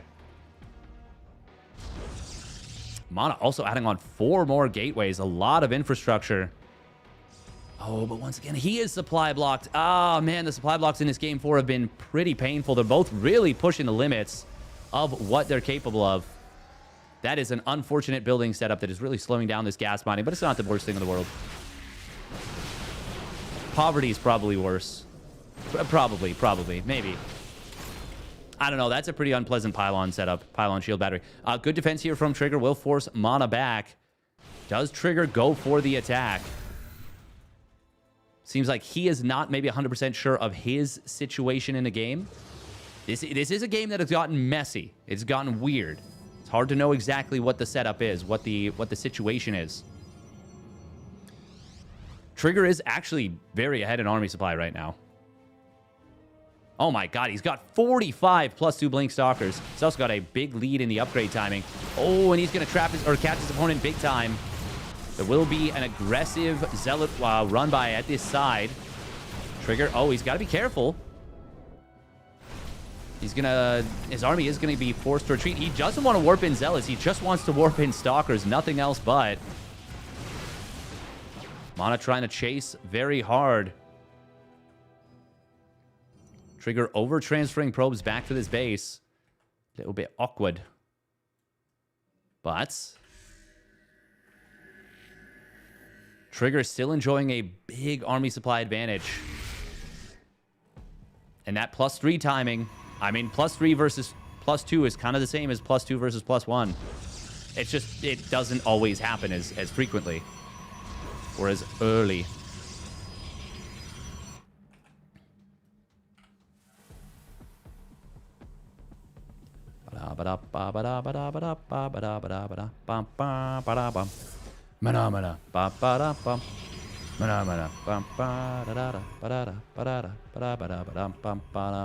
Cannon in every mineral line for the DTs. The potential of the DTs. Mana going very far in here. Trigger is going to add on a Robo Bay. Reminder that if Trigger wins this one, Mana is out of the OSC mid-season playoffs. Zealot Warpins, when you don't have charge, yeah, they're pretty lackluster, aren't they? They suck a lot. Cannon shield battery going to be rebuilt here at this 4th base of Trigger. Stasis trap will get revelated. Oh, and he blinks forward, snipes that very quickly. That is the deadest Oracle. Meanwhile, Mana's completed a 5th Nexus. It is up and running in a real way. Trigger. Oh my god, we're going triple Robo as Mana. Sorry, we're going quad Robo. Quad Wobo.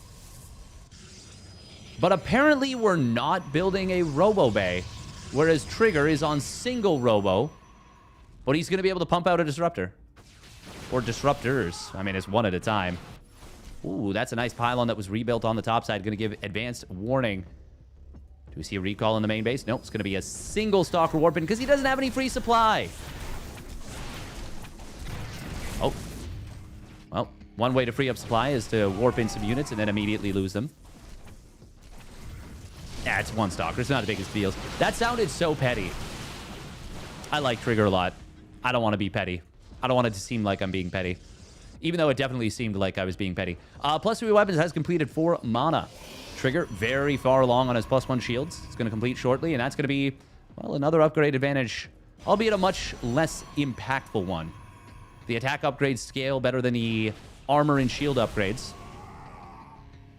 But I mean, you will feel the difference if your opponent has 3 extra shields.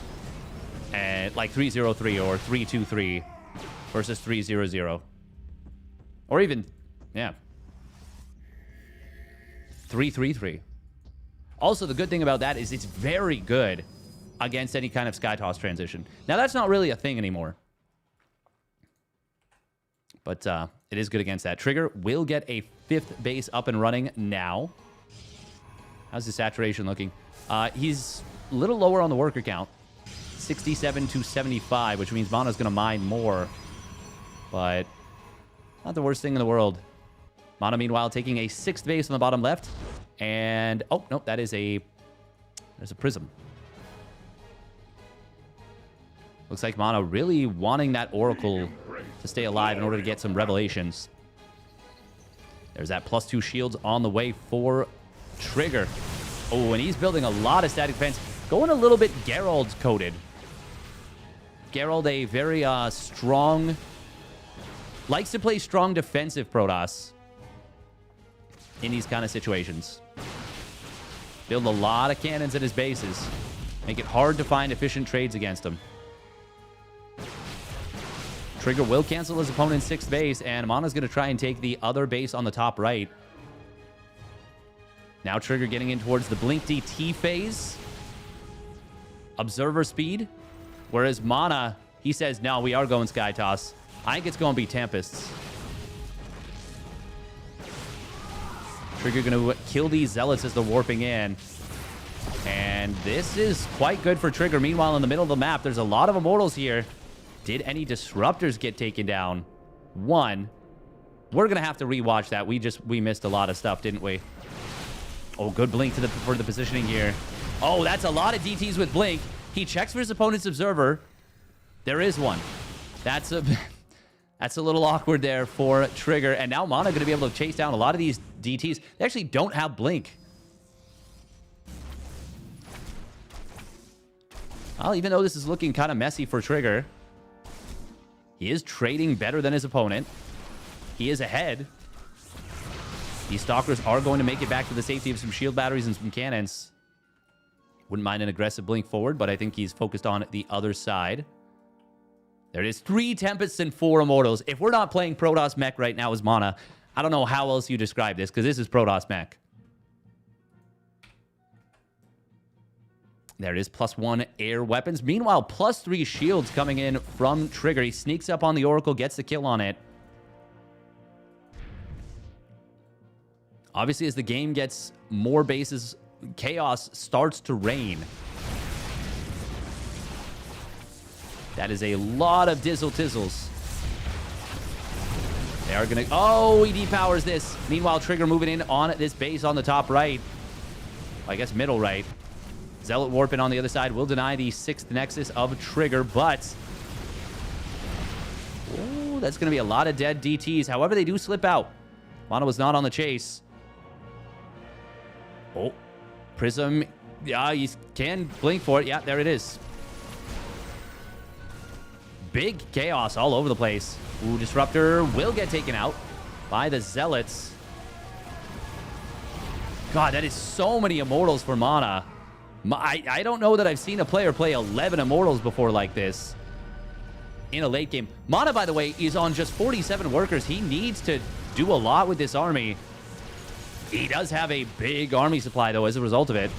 Trigger, though, is the one with a big bank. Disruptor's also going to be amazing against these Immortals. God, that is so much anti-building DPS. Trigger can't give up bases forever, but Zealots and DTs on the other side of the map, they're going to be a problem to deal with. Disruptor shot. Oh, finds one Immortal. Oh, we're clicking the Nexus. However, the cannons will fall. That means no detection here, except the Observers. But there's 5 Observers on the map. I don't know where they all are. I see at least 2 of them with this army. Well, oh my God, we're building 3 Observers at once. Meanwhile, Trigger looking for a surround on this army. Disruptor shot. Oh, that hit 5 Immortals.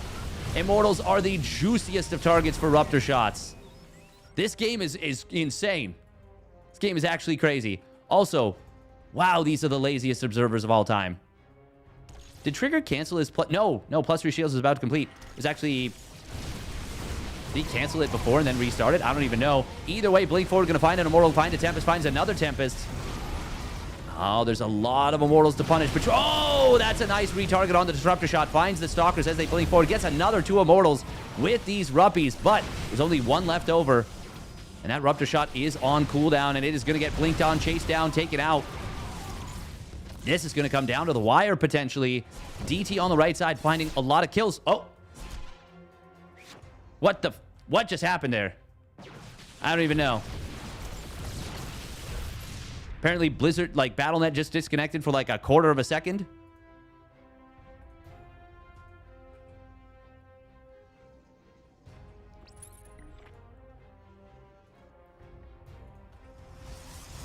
What the frick? Both players now trying to recover their economies. They're somehow even in the worker count and very close in the eco. But they're both going to get a big boon in economy as new base is finishing up for both of them.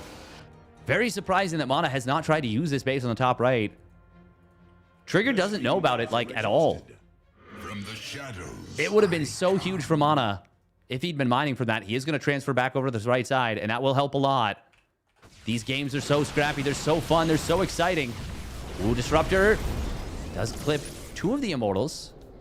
Doesn't hit the 3rd. Mana does siege up the Observer. The anti-F2 maneuver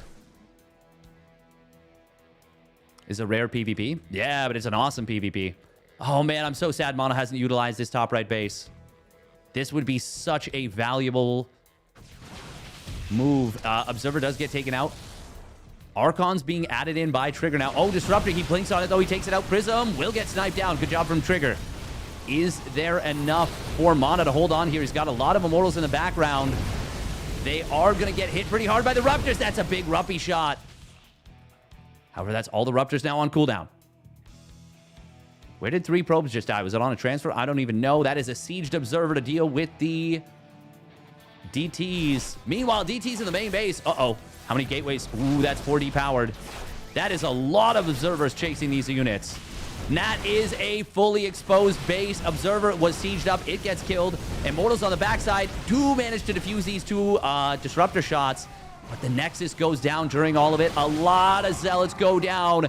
3 DTs after all is said and done. That might be what actually ends up deciding this game. Not because of the damage that they did, but because they drew the army out of position and killed the newest, freshest, hottest base, sexiest, coolest base that Mana had. And now Zealots on the right side base, the only fresh mining Nexus. Unbelievably based, exactly. Good warp in for Mana, does hold this base, but he's got so little mining. Well, it's not that little. He's finally using it. He's finally using the top right base. He recalled to it. He could be chrono boosting off of it, but I mean, I don't know that chrono is his biggest problem right now. He's got so much production. Really just cannot afford to use it. Chronoing probes, though, would be nice. There is an Observer here. There's no Observers for Trigger. DTs for Mana would have been potentially very powerful. Oh my god, is he finally going to find the base? Is he finally going to find the base? Cannon trying to complete. It's not going to be done in time. Meanwhile, Disruptor. Oh, Mana blinked forward to snipe 1, I think, and lost to the other one. A lot of stuff. And just like that, GG. As the top right base gets found, the bottom army gets taken down, and a banger of a game concludes with a big bang. Oh, that was sick. That was so cool. That was so cool.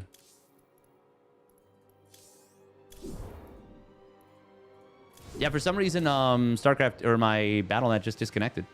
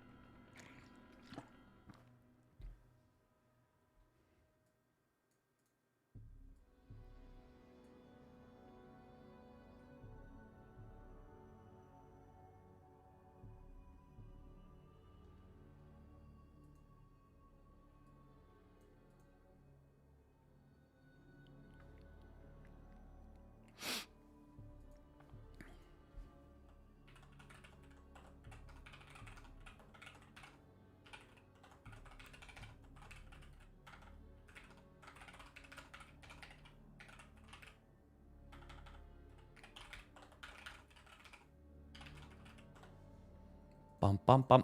Congratulations to Trigger. Takes down a sick match. This guy only mines at the chillest bases. Yeah, exactly. Really, really nice win there.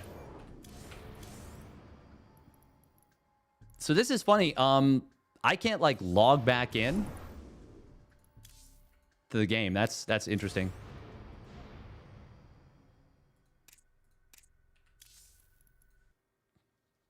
Thank you once again, Eddie SC2, for running this whole thing. We obviously always appreciate it. An error occurred starting StarCraft 2. Really?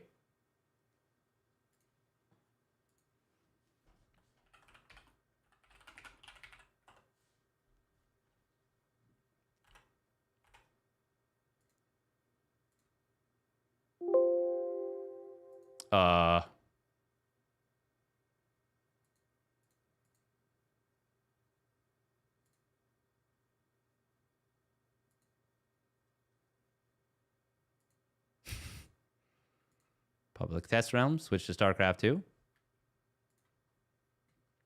Did they what?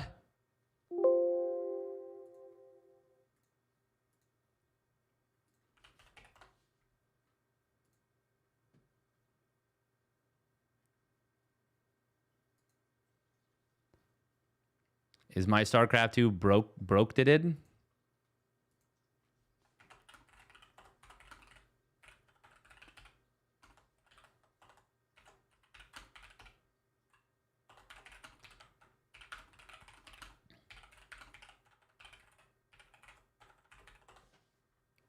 Hello, hello?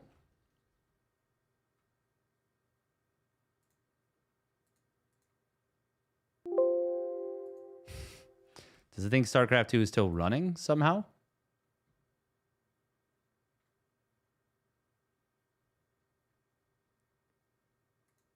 Okay, let's try exiting BattleNet.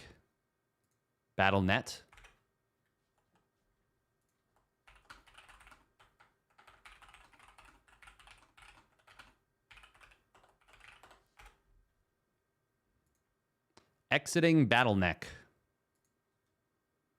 And restarting.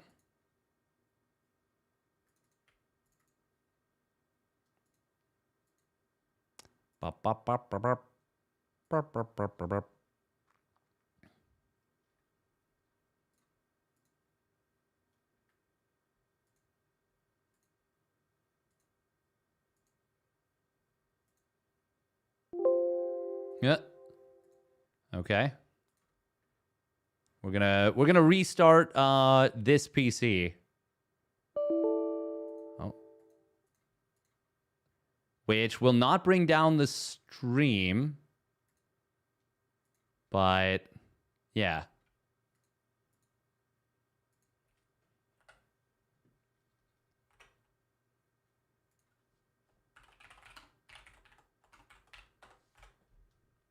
Hey, thank you, Bailey, for the Prime resub at 2 months. Bailey82. Donka Donka. All right, we're going to run 3 minutes of ads real quick. We'll play some ladder games. Well, I got to restart SC2.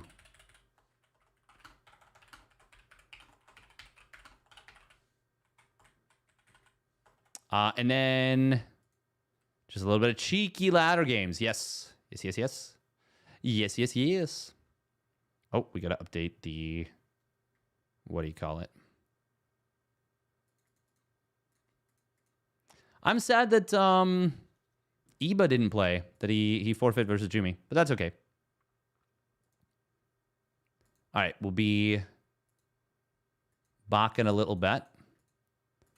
Who else is signed up for the Picosaur? Oh, Gerald signed up.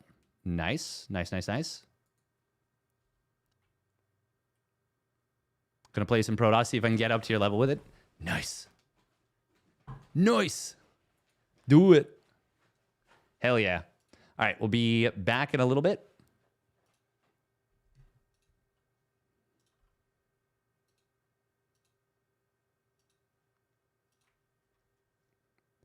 Do it, do it, do it, do it. Here we come. Here we go. Now we on top, top, top, top, top. Hill of the shot. Body rock. Rock it on top, top, stop, stop, stop. All right, be right back.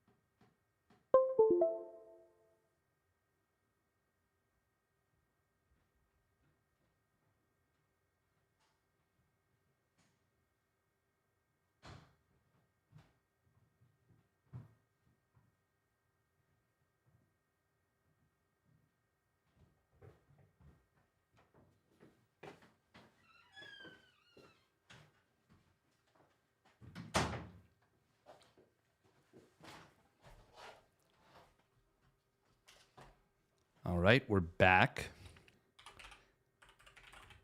PC is rebooted, so hopefully rebooted all Gouda.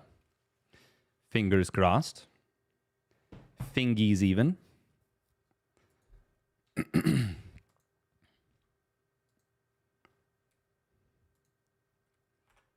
Check-ins are now live for Pegasaur. For the Pegasaur.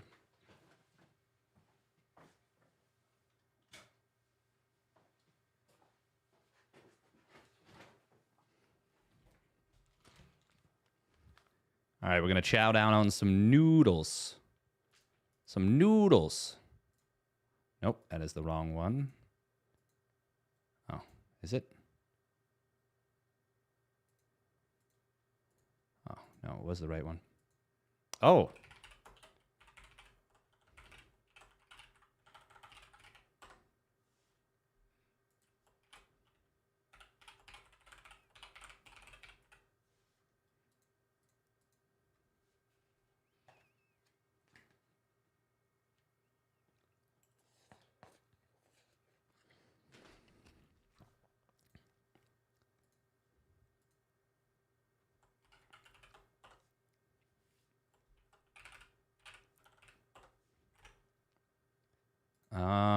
Is that right? Okay, that's right. Cool. Okay, okay. StarCraft 2 is doing that thing where it's like, I have to update, which is a good sign, because that's the lie it tells me.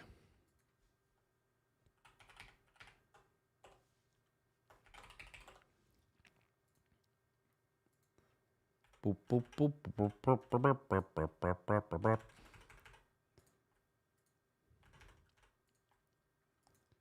Okay, that's good. That's good. Oh. StarCraft 2 has started an update. Okay. I just said it twice, but sure. Now, hang on. Did they just release another update?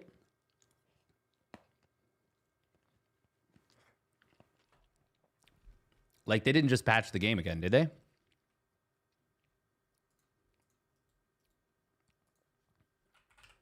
Would be kind of funny if they had.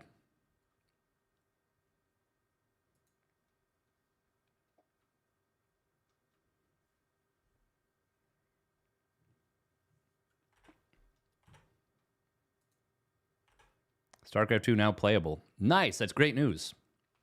You're not seeing anything? No. Yeah, I don't think so.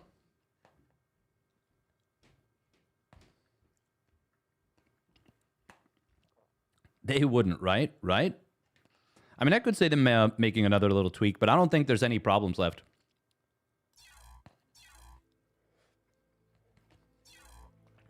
Well, nothing glaring at least.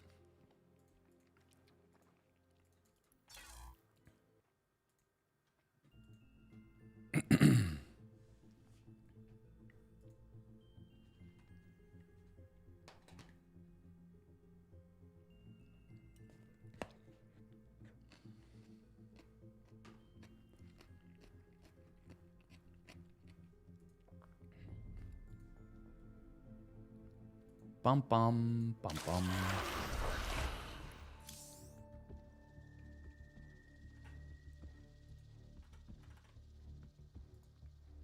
In time for spicy nudes? Heh. Always, never not. Always some spicy nudes. All right, we're gonna run 2 minutes of ads real quick.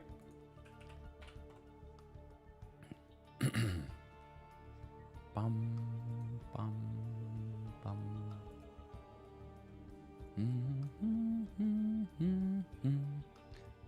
What am I eating? I am eating. This is something my fiance made, and it's very good. It's from a vegan Chinese cookbook.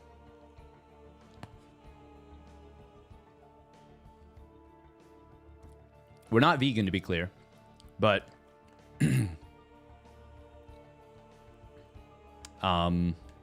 yeah, it's good to have as an option sometimes.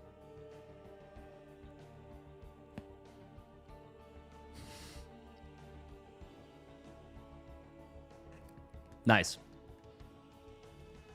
Yeah, every so often, Miro, someone will suggest that the Nexus should have a pylon power field. And I'm like, what are we thinking here? Like, what is this insanity?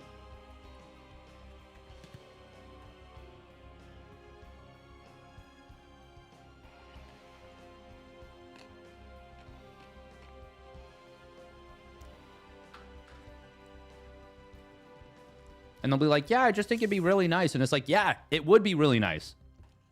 Really nice and imbalanced.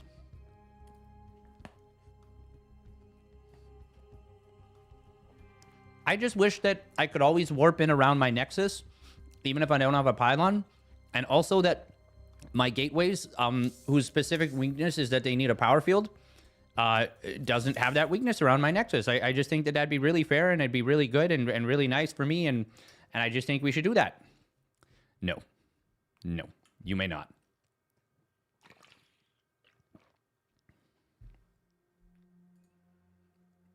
Next, they're going to want hatcheries to spread creep.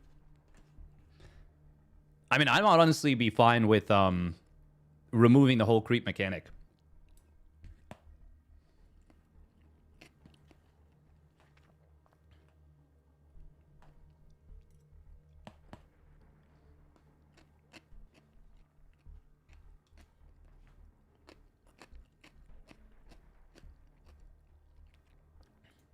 All right, let's play a video game.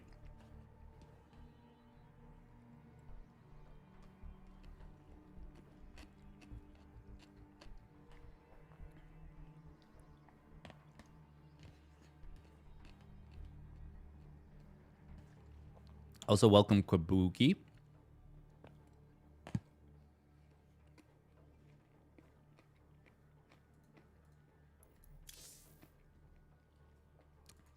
Pardon me.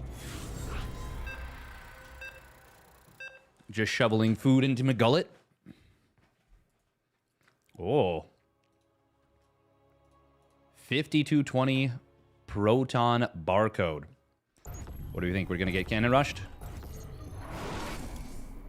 Minerals, good luck and have fun. You're gonna need it. Not enough minerals.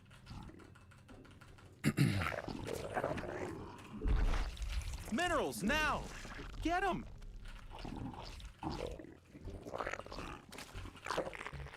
Not enough minerals.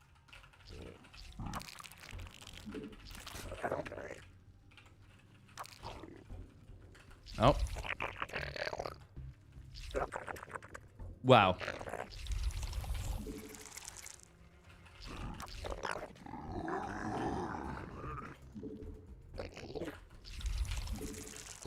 Not my finest hour. Minerals! Get them!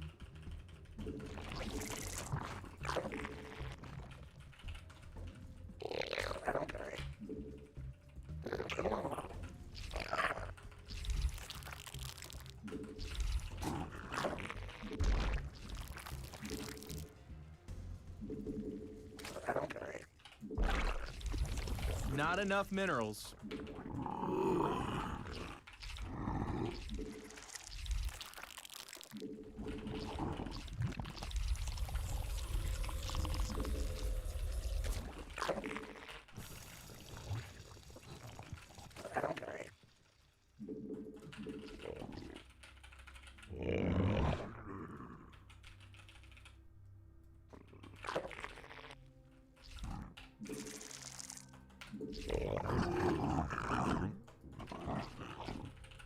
This is obviously going to be quite painful to deal with when they, no doubt, chrono a couple of depths and send them at me.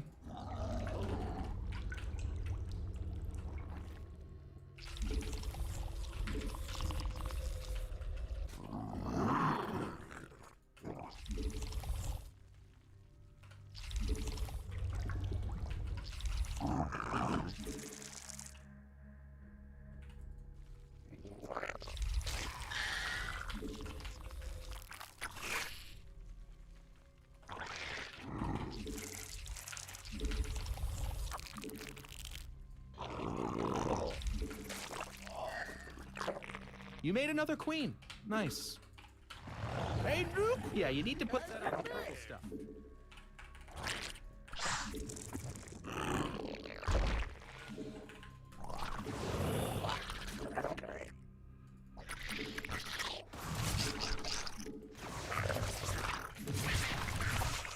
Our army be scrapping.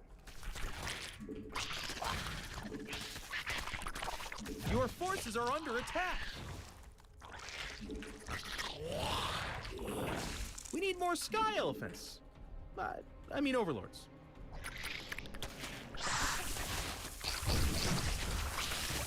Spawn more overlords. We must place that on. We need more sky elephants. I mean overlords.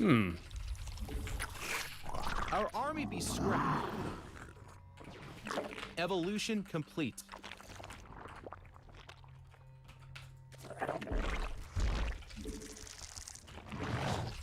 Minerals, not enough energy. Not enough minerals. God, Your this is really forces bad are for under us. Attack. Spawn more overlords. What a mess of a game. We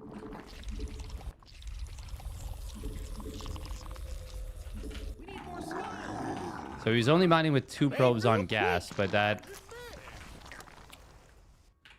He doesn't have warp gate yet. You're gonna need it. Yeah, you need to put that on the purple stuff. Minerals, now! Get them! Not enough energy. Our army be scrapping. Okay. Not enough minerals.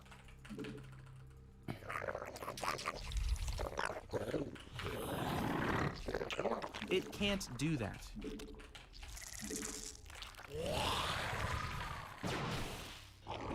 Spawn more overlord. You made another queen.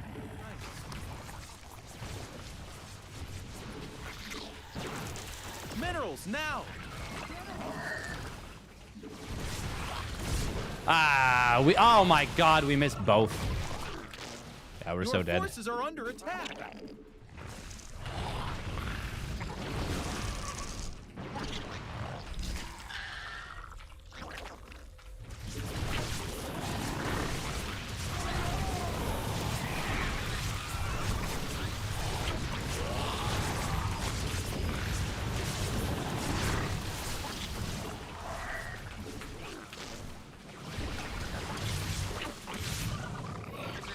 Our army beast, you're gonna need a tad bit more energy. Not enough energy.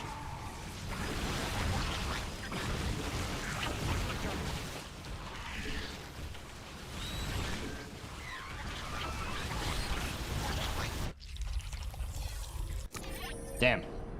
That sucks. We should have responded harder to it.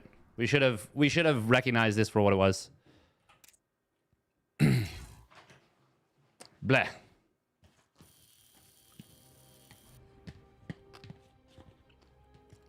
Just sloppy.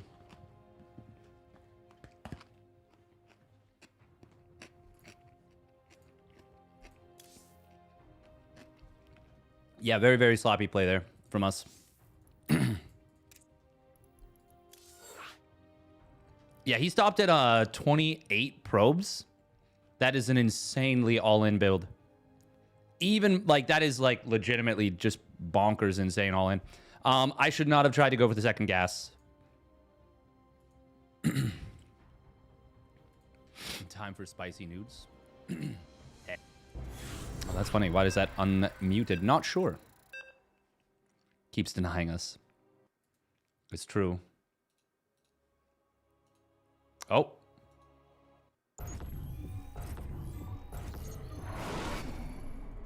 Not enough. Good luck. Have fun and beat him, probably. Minerals now. Barcode into barcode. Not enough minerals.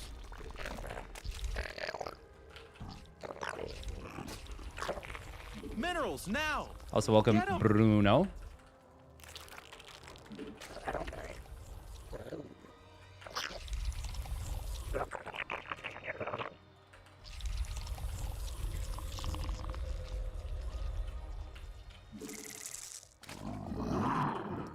Alright, we're totally getting cannon rushed, aren't we? Not enough minerals. Minerals now. Get them. Not enough minerals.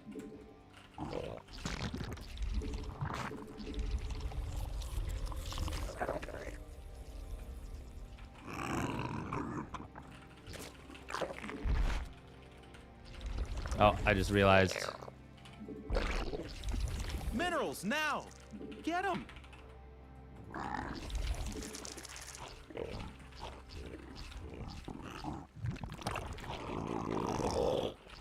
No scout? No scout, no... Okay.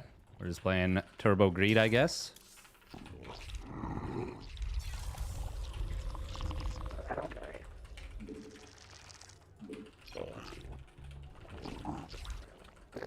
Oh, he scouted with a probe with minerals in hand.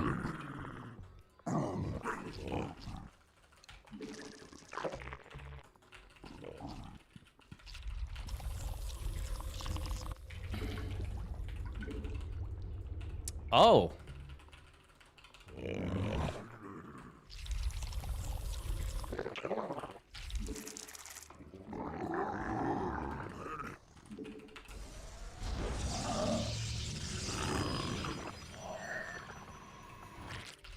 Okay, we're actually just not going to allow this.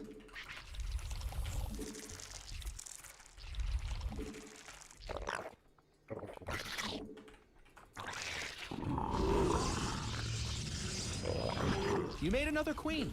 Nice.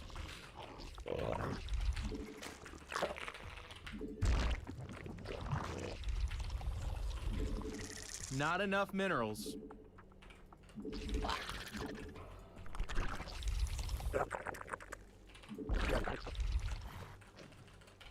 Minerals now.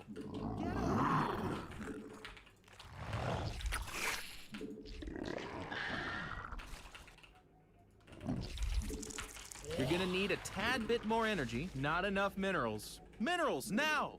Get them. Not enough minerals. Minerals now. Sorry, friendo. What you're doing is not illegal or not legal. Now. It's not illegal. It is very illegal.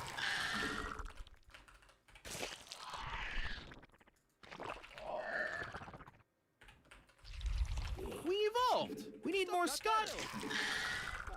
I mean overlords.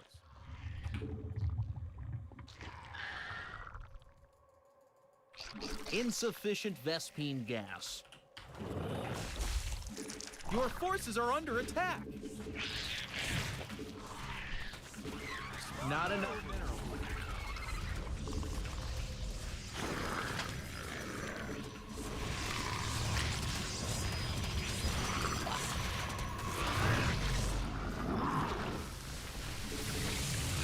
And they're out of here. Want to see if this would have gotten... You're gonna need a tad bit minerals now. Okay, the Void Ray would not have gotten out. Nice. Unless... Yeah.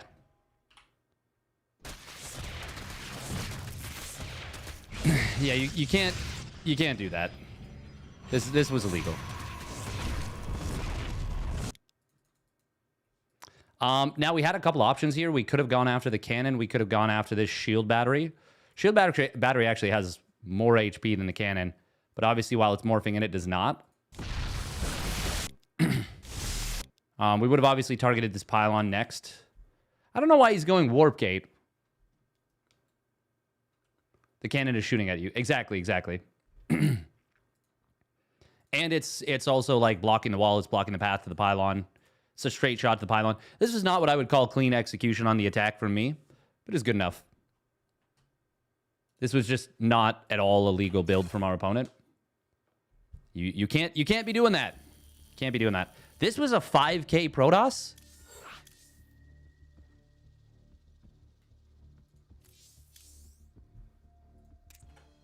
Really?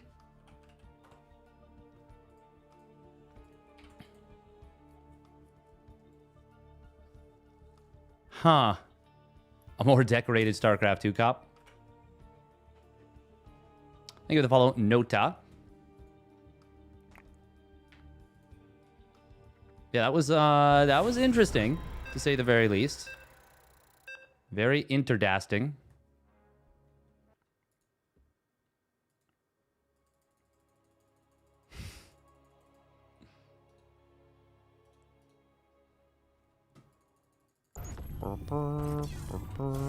Oh, this person is globally muted. Not enough. Good luck and have fun. You're gonna need it. Seems like a charmer. Minerals now. Get them.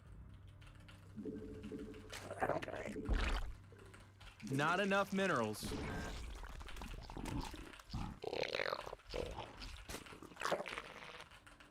Oh, why do I have Get them. triple stack?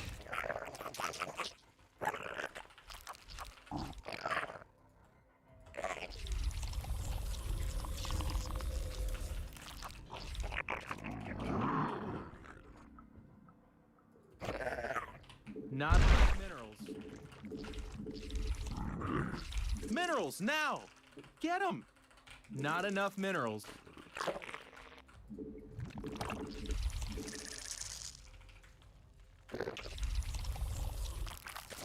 But yeah, I've been watching a show called The Paper with Fiance Fast. And it is fun and it is funny. know why you'd scout across the map like Not this. enough minerals. Just to not.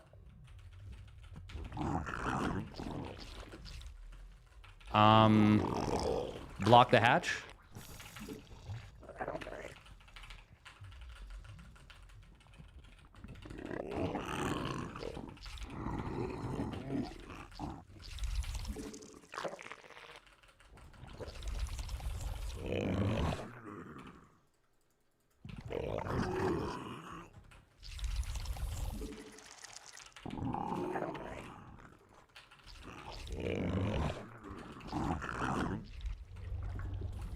That core is, I think, very late.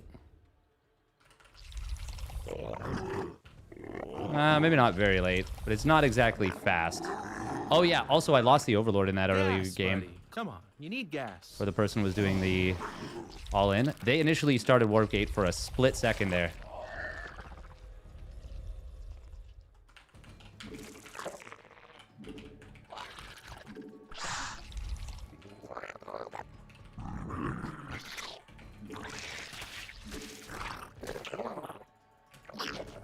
A new queen has emerged. Oh, look at that.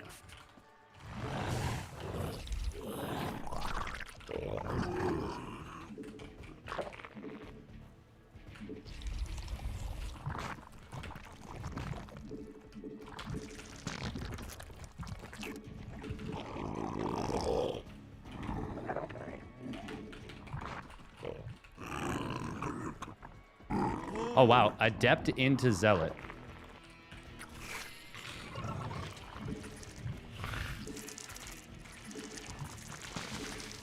Minerals, now! We must place that on... Not enough minerals. I think he's faking the shade multiple times. Okay, he did shade there. Shouldn't have been able to see that, I don't think. Pretty sure that's not how that's supposed to work. It's Evolution obviously going to be a complete. Stargate. I expect... My Not money's on enough Sky energy. Toss right now. I mean, anytime it's a Zealot, it almost always is. Yeah. Oh, Phoenix. You made another queen. Nice. Gonna seem weird to go for this as a response.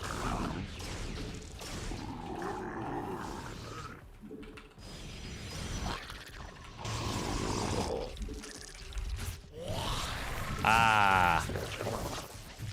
Our army be scrapping.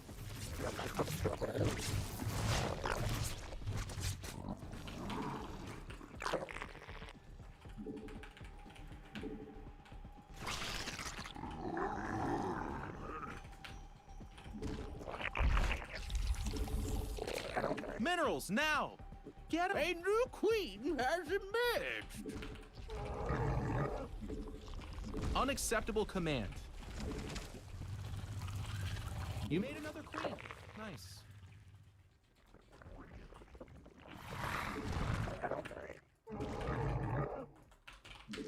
Your forces are under attack.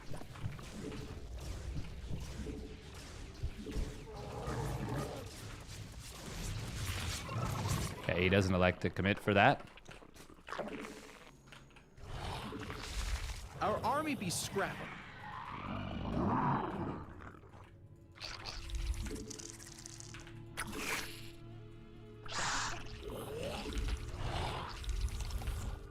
Insufficient Vespine gas.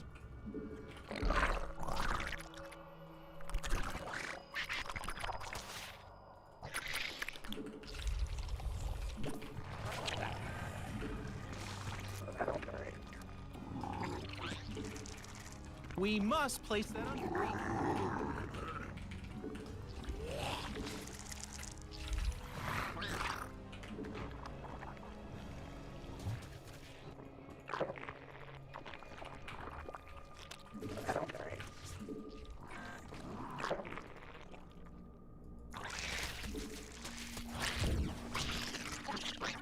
Now, is this just like a frickin'...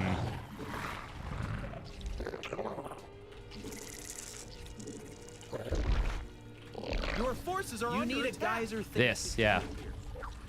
A new queen has emerged.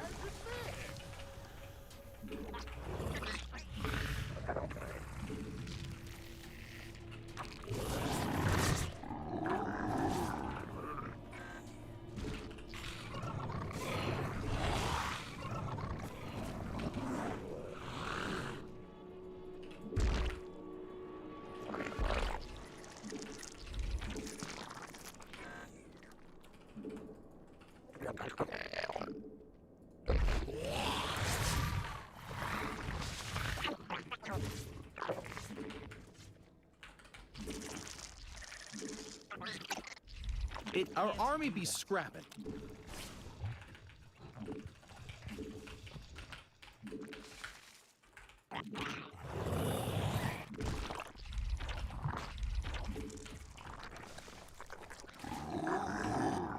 God, our economy management this game has been bad.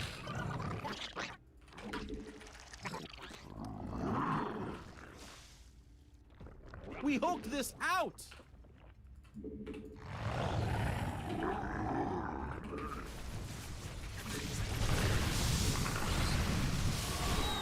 We evolved.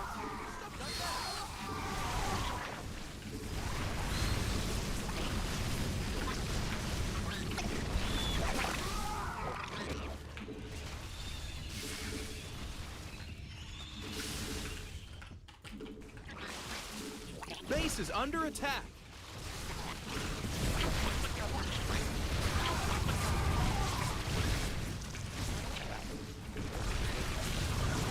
Oh, really, really bad from us.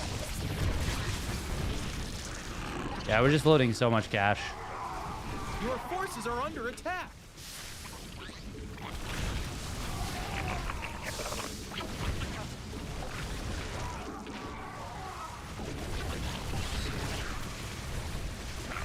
Wait, I thought I sent those back to mine. The minerals have up and gone. Mineral field depleted.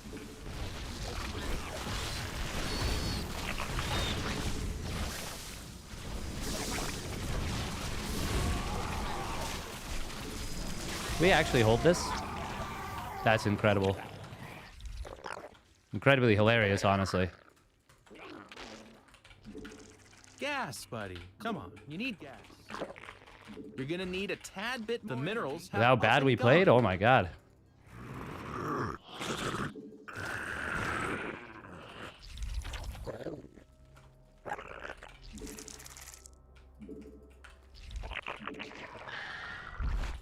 Our drones are in need of a hero.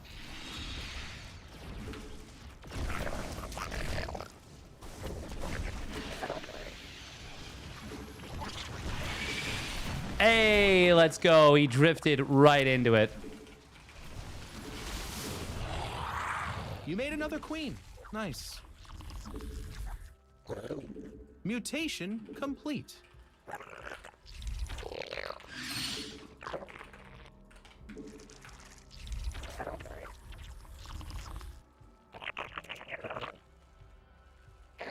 Your forces Unacceptable are under command.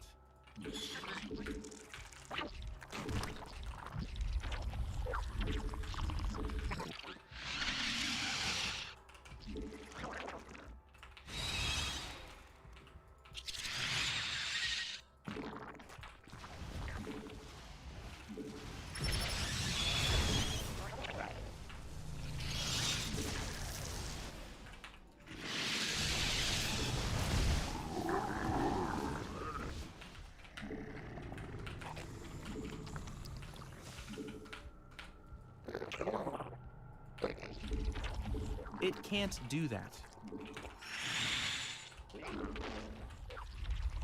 If we win this game, this would be an all-time victory. A victory for the ages.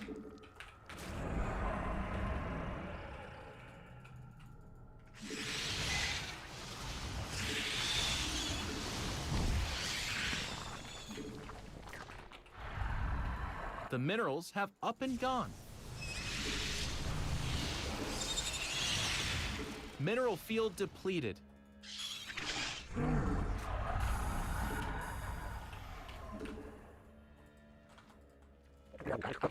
Unacceptable command. We are at maximum supply.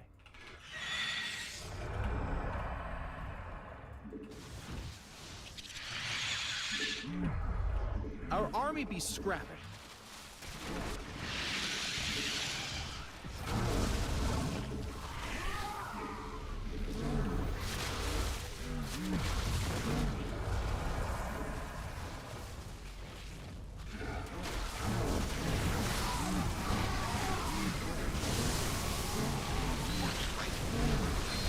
We hope this. You're max, buddy. Oh, No more stuff. oh, baby. And they're out This of is what here. dreams are made of. Oh.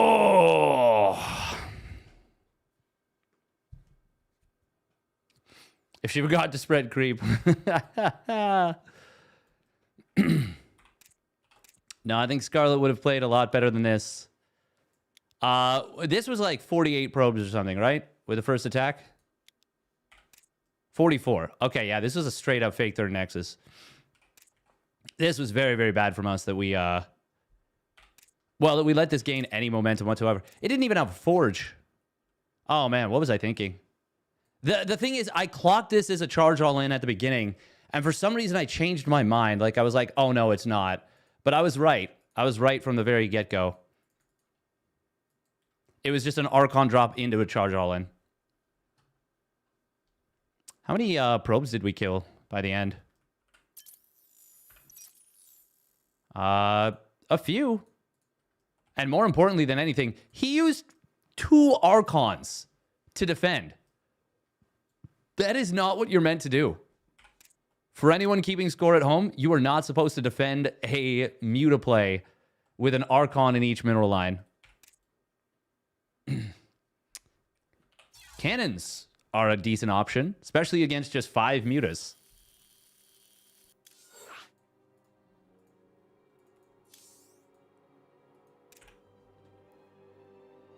No, that wasn't Testa. There's no way. His MMR's not that high. No, that was someone, No.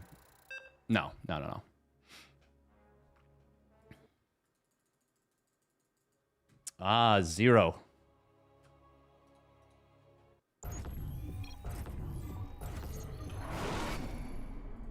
Not enough. Good luck, have fun, and beat him, probably. Minerals, now! Get them! Oh, what? Is this west? No, it feels like west, though. Not enough minerals.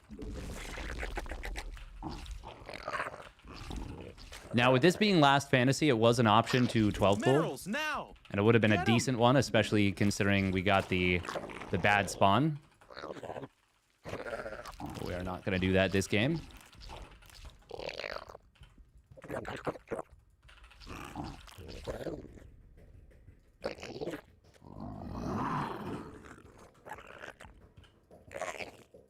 Not enough minerals.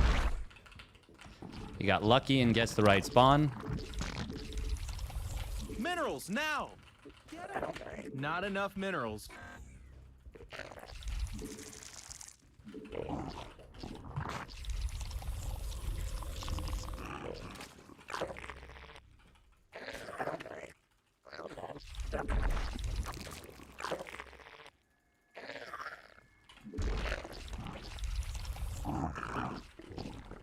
Minerals, now!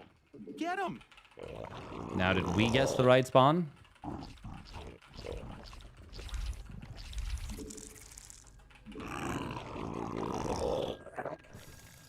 It would seem no.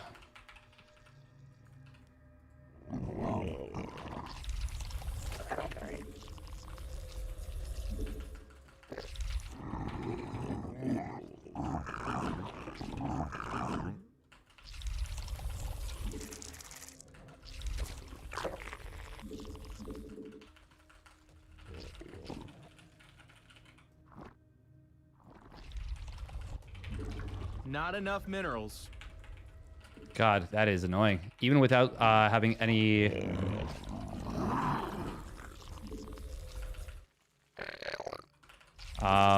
mineral mining denied from, like, probe harass. We're still short on cash for our first 2 lanes. Not enough minerals. And that is because of the nature of this map.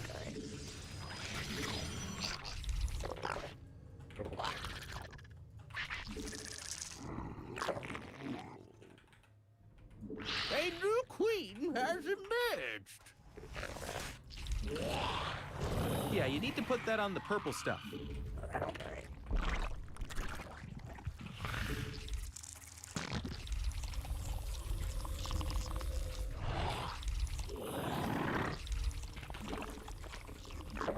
Minerals, now! Get them! Not enough minerals.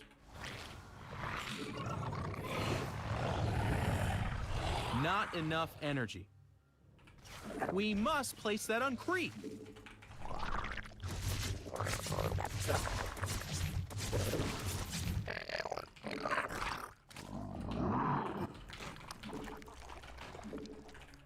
That's annoying, obviously.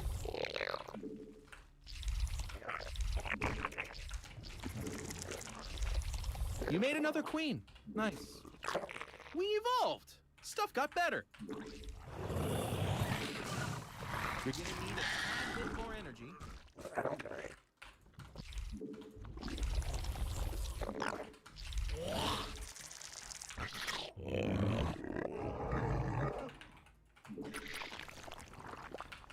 I've got a build in mind. Unacceptable command. But it would be nice if we didn't do this.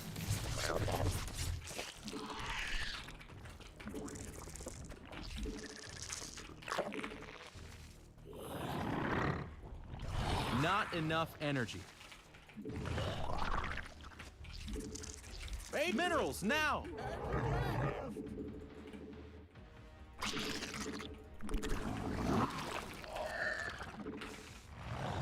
Well, this is obviously very stupid what we're doing, but we're doing it anyways.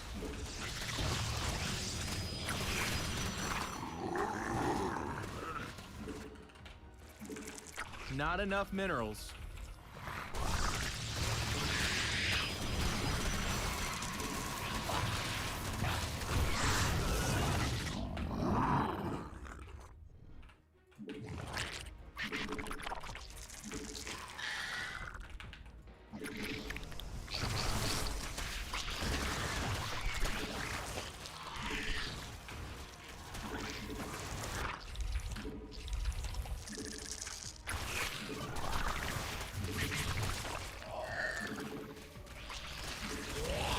Okay, he just canceled whatever he was building at this.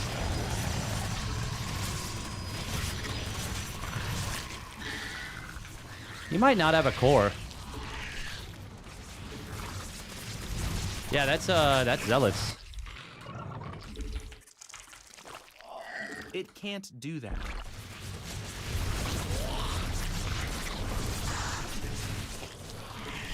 You made another queen. Nice.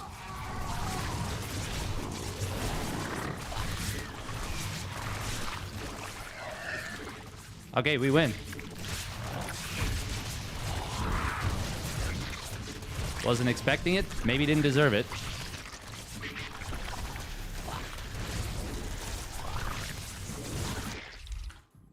It can't do. A new queen. Your forces are under attack.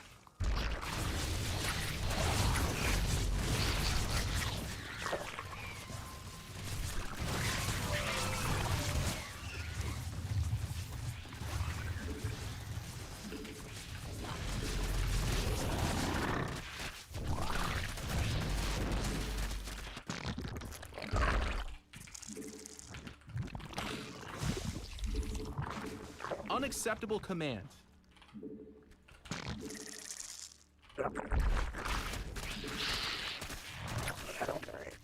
Our army be scrapping.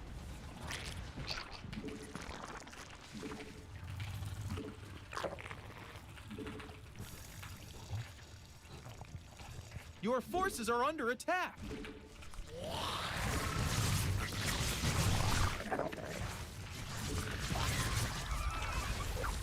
Oh, cute.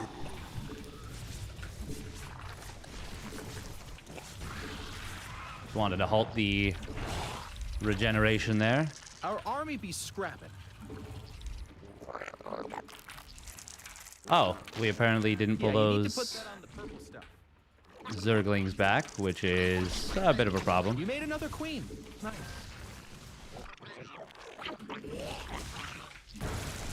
Your forces are under attack. How many did we just lose? We just lost a lot.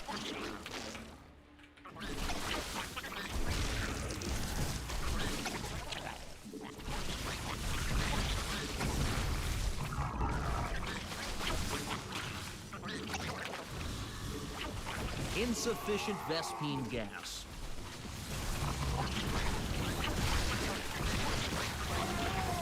Mineral field depleted.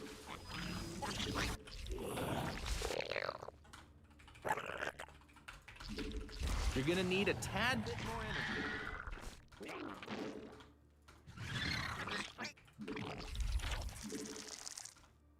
The minerals have up and gone. Mineral field depleted.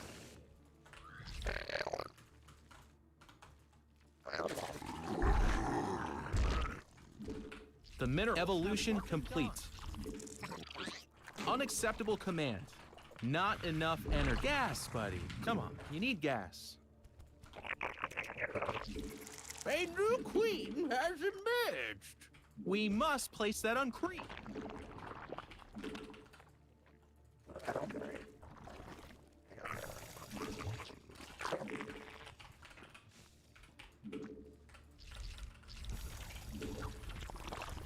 Yeah, you need to put that on the purple stuff. Remember, he was on one base, You're gonna so need a tad bit more energy. I'm telling that to myself because I forgot. You're gonna need a tad bit more energy.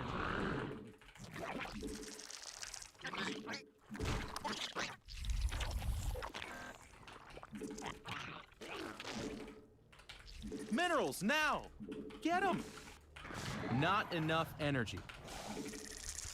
I also Not forgot enough to minerals. add on more stuff Minerals there. now! Get them! It can't do that. We need more sky elephants. I mean overlords. Okay, you fired up a forge. Okay, we're gonna hit with +1 weapons.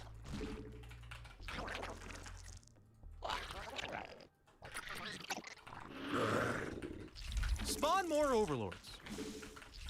You're gonna need a tad bit more. Not enough minerals.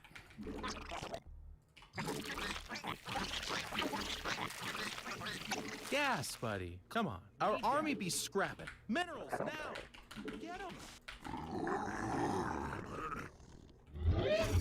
Not enough. Oh yeah, I forgot we Mutation. killed his robo too. We evolved. Stuff got better. Minerals now. Your forces are under attack.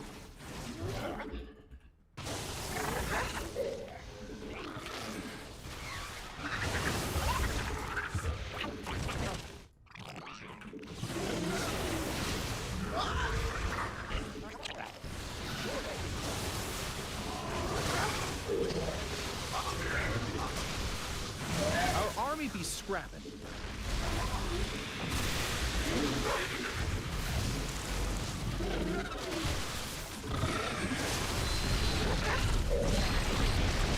And they're out of here. Yeah, you probably didn't need to stay in this game after you lost your natural, but I get it.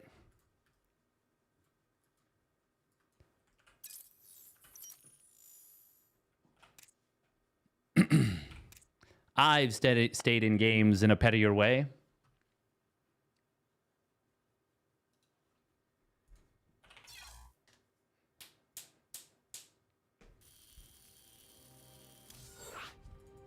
Kind of cooking today. Cooking with just a little bit of gas.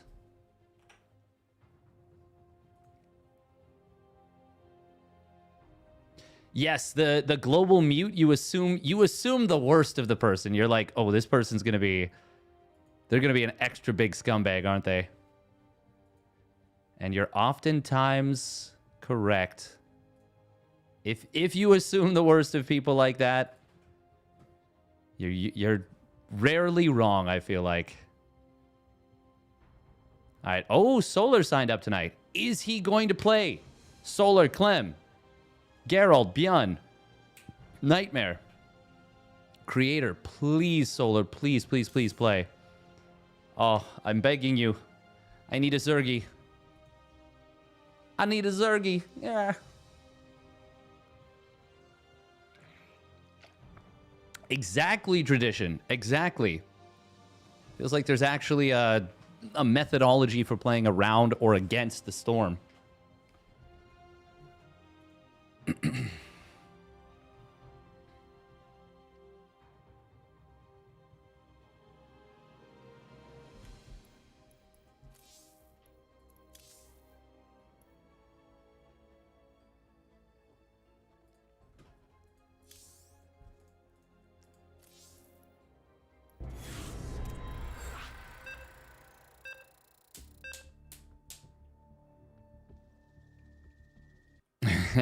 Perfect deltas. Perfect.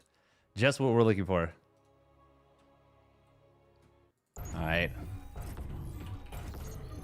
We've spent our time cheesing each other back and forth. Good luck, have fun, and beat them. We're going to give him the dirt.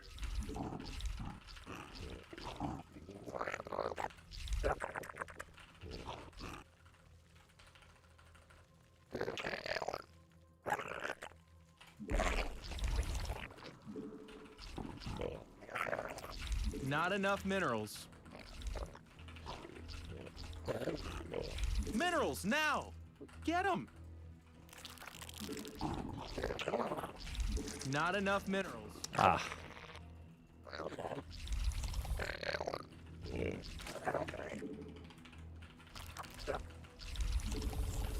Cheeky little 12 pull. Now it's just going to be a pressure.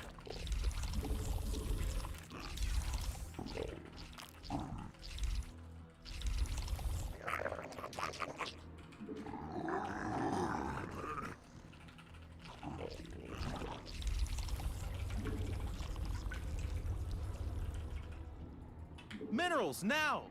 Get them! Not enough minerals. Minerals, now! Get them!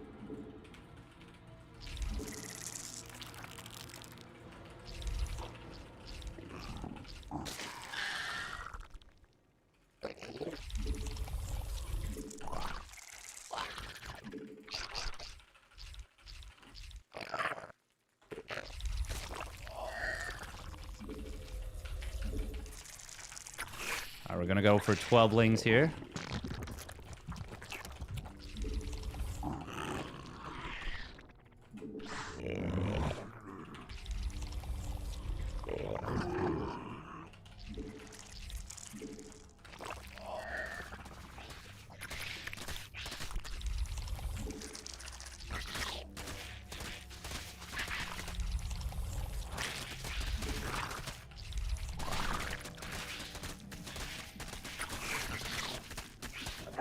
A new queen has emerged.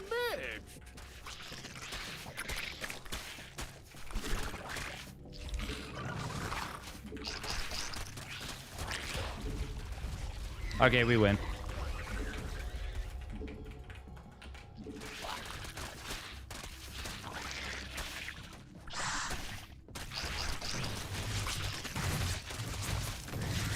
Oh, calculated. Yeah. Yes, that was calculated. And he's dead. Queen. Nice. Not enough minerals.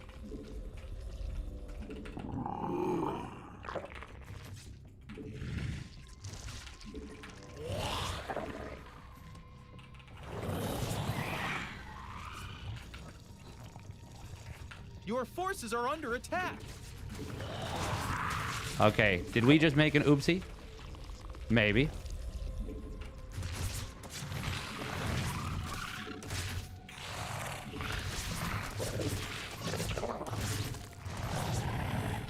We need more sky. A new queen has emerged.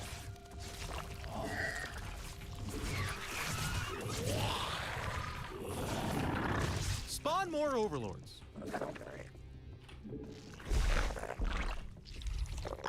Unacceptable command. Not enough energy. That was less calculated. Or rather, it was calculated, but I'm bad at math. Not enough minerals. That's one of my favorites, actually. I like that one a lot. It was calculated, but I'm bad at math. Minerals, now! Get them! You know what? We actually... You're gonna need a tad bit more energy. Not enough minerals.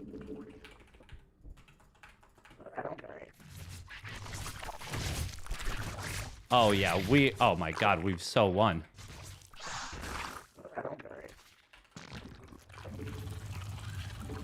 Our army be scrapping. We need more sky elephants. I mean overlord. Minerals, now! Get them!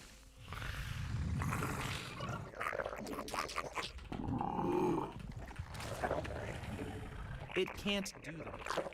Just in case. Not enough energy. Not enough minerals. Minerals, now! Get them!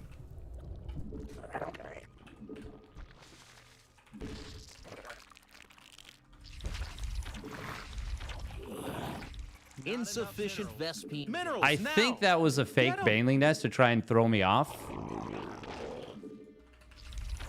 Not enough minerals. Minerals, Kind of a cool now! play, honestly. Spawn more overlords. We need more sky elephants. But, I mean, he's so dead. overlords.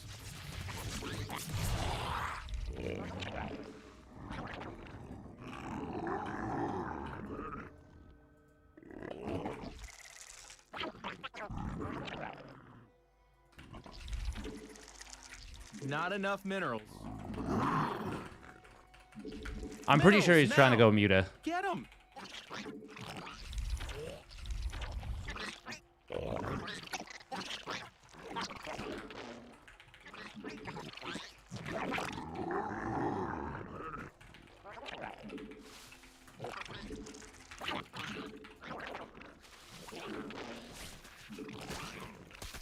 We evolved.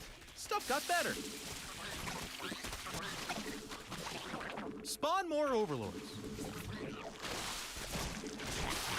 Mutation complete.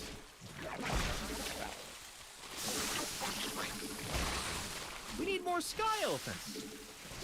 I mean overlords.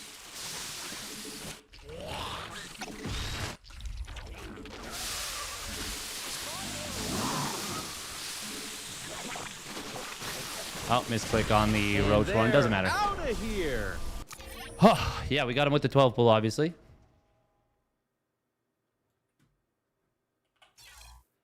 Yeah, you can't play out of it when the 12 pull kills your hatch and you lost that much droning, that much mining time. He just pulls his drones too late. He pulls his drones too late. I don't know if he even pulled enough. It is really, really easy to lose versus a 12 pull, though. Really easy. Spine rush? Nah, not that time. All right, this will be our last game before the...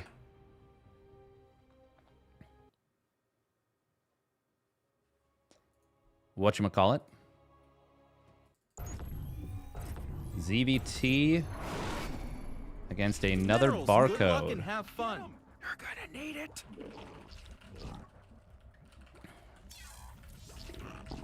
Not enough minerals. Well, that was dumb of me, what I just did. Minerals, That didn't make now. any sense. Get them.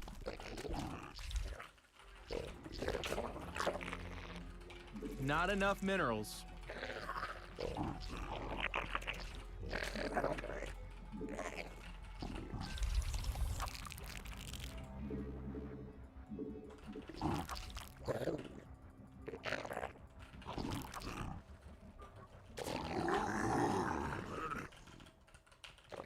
Minerals, now! Get them! I think that was a 46-second hash. Washed! Not enough minerals. Washed. Minerals, now! Doesn't matter if I just won the last two, what is that, 3 of the last 4? We're washed. 4 of the last 5 even? I think 3 of the last 4.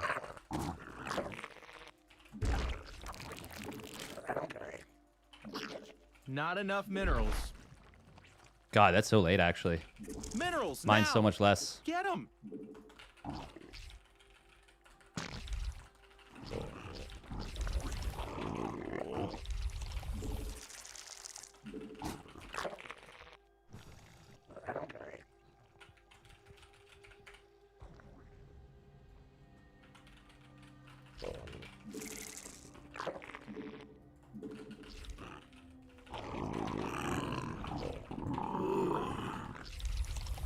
No scout from our opponent.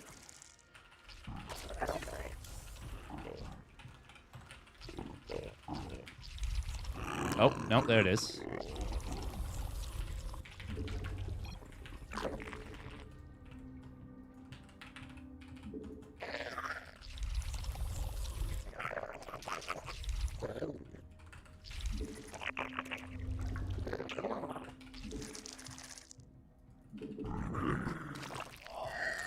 Our army be scrapping.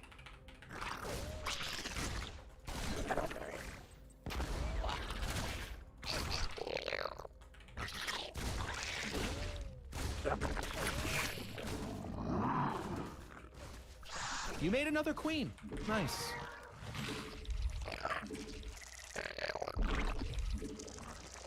Not enough minerals.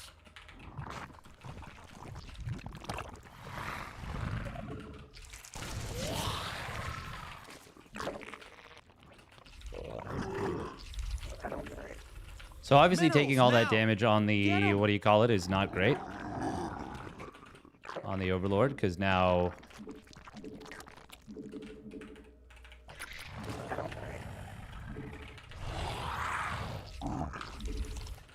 the opportunity to scout is significantly diminished. Not enough energy.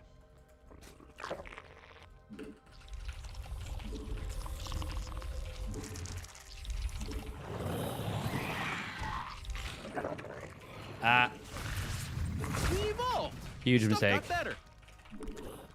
A new queen But has we're gonna emerged. kill that, Spawn so at more least there's overlords. that. We need more sky elephants.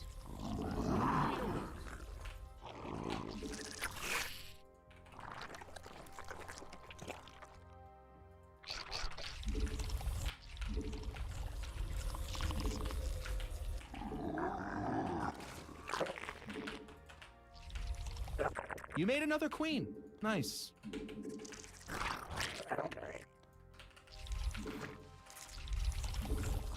Your forces are under attack. We must place that on creep. Okay, I think I just saw cars moving out there. A new queen has emerged. You're gonna need a tad bit more energy. Oh, there they are.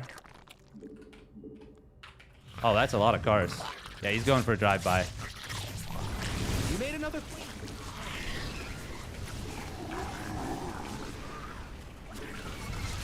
Oh, oh, not this time, baby.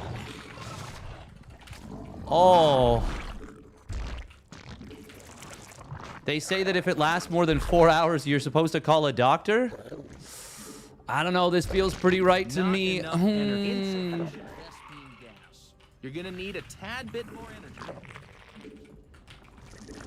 Not enough minerals. Minerals now.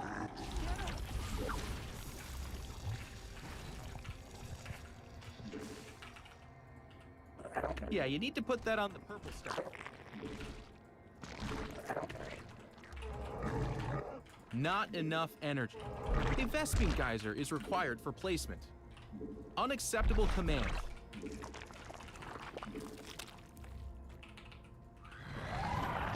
You made another queen. Nice.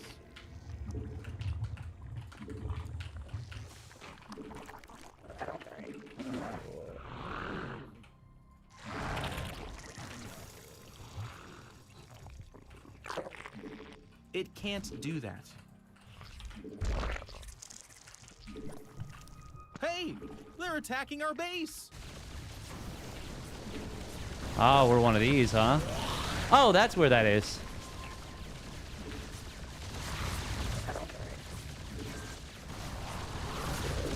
A new queen has emerged.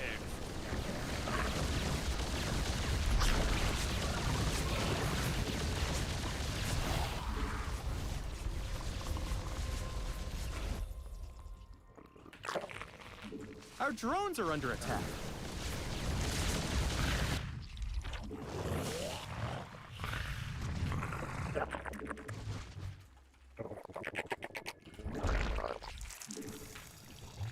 Unacceptable command.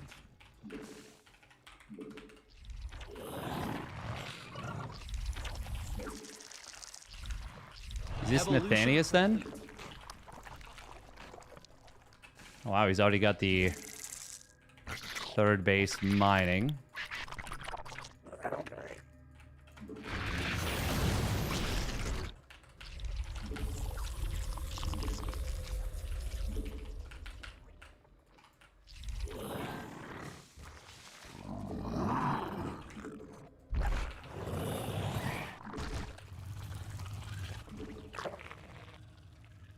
Our army be scrapping.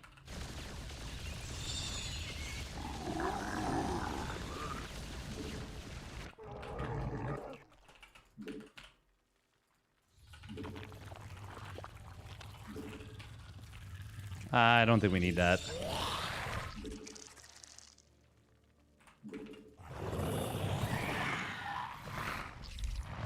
Your forces are under attack. Not enough minerals.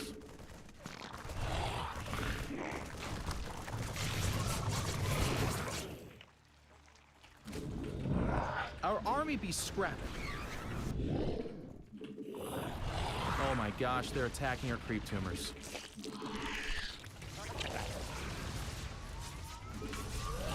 Yeah, I wanted to bait those out onto the queens.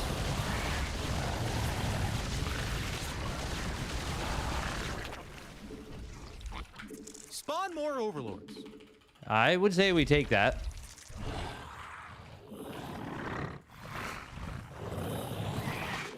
The minerals have up and gone. Mineral field depleted. Your forces are under attack.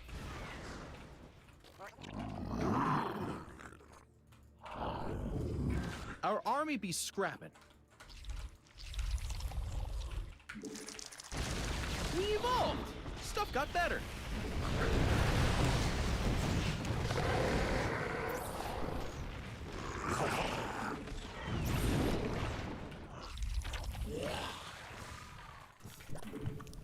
I feel like he's pretty well set up.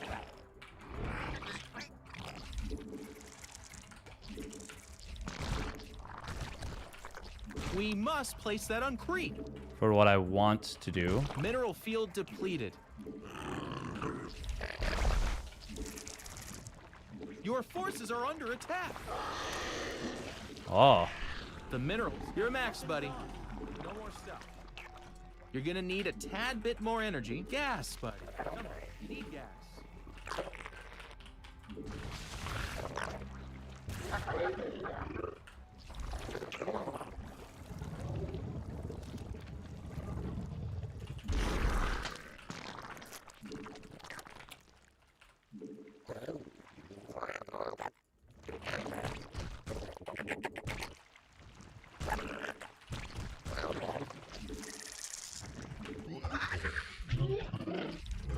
Not enough energy. Yeah, you need to put that on the purple stuff.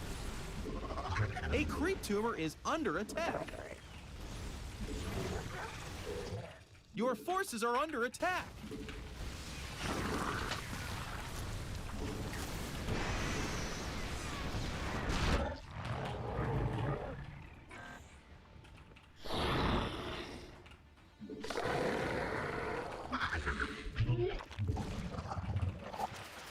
Oh my gosh, they're attacking our creep tumors.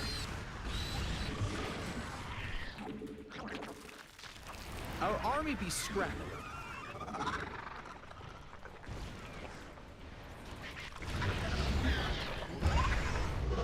The minerals have up and gone. Mutation. Oh, this is not the fight. Mineral field our army be scrapped. The minerals have up and gone. Base is under attack. Mineral field depleted. We hope this out.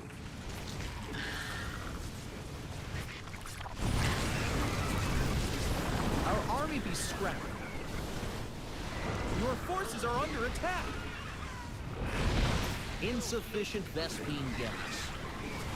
Hey, they're attacking our base. Your So forces are under we attack. will eventually just clean up everything.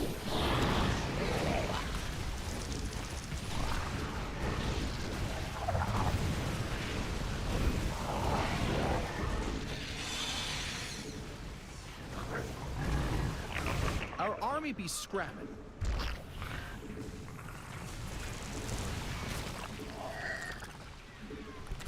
Base is under attack.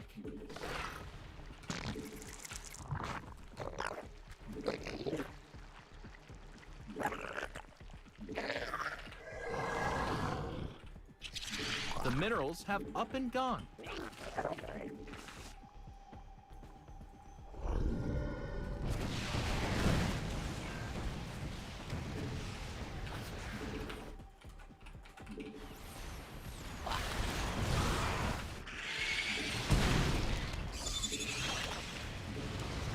forces are under attack. Mineral field depleted.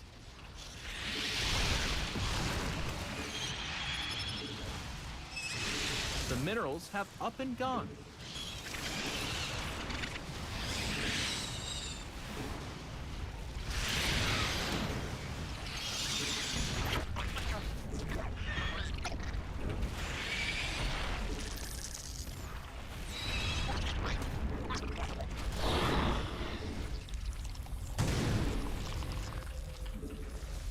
Our army be scrapping.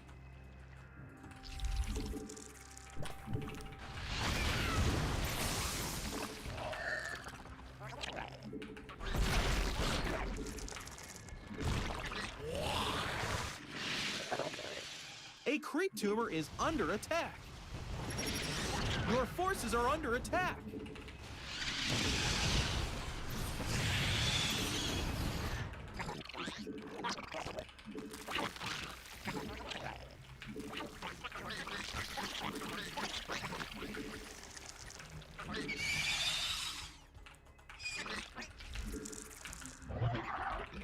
Okay. We need more sky elephants. I mean overlords. You're gonna need a tad bit more energy.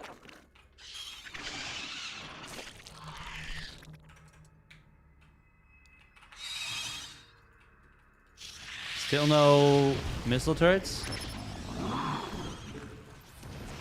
Our army be scrapping.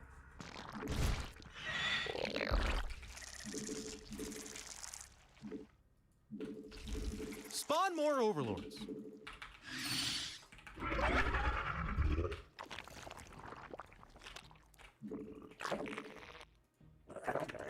Mineral field depleted. Evolution complete. Your forces are under attack.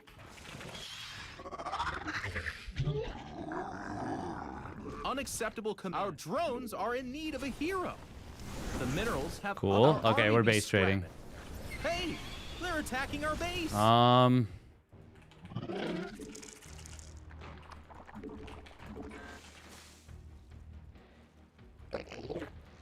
Our army be scrapping. Your forces are under attack. Our drones are under attack.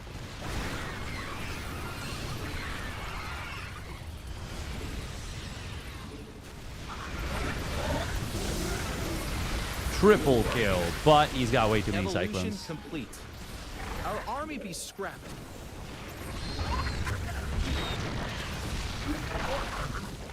Ah, that enough was minerals. depressing. Mineral field depleted. Minerals now. Get them. Well, I feel like I played better, but Under that's attack. okay. The minerals have up and gone. Mutation complete. You can play better and still lose, especially against mech. That's just how it is. I don't think I played perfect. Our drones are in enough need of minerals. A hero. It is what it is. Our drones are under attack. Our army be scrapped. Oh, he's on 3-3. Minerals now. Womp womp. Oh well, yeah, I feel like we played pretty well. Obviously could have played a lot better. Not enough minerals. Minerals now. Get them. Not enough minerals. Oh my gosh, Minerals they're attacking now. our creep tumors. Get 'em. It can't do that. A creep tumor is under attack.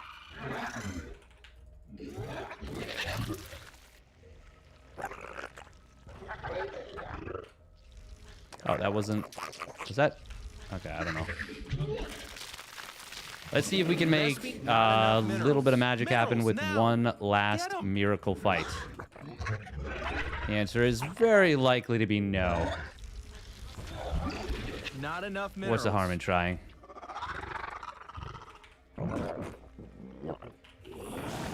Minerals now. Get them.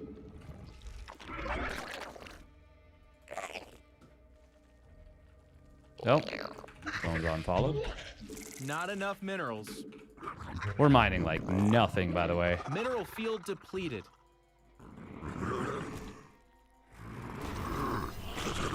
You're gonna need a tad bit more energy.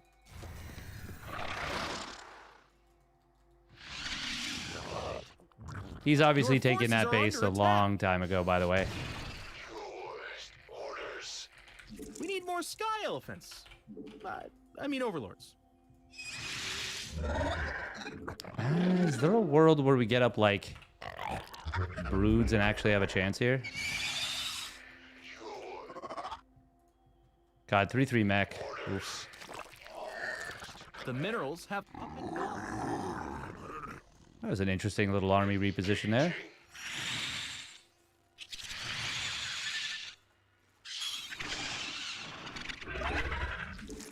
minerals now. Get them. Not enough mineral field depleted. Our army be scrapping.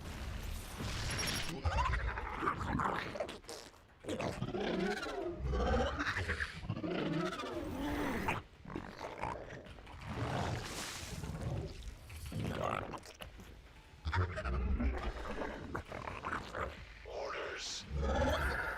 Your forces are under attack. The minerals have up and gone.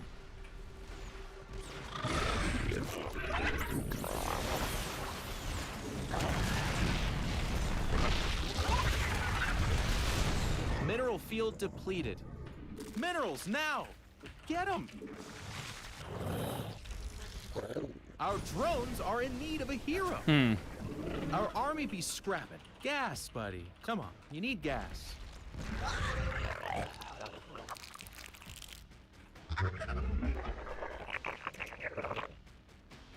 Not enough minerals. Minerals now!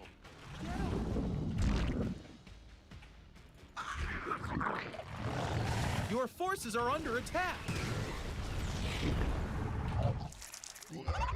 The minerals have up and gone.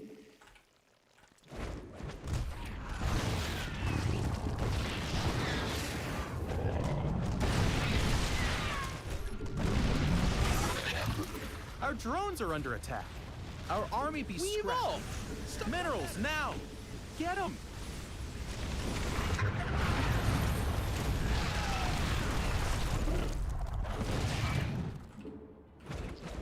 Your forces are under attack. There's no more gas with this one. Hey, they're attacking our base. Our army be scrapping. Well, they're no longer the counter that they used to be, that they're good enough here. Your forces are under attack. Oh my god, it's dying incidentally here. Attack.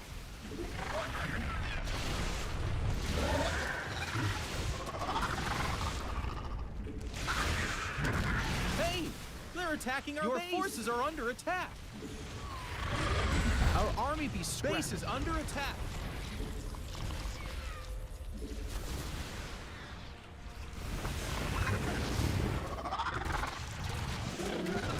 Hey, they're attacking our base. Our drones are in need of a hero. Surely there's no way, right? Your forces are under attack.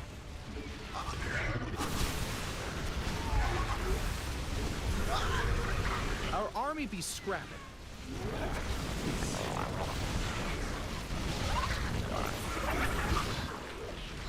Oh my god, we actually Base is under attack. botched this so hard.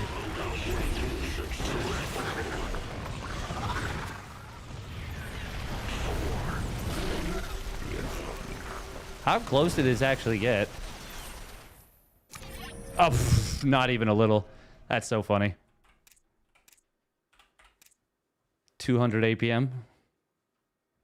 No, this wasn't Nathanius. He's faster than this. Am I going to stream Picosaur? That's the plan. That is the plan. This was a 5.5k Terran? Really?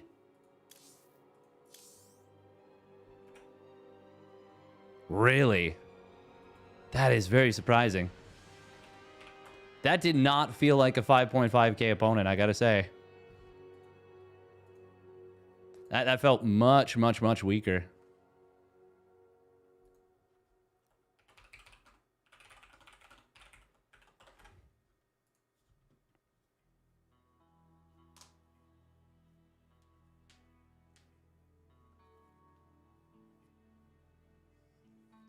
Green is good, red is evil.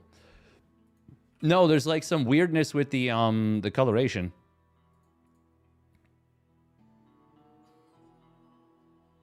All right, who do we have so far? Oh. We might play one more just before the, like... Because the really good matches aren't going to start right away. Yeah, we're going to play one more ladder game. Yeah, there's something weird with the, like, the dark mode stuff.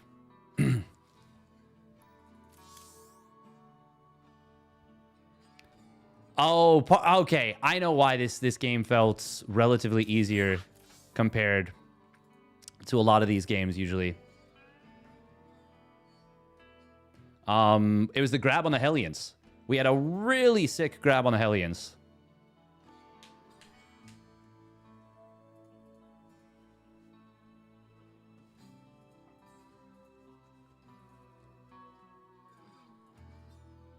Oh man, that was such a sick grab on the Hellions. Yeah, it's like a puke green, like a nuclear waste green. It's not a pretty look. IMO. Oh, that's, yeah, you guys can see my chair when it moves. Ah. That looks fine to me. You're looking at it on dark mode, right? Because it looks so bad. Like really, really bad.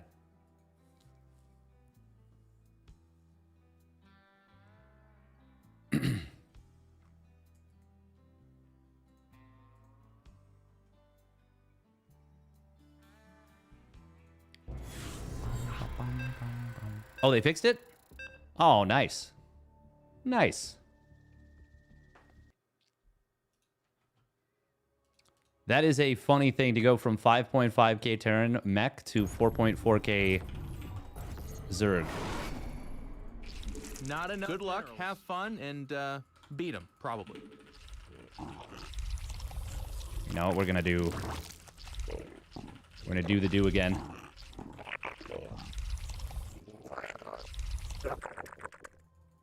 Unacceptable command. That was really bad. Nah, it wasn't that bad. Minerals, but it's now. 1 second later than it should Get be. 'em. Not enough minerals. Think you saw our opponent is Terran? No, it's Zerg. You almost gave me a heart attack there. That would be quite bad. 12 pulling a Terran is not... It is not something I have on my short list of things I would want to do.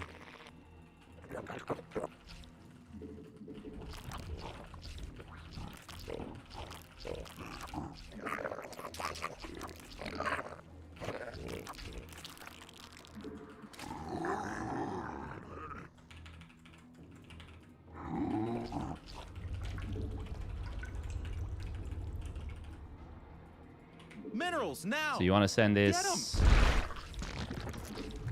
little bit later than I've been doing.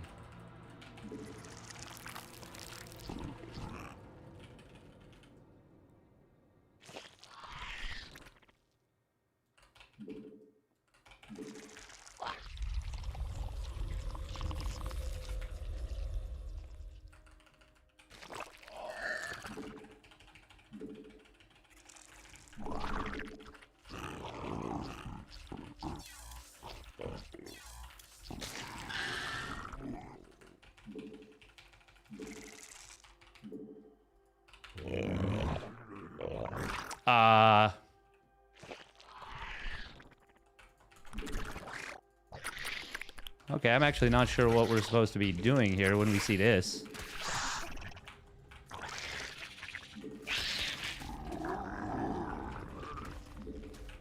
You made another queen. Your forces are under attack. Okay, obviously we just took a really bad fight when we were not looking. Our opponent is about to get away with a 3 hatch before pull on this.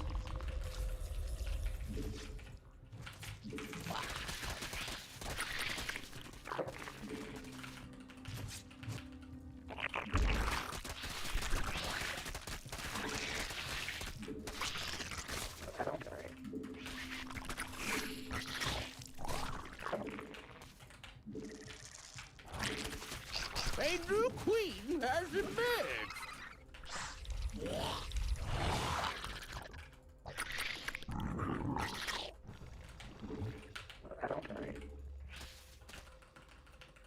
Now,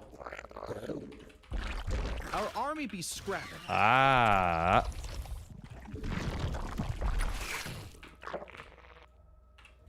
So, you know what? I realize now that what I did was entirely stupid. Not enough. Your forces As are I'm under sure you attack. guys did from moment one.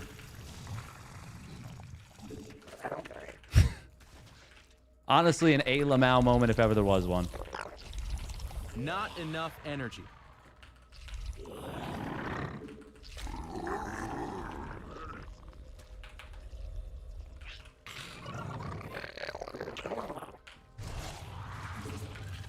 Our army be scrapping.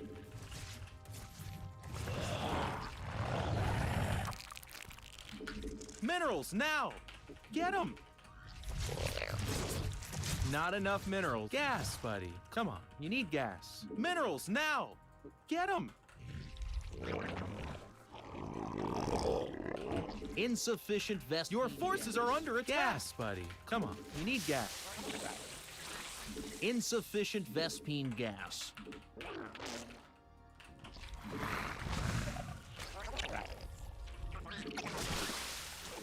Gas, buddy. Come on, you need gas.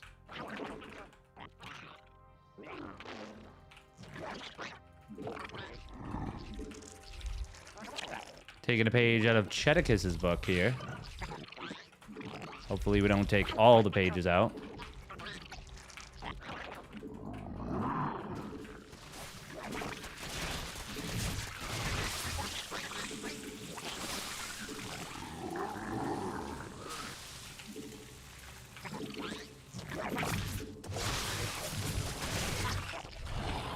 So I'm gonna go out on a limb and say this might not be a 5.4 or 4.4K Zerg. Looking at the setup here. Insufficient Vespine.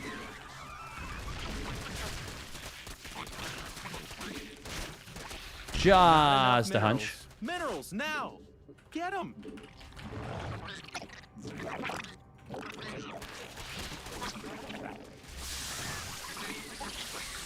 Not enough minerals.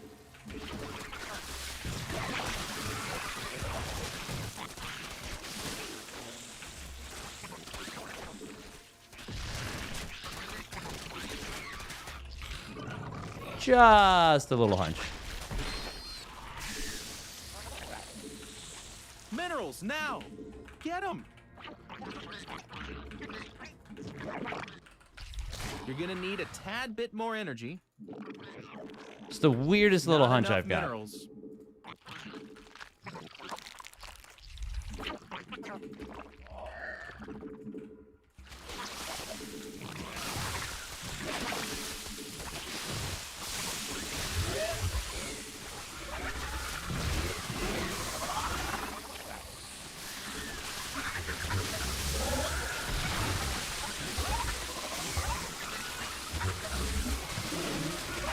Minerals now! Get them! Just the strangest little suspicion. But, oh, did we get bamboozled? We might have gotten bamboozled. I mean, this is bizarre. This is very bizarre. What was the build? It was like 3 hatch gas pool. No. It was hatch gas pool. Hatch? This was so stupid of me. I should have just gone for the natural. This actually, like, I let myself get confused in the dumbest way possible. Like, if I just attack the hatch, it's a really good situation for me. Wait, what? No, this wasn't. This was like, what the fuck even was this? 19 hatch? I should have just attacked this. It forces him to pull the drones. The pool is not actually that late. This was just really bad from us. Really, really bad.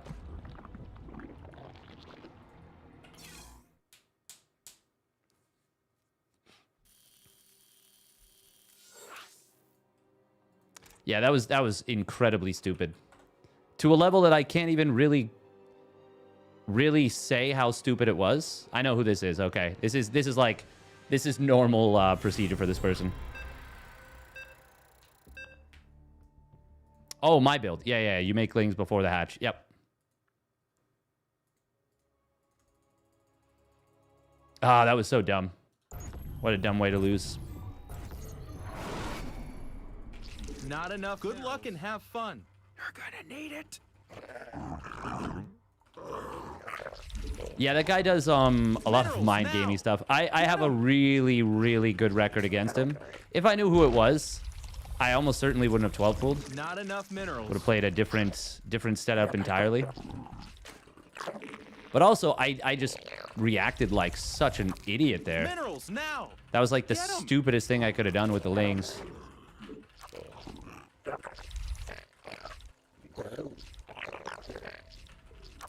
That's okay. We all have our absolute We need more style. brain rot moments from time to time. Not enough minerals. That was mine. Just like he lies about The Witcher. SMH my head. Shake my SMH. There we go. There we go. Yeah. Shake my SMH.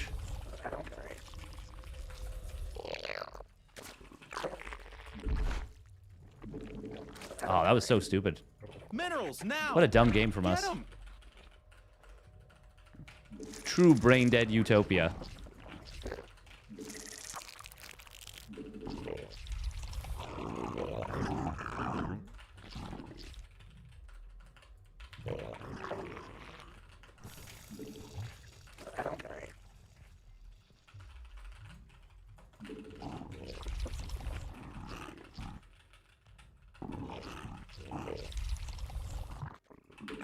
Okay.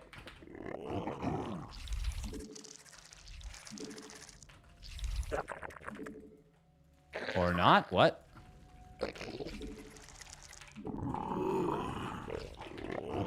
I mean, the SCV came from the side. There's no way this isn't a proxy, right?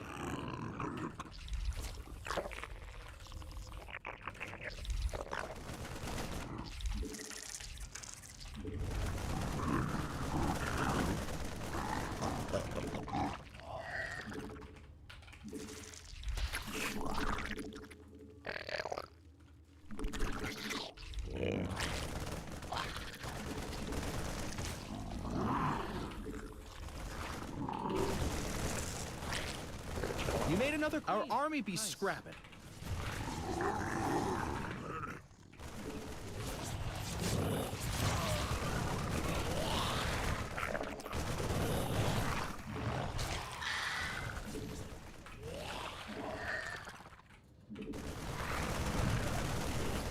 Yeah, this is like a 4x. Under attack.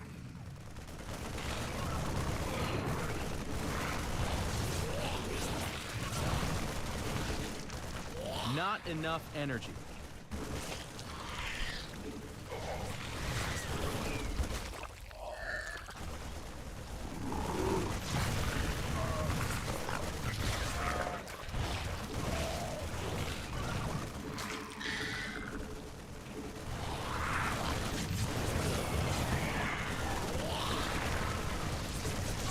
We evolved. Stuff got better. We're actually just going to lose to a 4x now. Ah, that's so... something fun. That's so fun.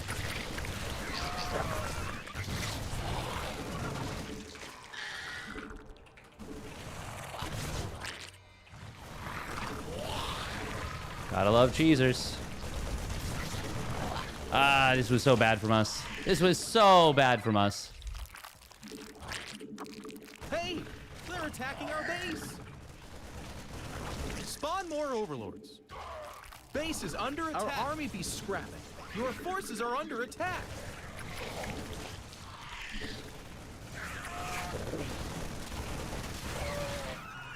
Oh, what a twat. I mean, sorry, what a high-skilled play. Ah.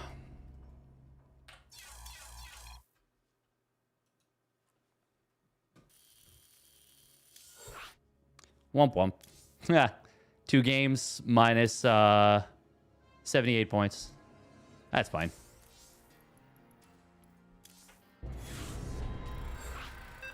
He's gaming for the points. Ah, that's fine. He can game for D's nuts in his mouth.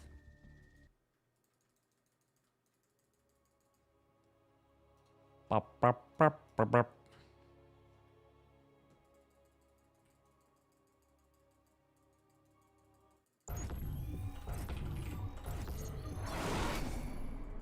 Not enough. Good luck and have fun. You're gonna need it. Minerals now. Get them. Proxy Hatch Spine Rush. That'd be kind of fun. Not enough minerals.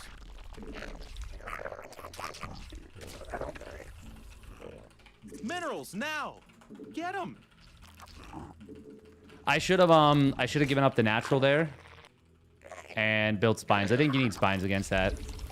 They just have so much power in the attack in the build.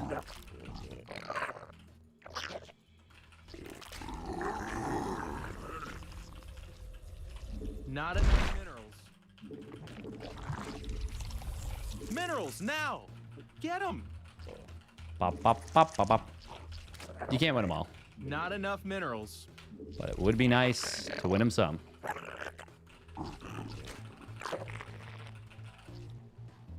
Insufficient Vespine gas. I mean, I should have just started a spine crawler immediately.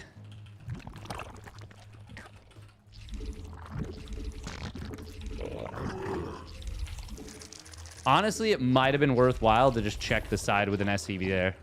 Or with a drone. Just bad play overall.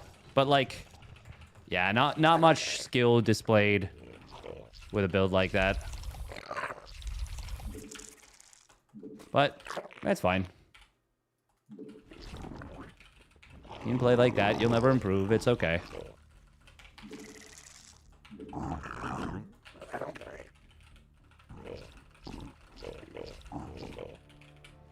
Zerg all-ins feel better than they used to, but they're not as good as the counterparts of the other races, for sure. That's just always how it's functioned. That is a fast core. Is it? Nah, it's kind of normal, actually.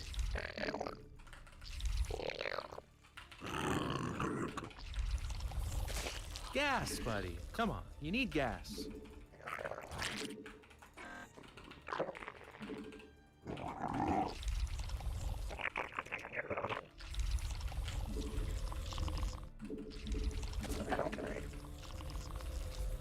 A new queen has emerged. Game paused.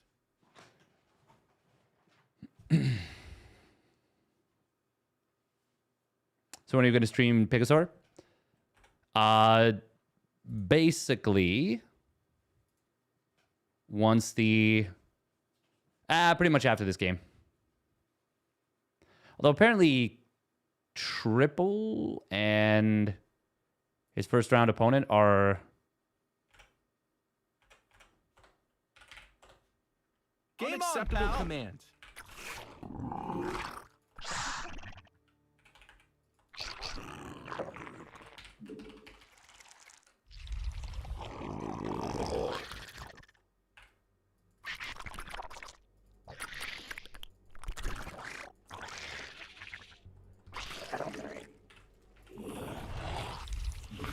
Our army be scrapping.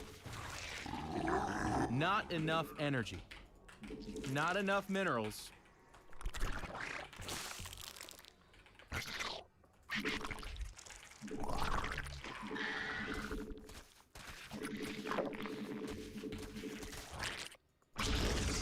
We need more sky elephants.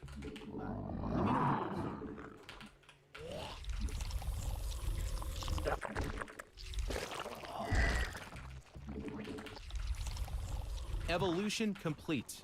You made another queen. Nice.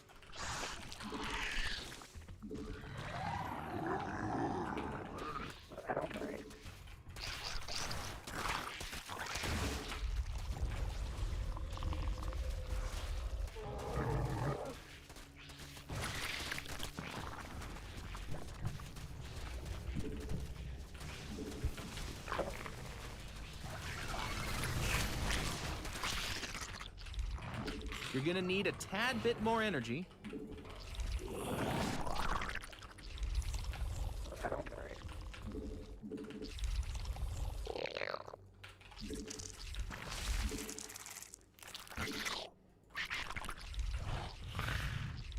We must place that on creep.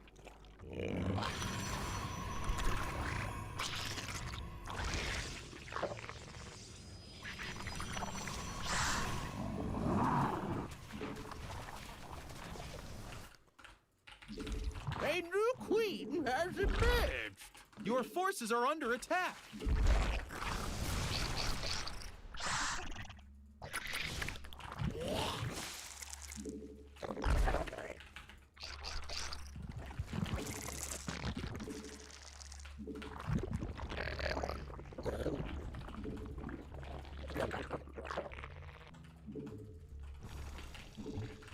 Not enough energy. You're gonna need a tad bit more energy.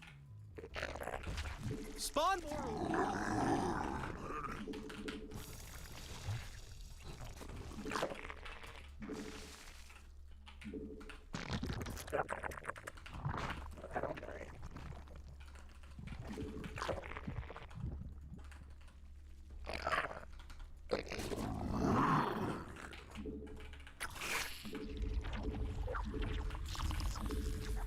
Not enough energy. Our drones are under attack.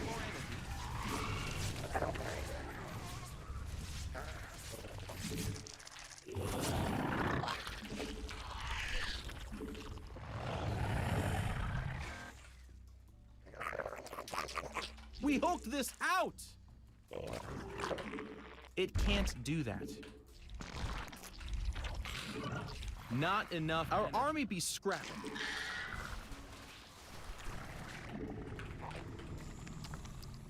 Your forces are under attack. A creep tumor is under attack.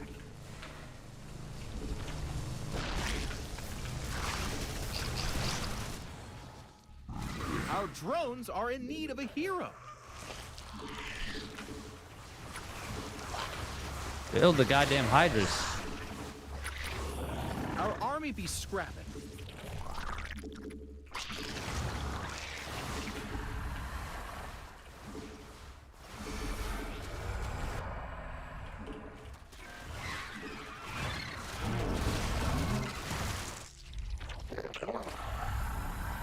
You made another queen. Nice. Unacceptable command. It can't do that.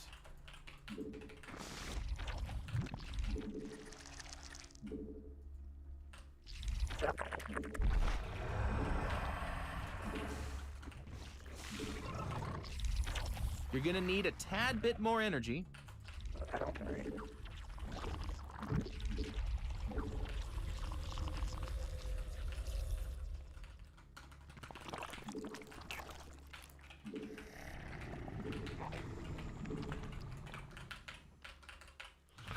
Not enough energy.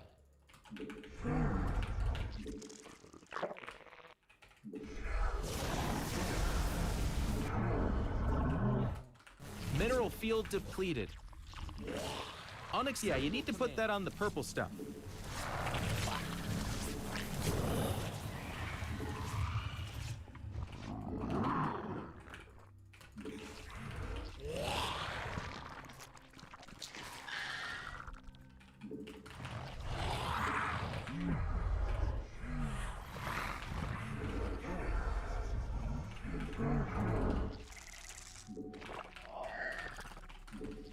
The minerals have up and gone. You're gonna need a tad bit more energy.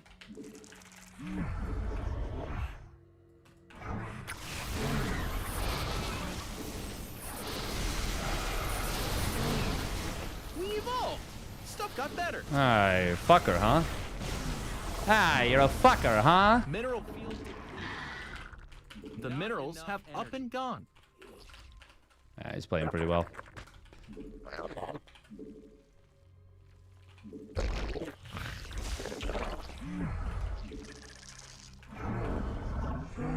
We hooked this out. He must have had vision there.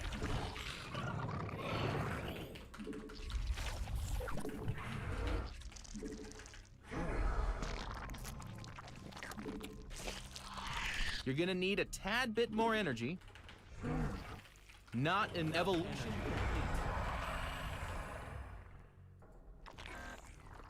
We evolved. Stuff got better.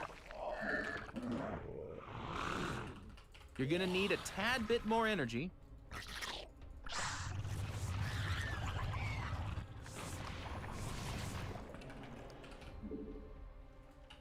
Not enough energy.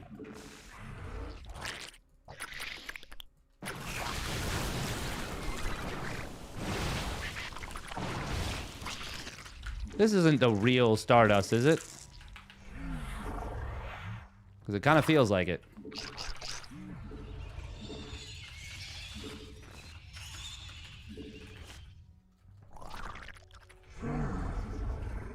Your forces are under attack. Our army be scrapped.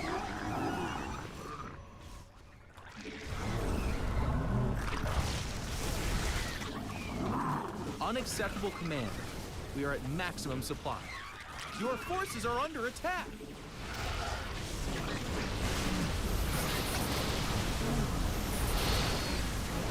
If it is, what the fuck is he doing dinking around the NA ladder?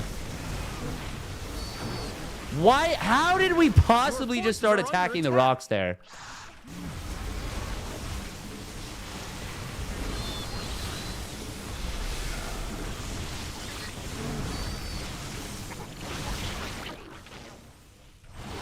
Our army be scrapped. Evolution complete.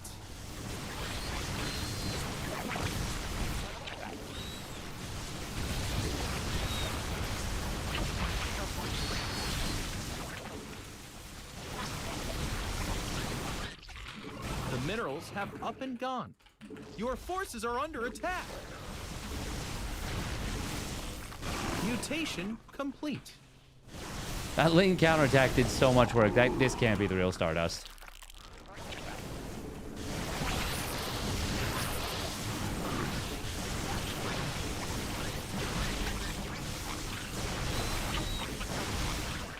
Mineral field depleted. Does seem weird though. This is the play in general.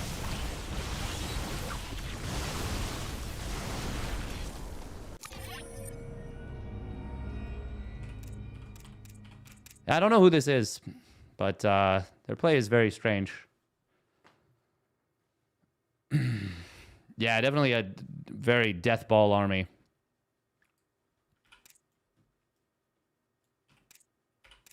Observer speed. Oh. Hang on. Yeah, where did they see this army? Oh, they saw it with this.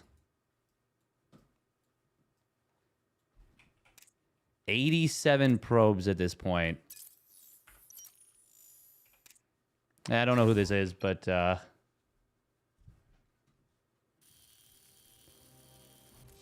whatever. Whatever. Bum, bum, bum, bum, bum.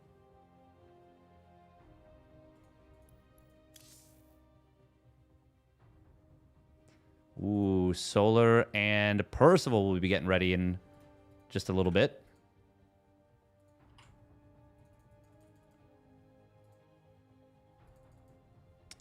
Wow, wow, wow. Not the retired Korean pro? No. No. That player was way too bad to be the retired Korean pro. No, I don't even know how I would possibly be matching up against them. If it were.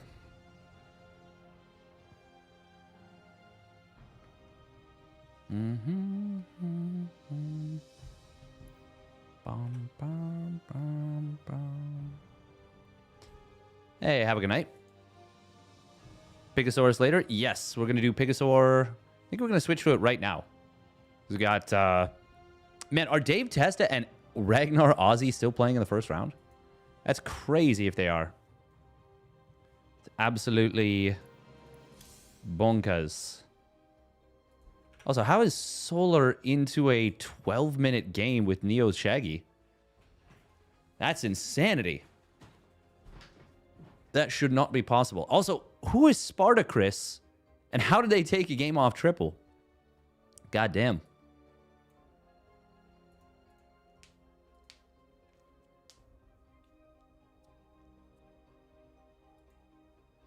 How come there's rarely ever 200 actual players in GM? It's because every day people get kicked out of GM. They get kicked out before the end of the day.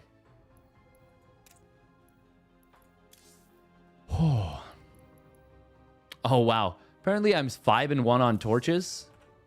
I do not like that map. That is not indicative of my experience on that map.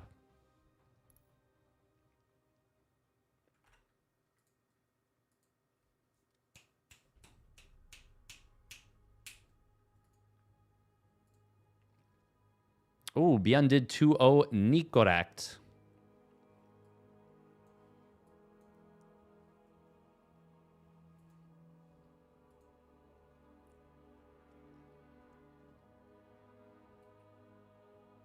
Spartacus is a 3K pig chatter. How the hell did they take a game off of triple? Triple's like... Aren't they like a 5.5K? Or like 5.3K maybe? Player on the Korean ladder?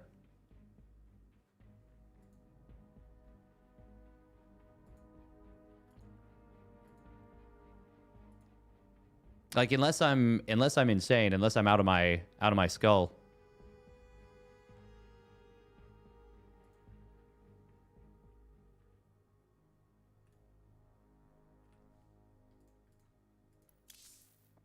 But like I'm certain that they've taken games off of decent players before.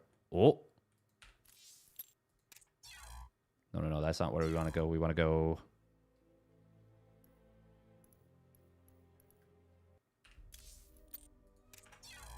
KR ladder. It is many worlds different. I don't have a concept for how any of this could have happened.